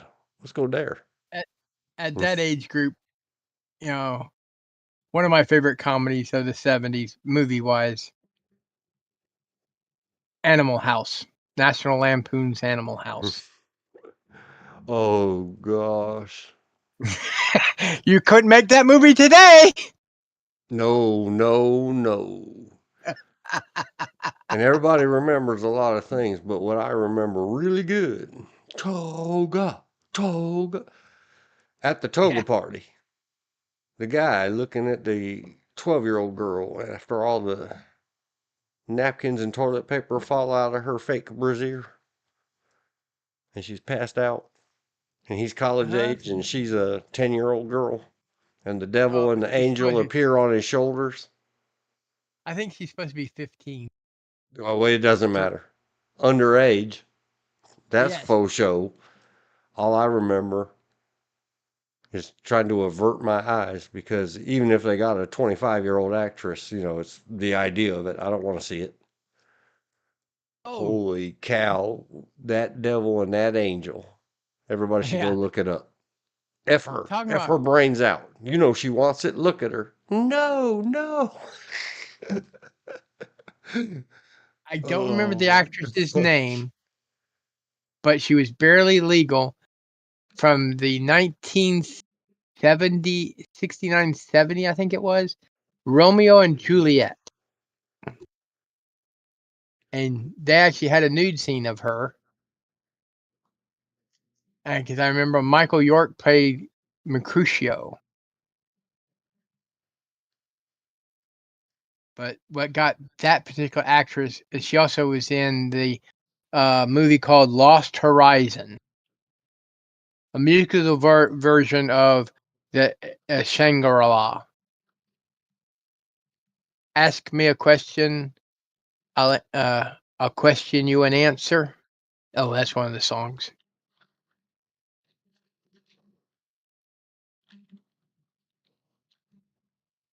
Yes, So, who are we talking one of the about few. now? The actress who played Romeo and Juliet back in the 70s. I think one of her last movies was a movie called Lost Horizon. And one of my favorites. And Juliet. 2013, One of my 2025, 2021. Hang on. Hold the line, please. 1936. 2006. You missed one. Romeo and Juliet.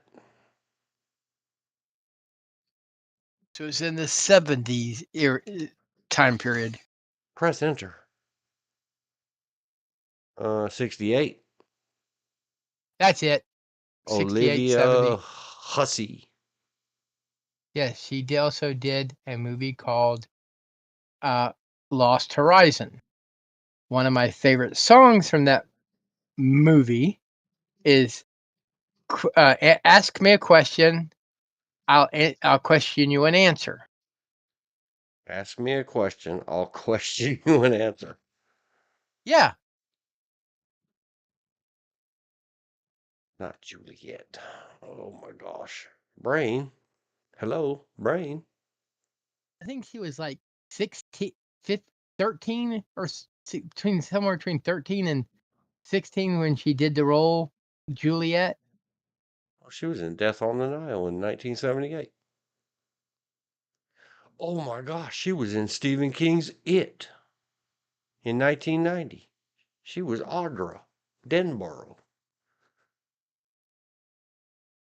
I don't remember her at all, but I love her because she was Audra Denborough in Stephen King's It, in the real one, the TV one with Tim Curry and John I'm Boy. one of the few straight guys that you'll find that are heterosexuals, however you want to put it, that actually like good musicals. Man, good musicals are awesome. Annie, Get Your Gun. What was the movie you said she was in that you liked?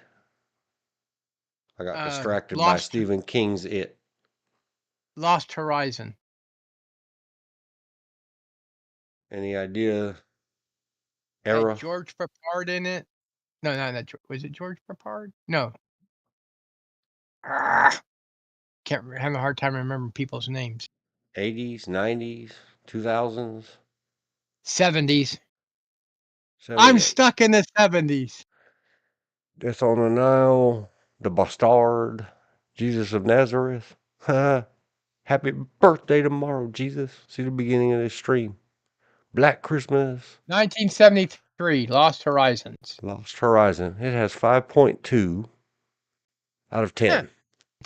It's a 10. Yeah, George Kennedy. Had George Kennedy, not George Papard. George Kennedy. Lost Horizon. Michael York. 1972. The original GH equals Hot Lip. 10/10. The original Hot Lips Houlihan, Sally Kilman. She did Hot Lips Houlihan from the movie, not the TV show. John Gilberg, Charles Boyer. While escaping war-torn China, a group of Europeans crash in the Himalayas, where they are rescued and taken to the mysterious Valley of the Blue Moon, Shangri-La. I have seen that movie. I don't remember enough about it to give it a rating. I do, but I like the music. That's what gets me about this particular movie. And then they found out they age slowly, and they Liv Ullman's character, Christine, finds out she's dying of cancer, but while she's in Shangri-La, she's perfectly healthy. The cancer it's gone. But if she leaves, the cancer will come back. And that's where George Kennedy's character decides to stay with her because he's in love with her.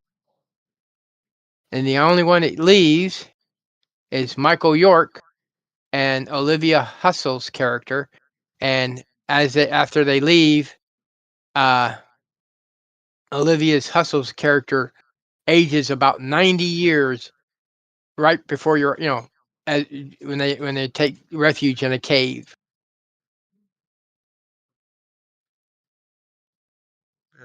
Bobby Van. Newspaper Bobby Van clippings. is the one. Yeah, I was going to say Bobby Van's the one that's saying, "Ask me a question you want to answer."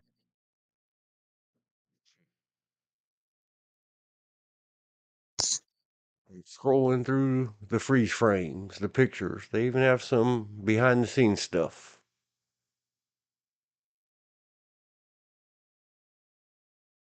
Big old crane doing something. Making moving magics.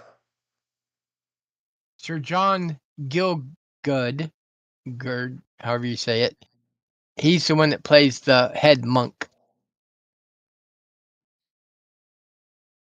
Chang. Looks like Liza. Who is this? Who is this in this photo? Who are you, photo? Now, the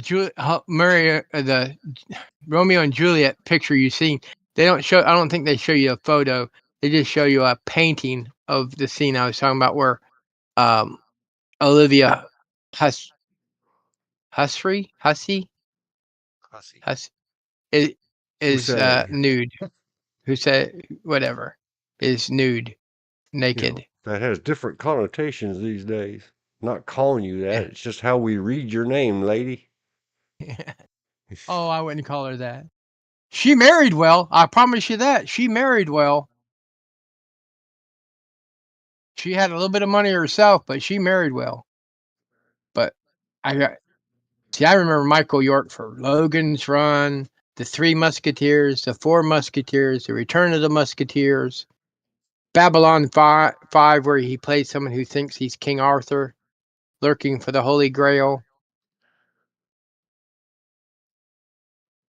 The Island of Dr. Moreau, again, 70s.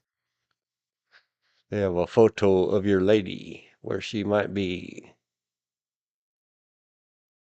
bobbing. Something is going to come up on your screen. You also got to realize that came out what 70, 68. I think I saw it 69, 70. I was 5 years old. I still thought she was the most beautiful thing in the world. Her eyes. That's what Yeah, I got me good. was Her eyes. that first photo they have of her, like the profile picture. I was Uh-huh. trying to decide, are those blue eyes? Are they green eyes? Or are they blue-green eyes? Can't tell. I think they are hazel. You know, the ones that change colors. Yep. Bobby Van, like I said, was a singer, is a comedian, singer, variety act, but he did a lot of Vegas shows back in the good old days of Vegas. There she This, is. There yes. she is, starring with my guy, with my clown. It's one of my favoriteest books. The part one of the recent editions movie. Tolerable. Part two was 1 out of 10. Horrifying. The whole thing What? back then, the original made for TV miniseries It with Goodnight I don't John remember Boy. that. Oh, I remember Good Night John Boy. That's from the Walton. Right. Well, he starred in the made for TV series It or I miniseries. never saw it. That hussy, Olivia. And the transvestite from Transylvania. Tim Curry in the original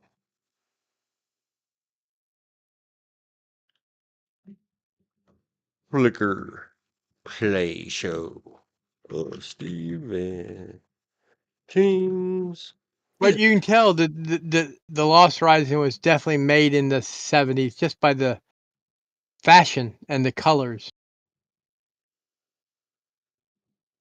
Oh, yes. Yep. Why don't they have a link to the show, to my picture show clothes? Are you hiding it from me? Are you hiding it from me? Well, It. Search. that's when everybody was into those North African Arab style robes.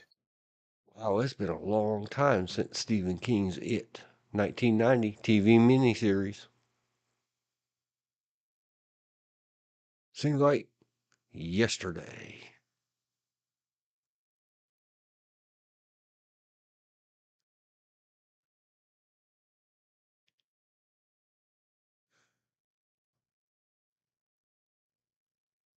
I mean, yeah, we're also talking a time Richard period with Thomas.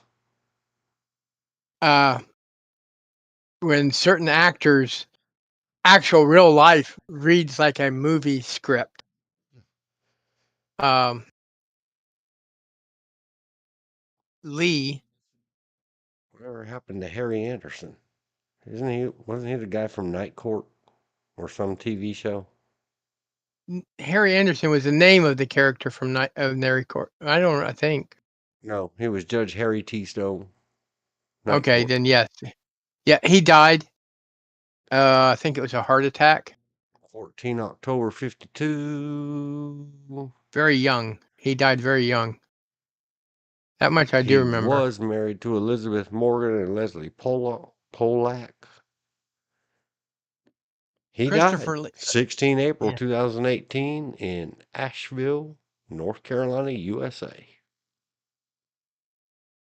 When you got actors like Christopher Lee, whose real life reads like a movie script, you know, cousins to Ian Fleming, uh, Special Operations Command during World War II, got out. He had a choice of being an opera singer or an actor. He chose acting because you could make money faster. In opera, he'd have to spend 7 years as an apprentice before he could get a starring role. In his world-class fencer. In fact, he was on the British fencing team. At 93, he did a heavy metal album. What are we talking about? Christopher Lee. You might know him as Count Dooku. I also know him as Dracula. The Man with the Golden Gun. From James Bond, The Man with the Golden Gun. No, I hate. I know who you're talking about. Count Dookie. From Well, those I'm just saying, alleged prequels, allegedly. if you the thing I found fascinating about that movie, and this is the only thing, is the fight between Count Dooku and the Muppet on Speed, Yoda. Is Christopher Lee is using the handle of the lightsaber is curved. That's because he, with his arthritis, when he would practice fencing, the best sword that he would use is called a French grip foil, and they're or pistol. They're also known as pistol grips, because that's how they kind of bend like an old fashioned muzzle loading pistol. That's how they got their name, pistol grip. As well as there's a sidebar grip that you can grip with your trigger finger on some of them. Yes, this fat man used to fence. He was pretty damn good at it too.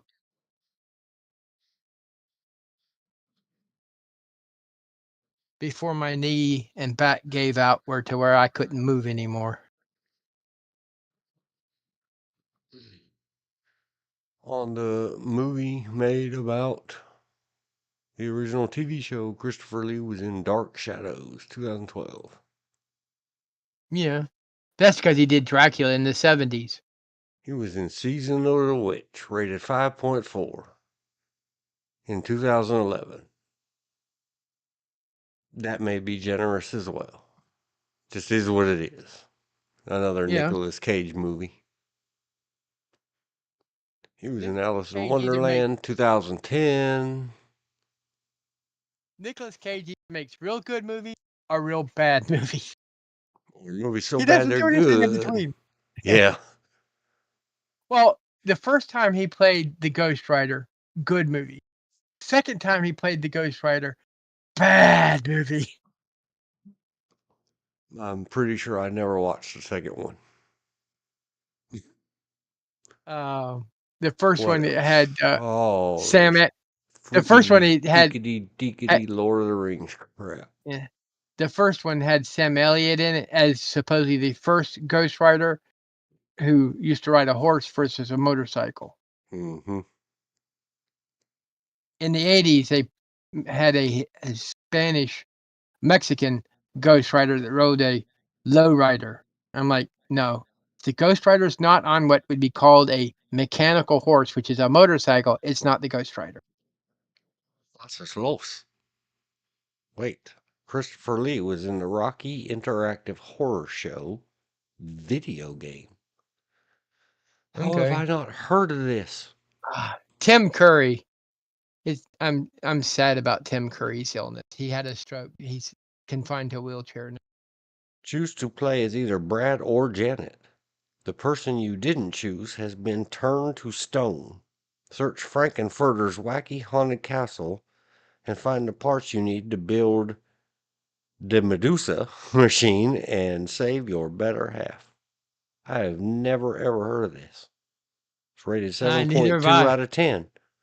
The Rocky Interactive Horror Show. Has photos? Yeah, it's got Christopher Lee sitting in a chair. Yeah. It looks like had a a- click fest. He had a stroke. Tim Curry? Yeah. The Rocky Horror Interactive Show. Who knew? I didn't. They have a new night court, which is supposedly the former judge's daughter, but it's not as good. It's not as they only have one of the original cast, and it's the one that played Dan Fielding. I miss the character called Bull. Yep. That was played by that big old dude. It was funny. I was surprised they didn't get him to do Lurch and the Addams Family, the movie. I think he'd have made a great Lurch.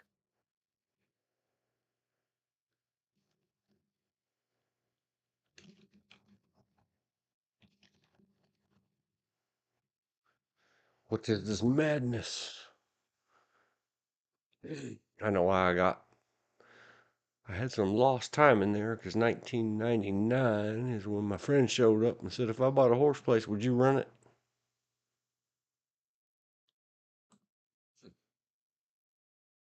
99 now in is still Sleepy Hollow. I saw Sleepy Hollow in 99.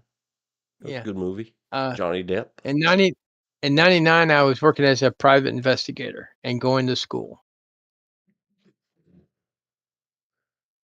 The December of 99, I graduated my criminal justice degree. And that's the year we also had that big bad hurricane. 99. Floyd. Yeah. Where it flooded so bad around Laurinburg, they had some of the pig farms were wiped out, and you were finding dead carcasses of pigs down the river. Oh, yeah. Floating around. The Young Indiana Jones Chronicles, 1992, one episode. I'm still on Christopher Lee. Yeah, that's a good series. Young Indiana Jones series. Yeah, I've never seen any of it. I like the one with the teenage Indiana Jones better than I do with the little kid.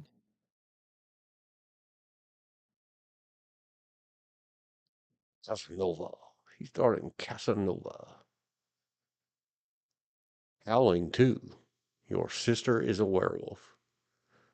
Howling and Howling 2 are some of those. Oh, those are funny. The Howling series are comedy. Especially, I think They Howling are of their time. I can't imagine those aging well at all. No. I think it was the last one where it was you had the marsupial werewolf. Yeah. That was so funny. The Last Unicorn. Safari 3000, Count Borgia in 1982. He's been in a lot of poorly rated stuff, but man, that's a working actor, Christopher Lee. Willy Wonka's father and Charlie and the Chocolate Factory.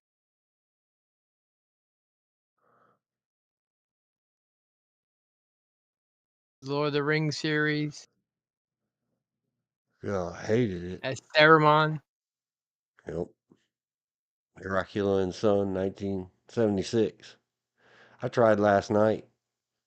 At 93, to suffer through some Godzilla movie. Godzilla versus Mecha Godzilla Roman numeral 2. I had to stop it. It was so bad. It wasn't even so bad it was good. It was just so bad it was bad. 93, he did a heavy rock album that went in the heavy rock or the industry, hit the top 10 at 93. He played the guitar, the sitar, and he played something. 70.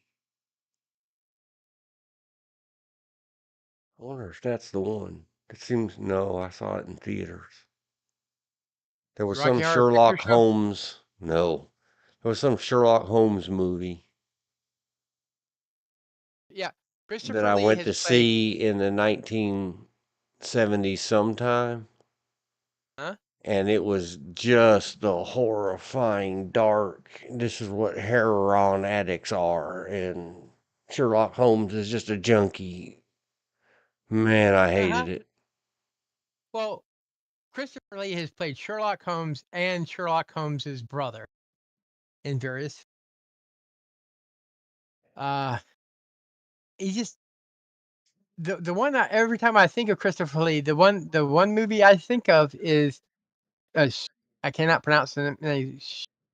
Saramanga, which is The Man with the Golden Gun with Roger Moore. And that the guy from Fantasy Island, the little guy from Fantasy Island. The plane. Oh, look. Yes, the plane boy, Christopher the Lee. plane. Yep. Christopher Lee was in Eve, 1968. I'm clicking on it because I put Eve in the thumbnail for today from Wall-E. A little after 1968. Looking for Incan treasure in the Amazon jungle. Where looking for his missing partner, he stumbles across a beautiful jungle girl named Eve.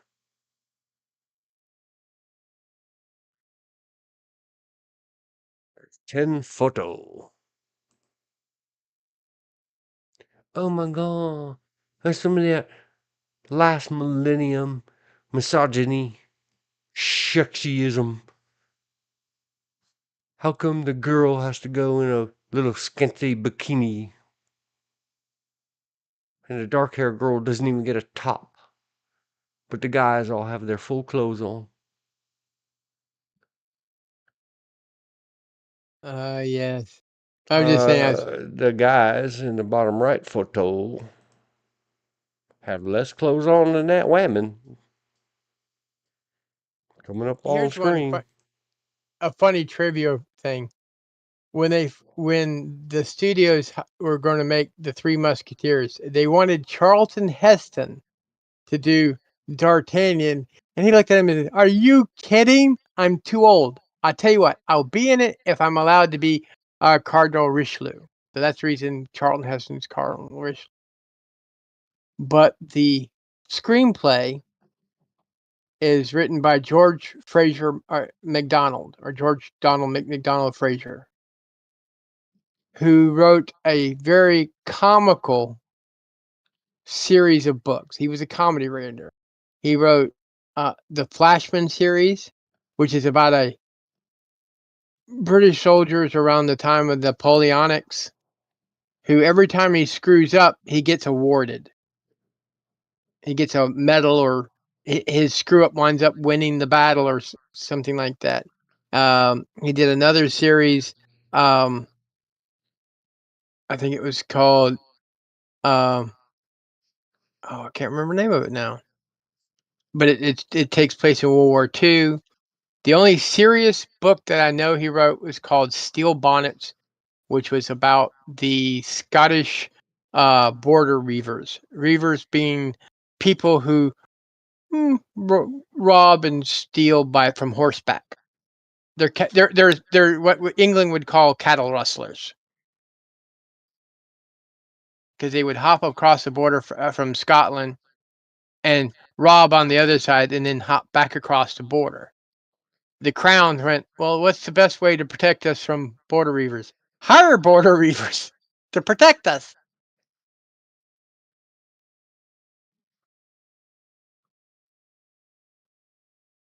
Not In a the good old sponsor, days. but for those who want to watch decent uncut films, but they're split for commercials, but they don't cut anything out of the movie. A Falsome, FAWESOME, has those movies. In other words, if the movie has a boob shot in it, they don't cut the boob shot out. They leave it there. Because I was watching The Red Sun with what's his name from the Death Wish series, Charles Bronson. And there's a scene where he's talking to a female and she's undressing. They show her top. Oh no, Open and exposed. sacrilege. That is that is a funny series. Man. I mean, there's another man whose real life reads like a movie script.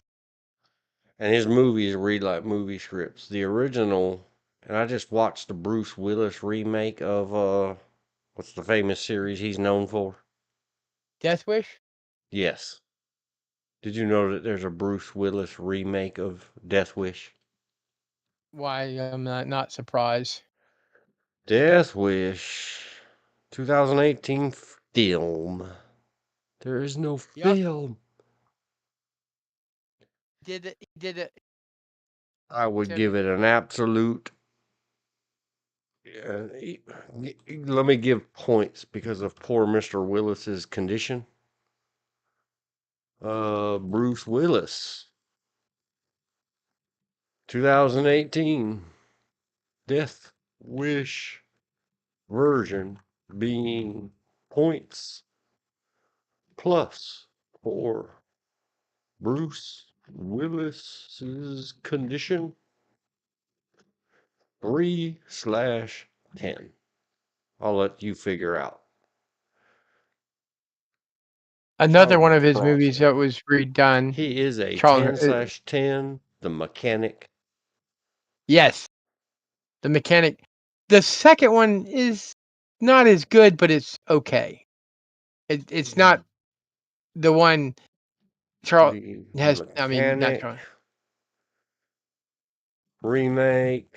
Starred that guy that we just looked up the other day. I can't remember his name again. The train stopping guy or trains, whatever it is. The Transporter. Transporter. Train spotting is another, or train stopping is another star. I don't know.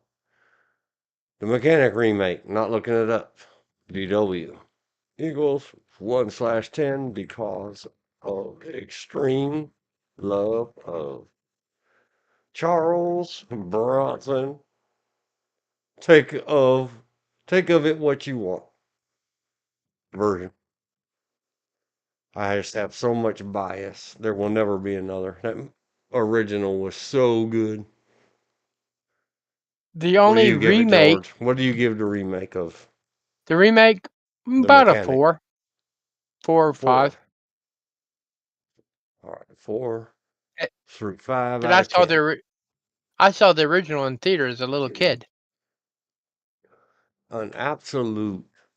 I had to watch it 2 or 3 times, and I watched it at a absolute poop hole dumpster fire of a dollar movie theater Mm-hmm. in the big city when it was semi new. And I had to watch it several times, not because Charles Bronson, he fine. Man, the original Death Wishes.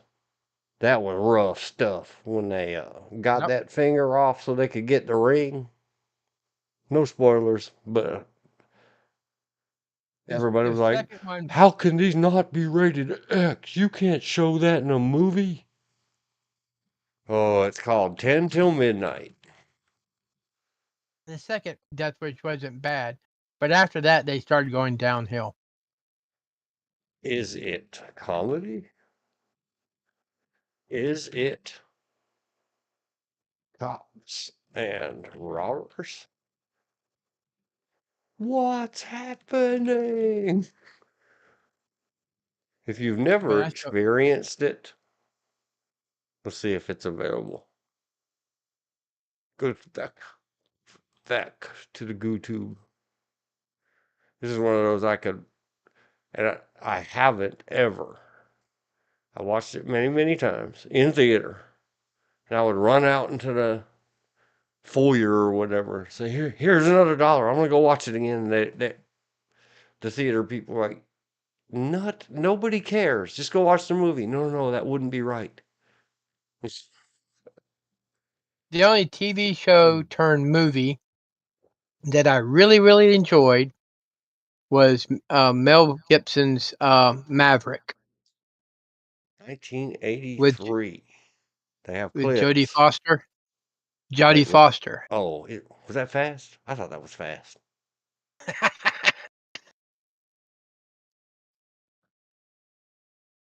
But it also It had the original says, Maverick in it too, playing Maverick's father.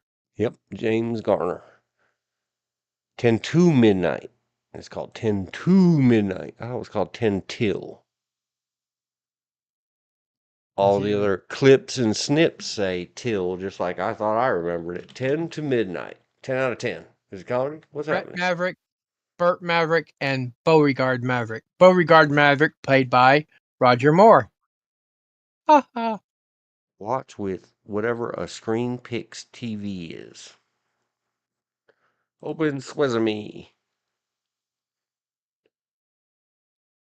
Watch with Screen Picks TV at YouTube. I have a question for you and your mother. Excuse me, Elizabeth, is she still on? That y'all might be able to answer. What's a good way of drying out apples to make dried apples if you don't have a fruit dryer? I have no clue. Oh, it won't Hmm. let me share it. Where's my share links? Comments are turned off. Age restricted based on community guidelines. Try now. Well, no, without a share link, I'm just going to copy the video link. There we go. Kablam.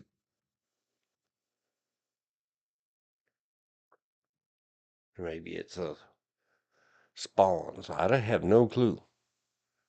I know how we could do things spoil rotten by the desert heat and the summer sun of sunny Southern California. Just, Well, I'm not going to California just to dry out North Carolina apples. yeah, you can put them, like put your oven on its lowest 150 or 112 or whatever you can get it down to, Yeah. and you slice them up or dice them up or you make super thin see-through pieces of the whole thing with just make your slices with a otherwise vegetable peeler thing like a potato peeler. Okay. Well, this is what I Set want it to do. in there and let it dehydrate. I did oatmeal cookies, Yum. diabetic friendly, to have a diabetic friendly snack. Well, raisins shoot my sugar up, but apples don't. The problem was when our first attempt, I used fresh apples, and the apples have too much water in them, so the cookies didn't cookify. They're they're super soft, but they're crumbly too, so the cookie didn't really harden in the oven. And I think it was due to the extra moisture from the apples.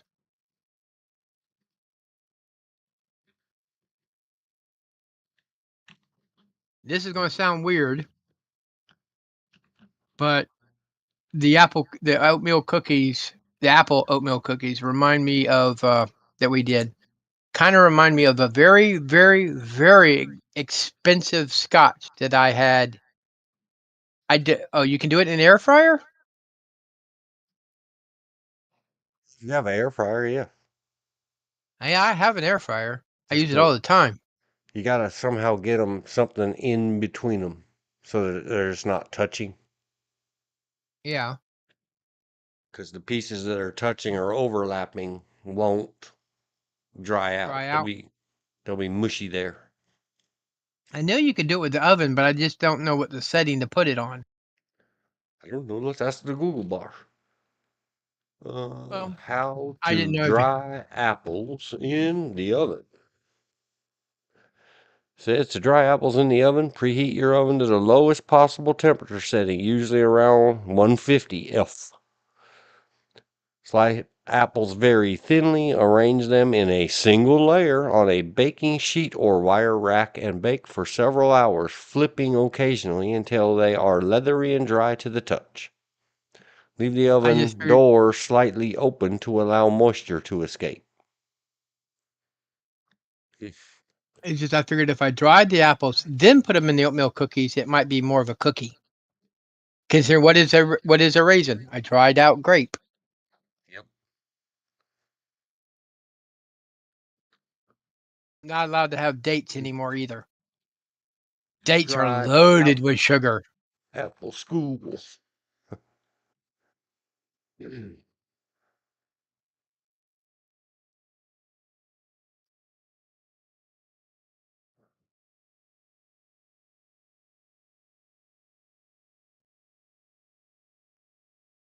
Oh boy. I was going to say a while ago, but I got carried away thinking about 10 to midnight. I need to get off of this in about 5 minutes. Is it going to be 9 okay. p.m. here or 10 p.m. here? It's 9:55 right now. Wow.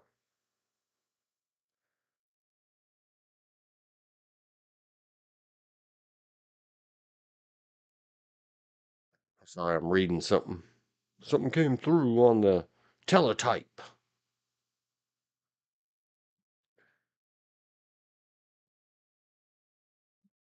Oh, lit. Somebody anonymous said, and I'm going to read this out loud. If you're listening, I'm reading it out loud. I don't care. I lit an interview with Angus one fine day. That would be Angus Crumb, I think his name is. I'll look it up in a second. When he walked on set and he pointed at me and, boy,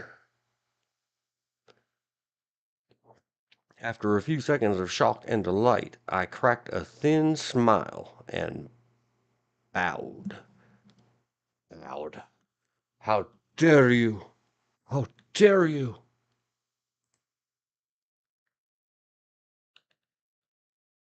You should have thrown yourself, prostrate yourself upon your belly and face upon the floor. Beg The him. Charles Bronson movie I was trying to think of earlier was Red Sun, where he plays an outlaw that goes with a Japanese samurai to go recover a sword that's supposed to be a gift for the U.S. president, with Ursula Andress. Hey, bye-bye. Here we go. That Click. was Phantasm, IMDb.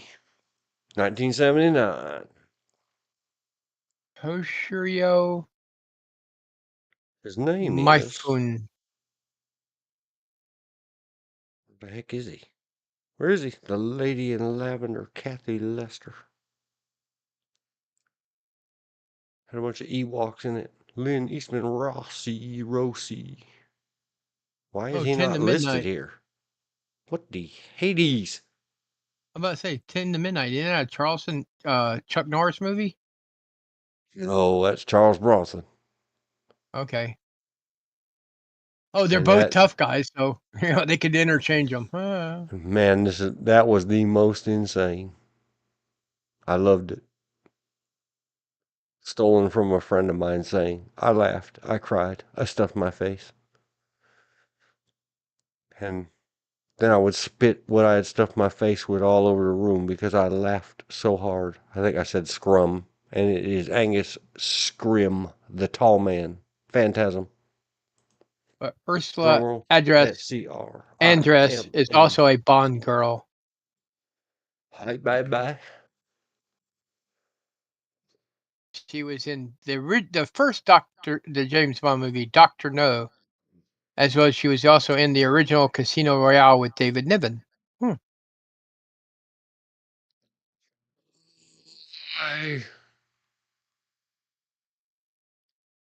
The theme song is a really awesome masking or variation of... Can't think of the guy's name. Ibanez. Famous, I think. Guitar work that has no English translation or transliteration. Some of Asturias. I think it was Rio Lobo, Guitar. which is a John Wayne movie, has See what some she beautiful did. Spanish guitar work on its opening or theme music, however you want to call it. Isaac, not the bass maker. Isaac Albeniz. I don't know how to say it. Asturias. And there is right at the top of the first search result is I don't even know what to say. And she looked like somebody like 8 out of 10. Wow, you could be sisters. You could be twins. One of the kids around here. Anna Vidovic. 48 million plus views 9 years ago, as soon as it appeared. And I happened to luck across it. I had put it on that other social media I don't own any more about. I guess you have to be into music and open-minded about it to understand that the theme music to Phantasm, boy, and Isaac Albanese is the same song. Oh, Anna Vidovic. Open a new tab and autoplay paused. We said we were going to do music and movies and all the other. Looks like there's an ad up on that screen. Don't you dare. Don't you dare. Don't you add. And then share. Copy. Phantasm. 1983. So bad and good. They're great. You kids who don't know, you just don't know. It gets 10/10 from DW. Have you ever seen Phantasm, George? No. Theme music to Phantasm is a variation on a theme or the song Asturias, made perfect by the perfect Anna Vido Blam. Link in the comment after this is done. Let's put Anna Vidovic in the chat. Anna If you want to go down a weird rabbit hole, look up Vidovic, the biological name for double nipple. perfect Asturias. Links all around. Poor Anna Vidovic. Oh, she's been so cheated. 47 million views in 9 years. That's just an absolute travesty. Everybody go click it. Click on your settings, or if you're clicking with a mouse like me, it's on the screen. Join them today, whoever them is. Give them monies, because YouTube said so today. But I have to get to, I can't do it here. You can right click on a video when it's on the video. Stats for nerds. YouTube and Google, have some fun. See, it says stats for nerds. When you're past ads in the real video, in case you didn't know, get past the ad, please. Go past it. Dad, I got the CCs on. Skip. Pause. Isaac Albanese. Oh my gosh, look at her. She is a work of art in every way. You can loop it. That means repeat. I don't know if it counts every time it auto repeats because you right clicked it and then left clicked your loop at a YouTube video. Whether it does or not, give her the play hours. Reward the songstress.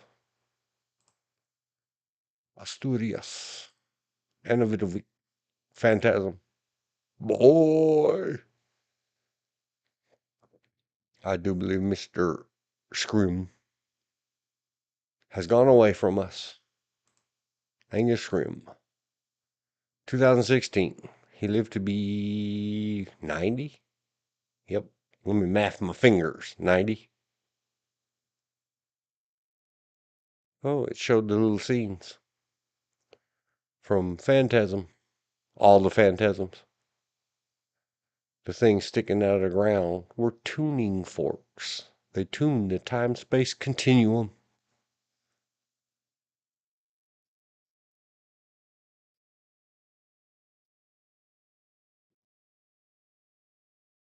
Phantasm Ravager 4.9. He played the tall man. 2016, right before his end. I don't know how he could be in the Devil's Disciples in 2024 when he passed away in 2016. I know I saw it, and then I tried to pretend and forget that I saw it because I wouldn't have given it 4.9 out of 10. Phantasm Ravager 2016, I would probably give, just because nostalgia, 3. And that's generous. The only movie with Woody Allen in it I really like, Casino Royale. He plays Jimmy Bond, or Dr. Noah. Blows up the world with nuclear hiccups.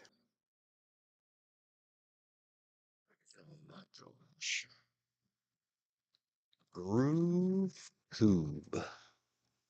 The Groove Tube, 1974. Who made that? Director, writers, Rich Allen, not Woody Allen. I don't think I'll put it up there. I thought that had something to do with Woody Allen. It appears to be Rich Allen. It is a great, great, great movie. Very rated A for adult. Be forewarned. Had Chevy Chase in it. It has an upside down set of male genitalia wearing a little smiley face. True story. And perhaps a top hat. Very a collection of skits that make fun of television. Everything from commercials to the nightly news are spoofed. Oh, Kentucky Fried Movie. I'm talking about the Groove Tube. For some reason, I thought it Okay. was Woody Allen, but it's Rich Allen. Okay. No, Groove to have where 1974. It is roughy, tough stuff. Kentucky Fried Movie that was with Weird Al Yankovic. Badgers. We don't need no stinking badgers. But we were talking earlier about actors whose real life reads like a movie script. The very soft-spoken David Niven, his life also. When people found out he was in the British military, he says, "Oh yeah, I was a very unimportant officer in India for a while, and then I did some very non-specific, boring work in World War II." No, what he did during World War II, he's a colonel of the commandos, later the SAS. He was a colonel of the 5th Commandos. Yeah, very.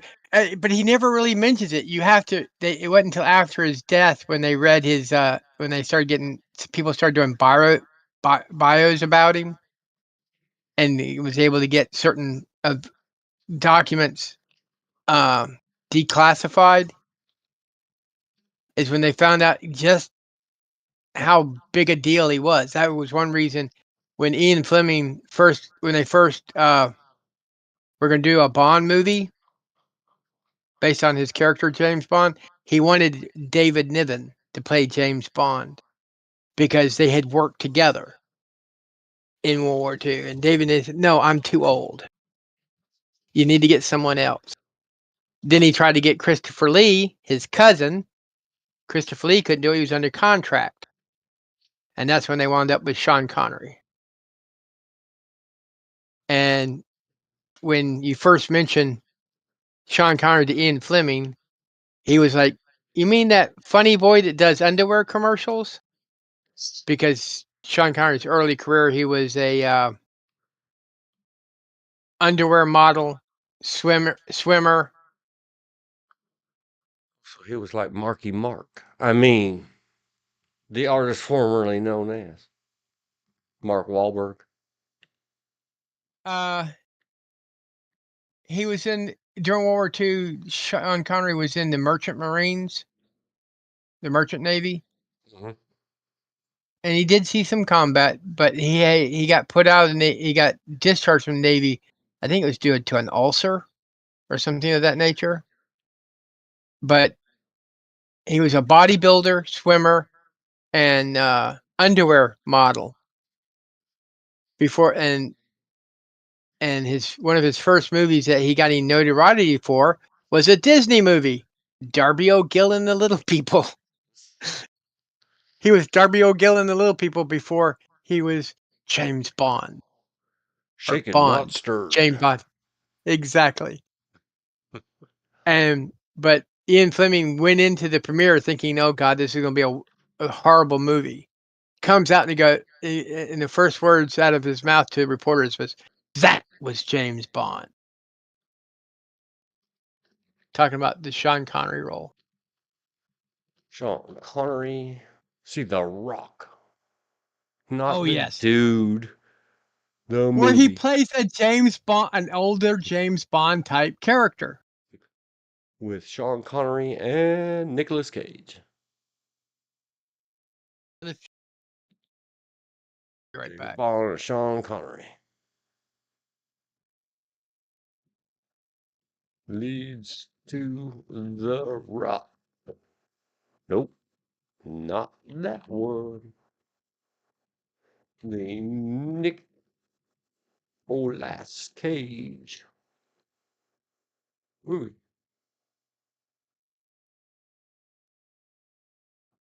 That's got everybody in it too. But I'm not going to look it up. I got to start winding down. Whenever George gets back, I'm going to say wind it down. Because I said I was going to quit at 10 o'clock even. And now it's 10:12.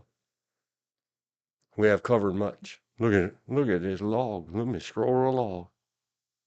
Scroll, scroll, scroll, scroll. Still scrolling. Still scrolling. That's going to be one long comment. One comment coming up. Done good. With a little, getting by with a little help from my friends. I could spend some time logging, noting, annotating. Oh boy.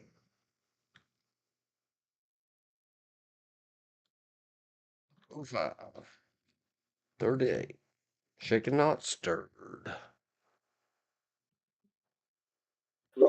I hate to be a party pooper, I was but just I'm getting. going to have to go I ahead. was just saying into the silence that I have to wind it down. I said I was getting off at 10. It's 10:12. 10:13 now. Yes. Winding Y'all down. have GH gotta go too. So we will say good night. Right? and Merry Christmas, Happy Hanukkah, and have a good holidays. Absolutely. All the above. And we'll say Merry Xmas Eve in the chat. And good night. All right. Let's crank this thing off, George, in 5. Hang on. I gotta get the other window up. Hang on. Sorry. Take 2. Clack. Shutting it all down in 5, 4, 3,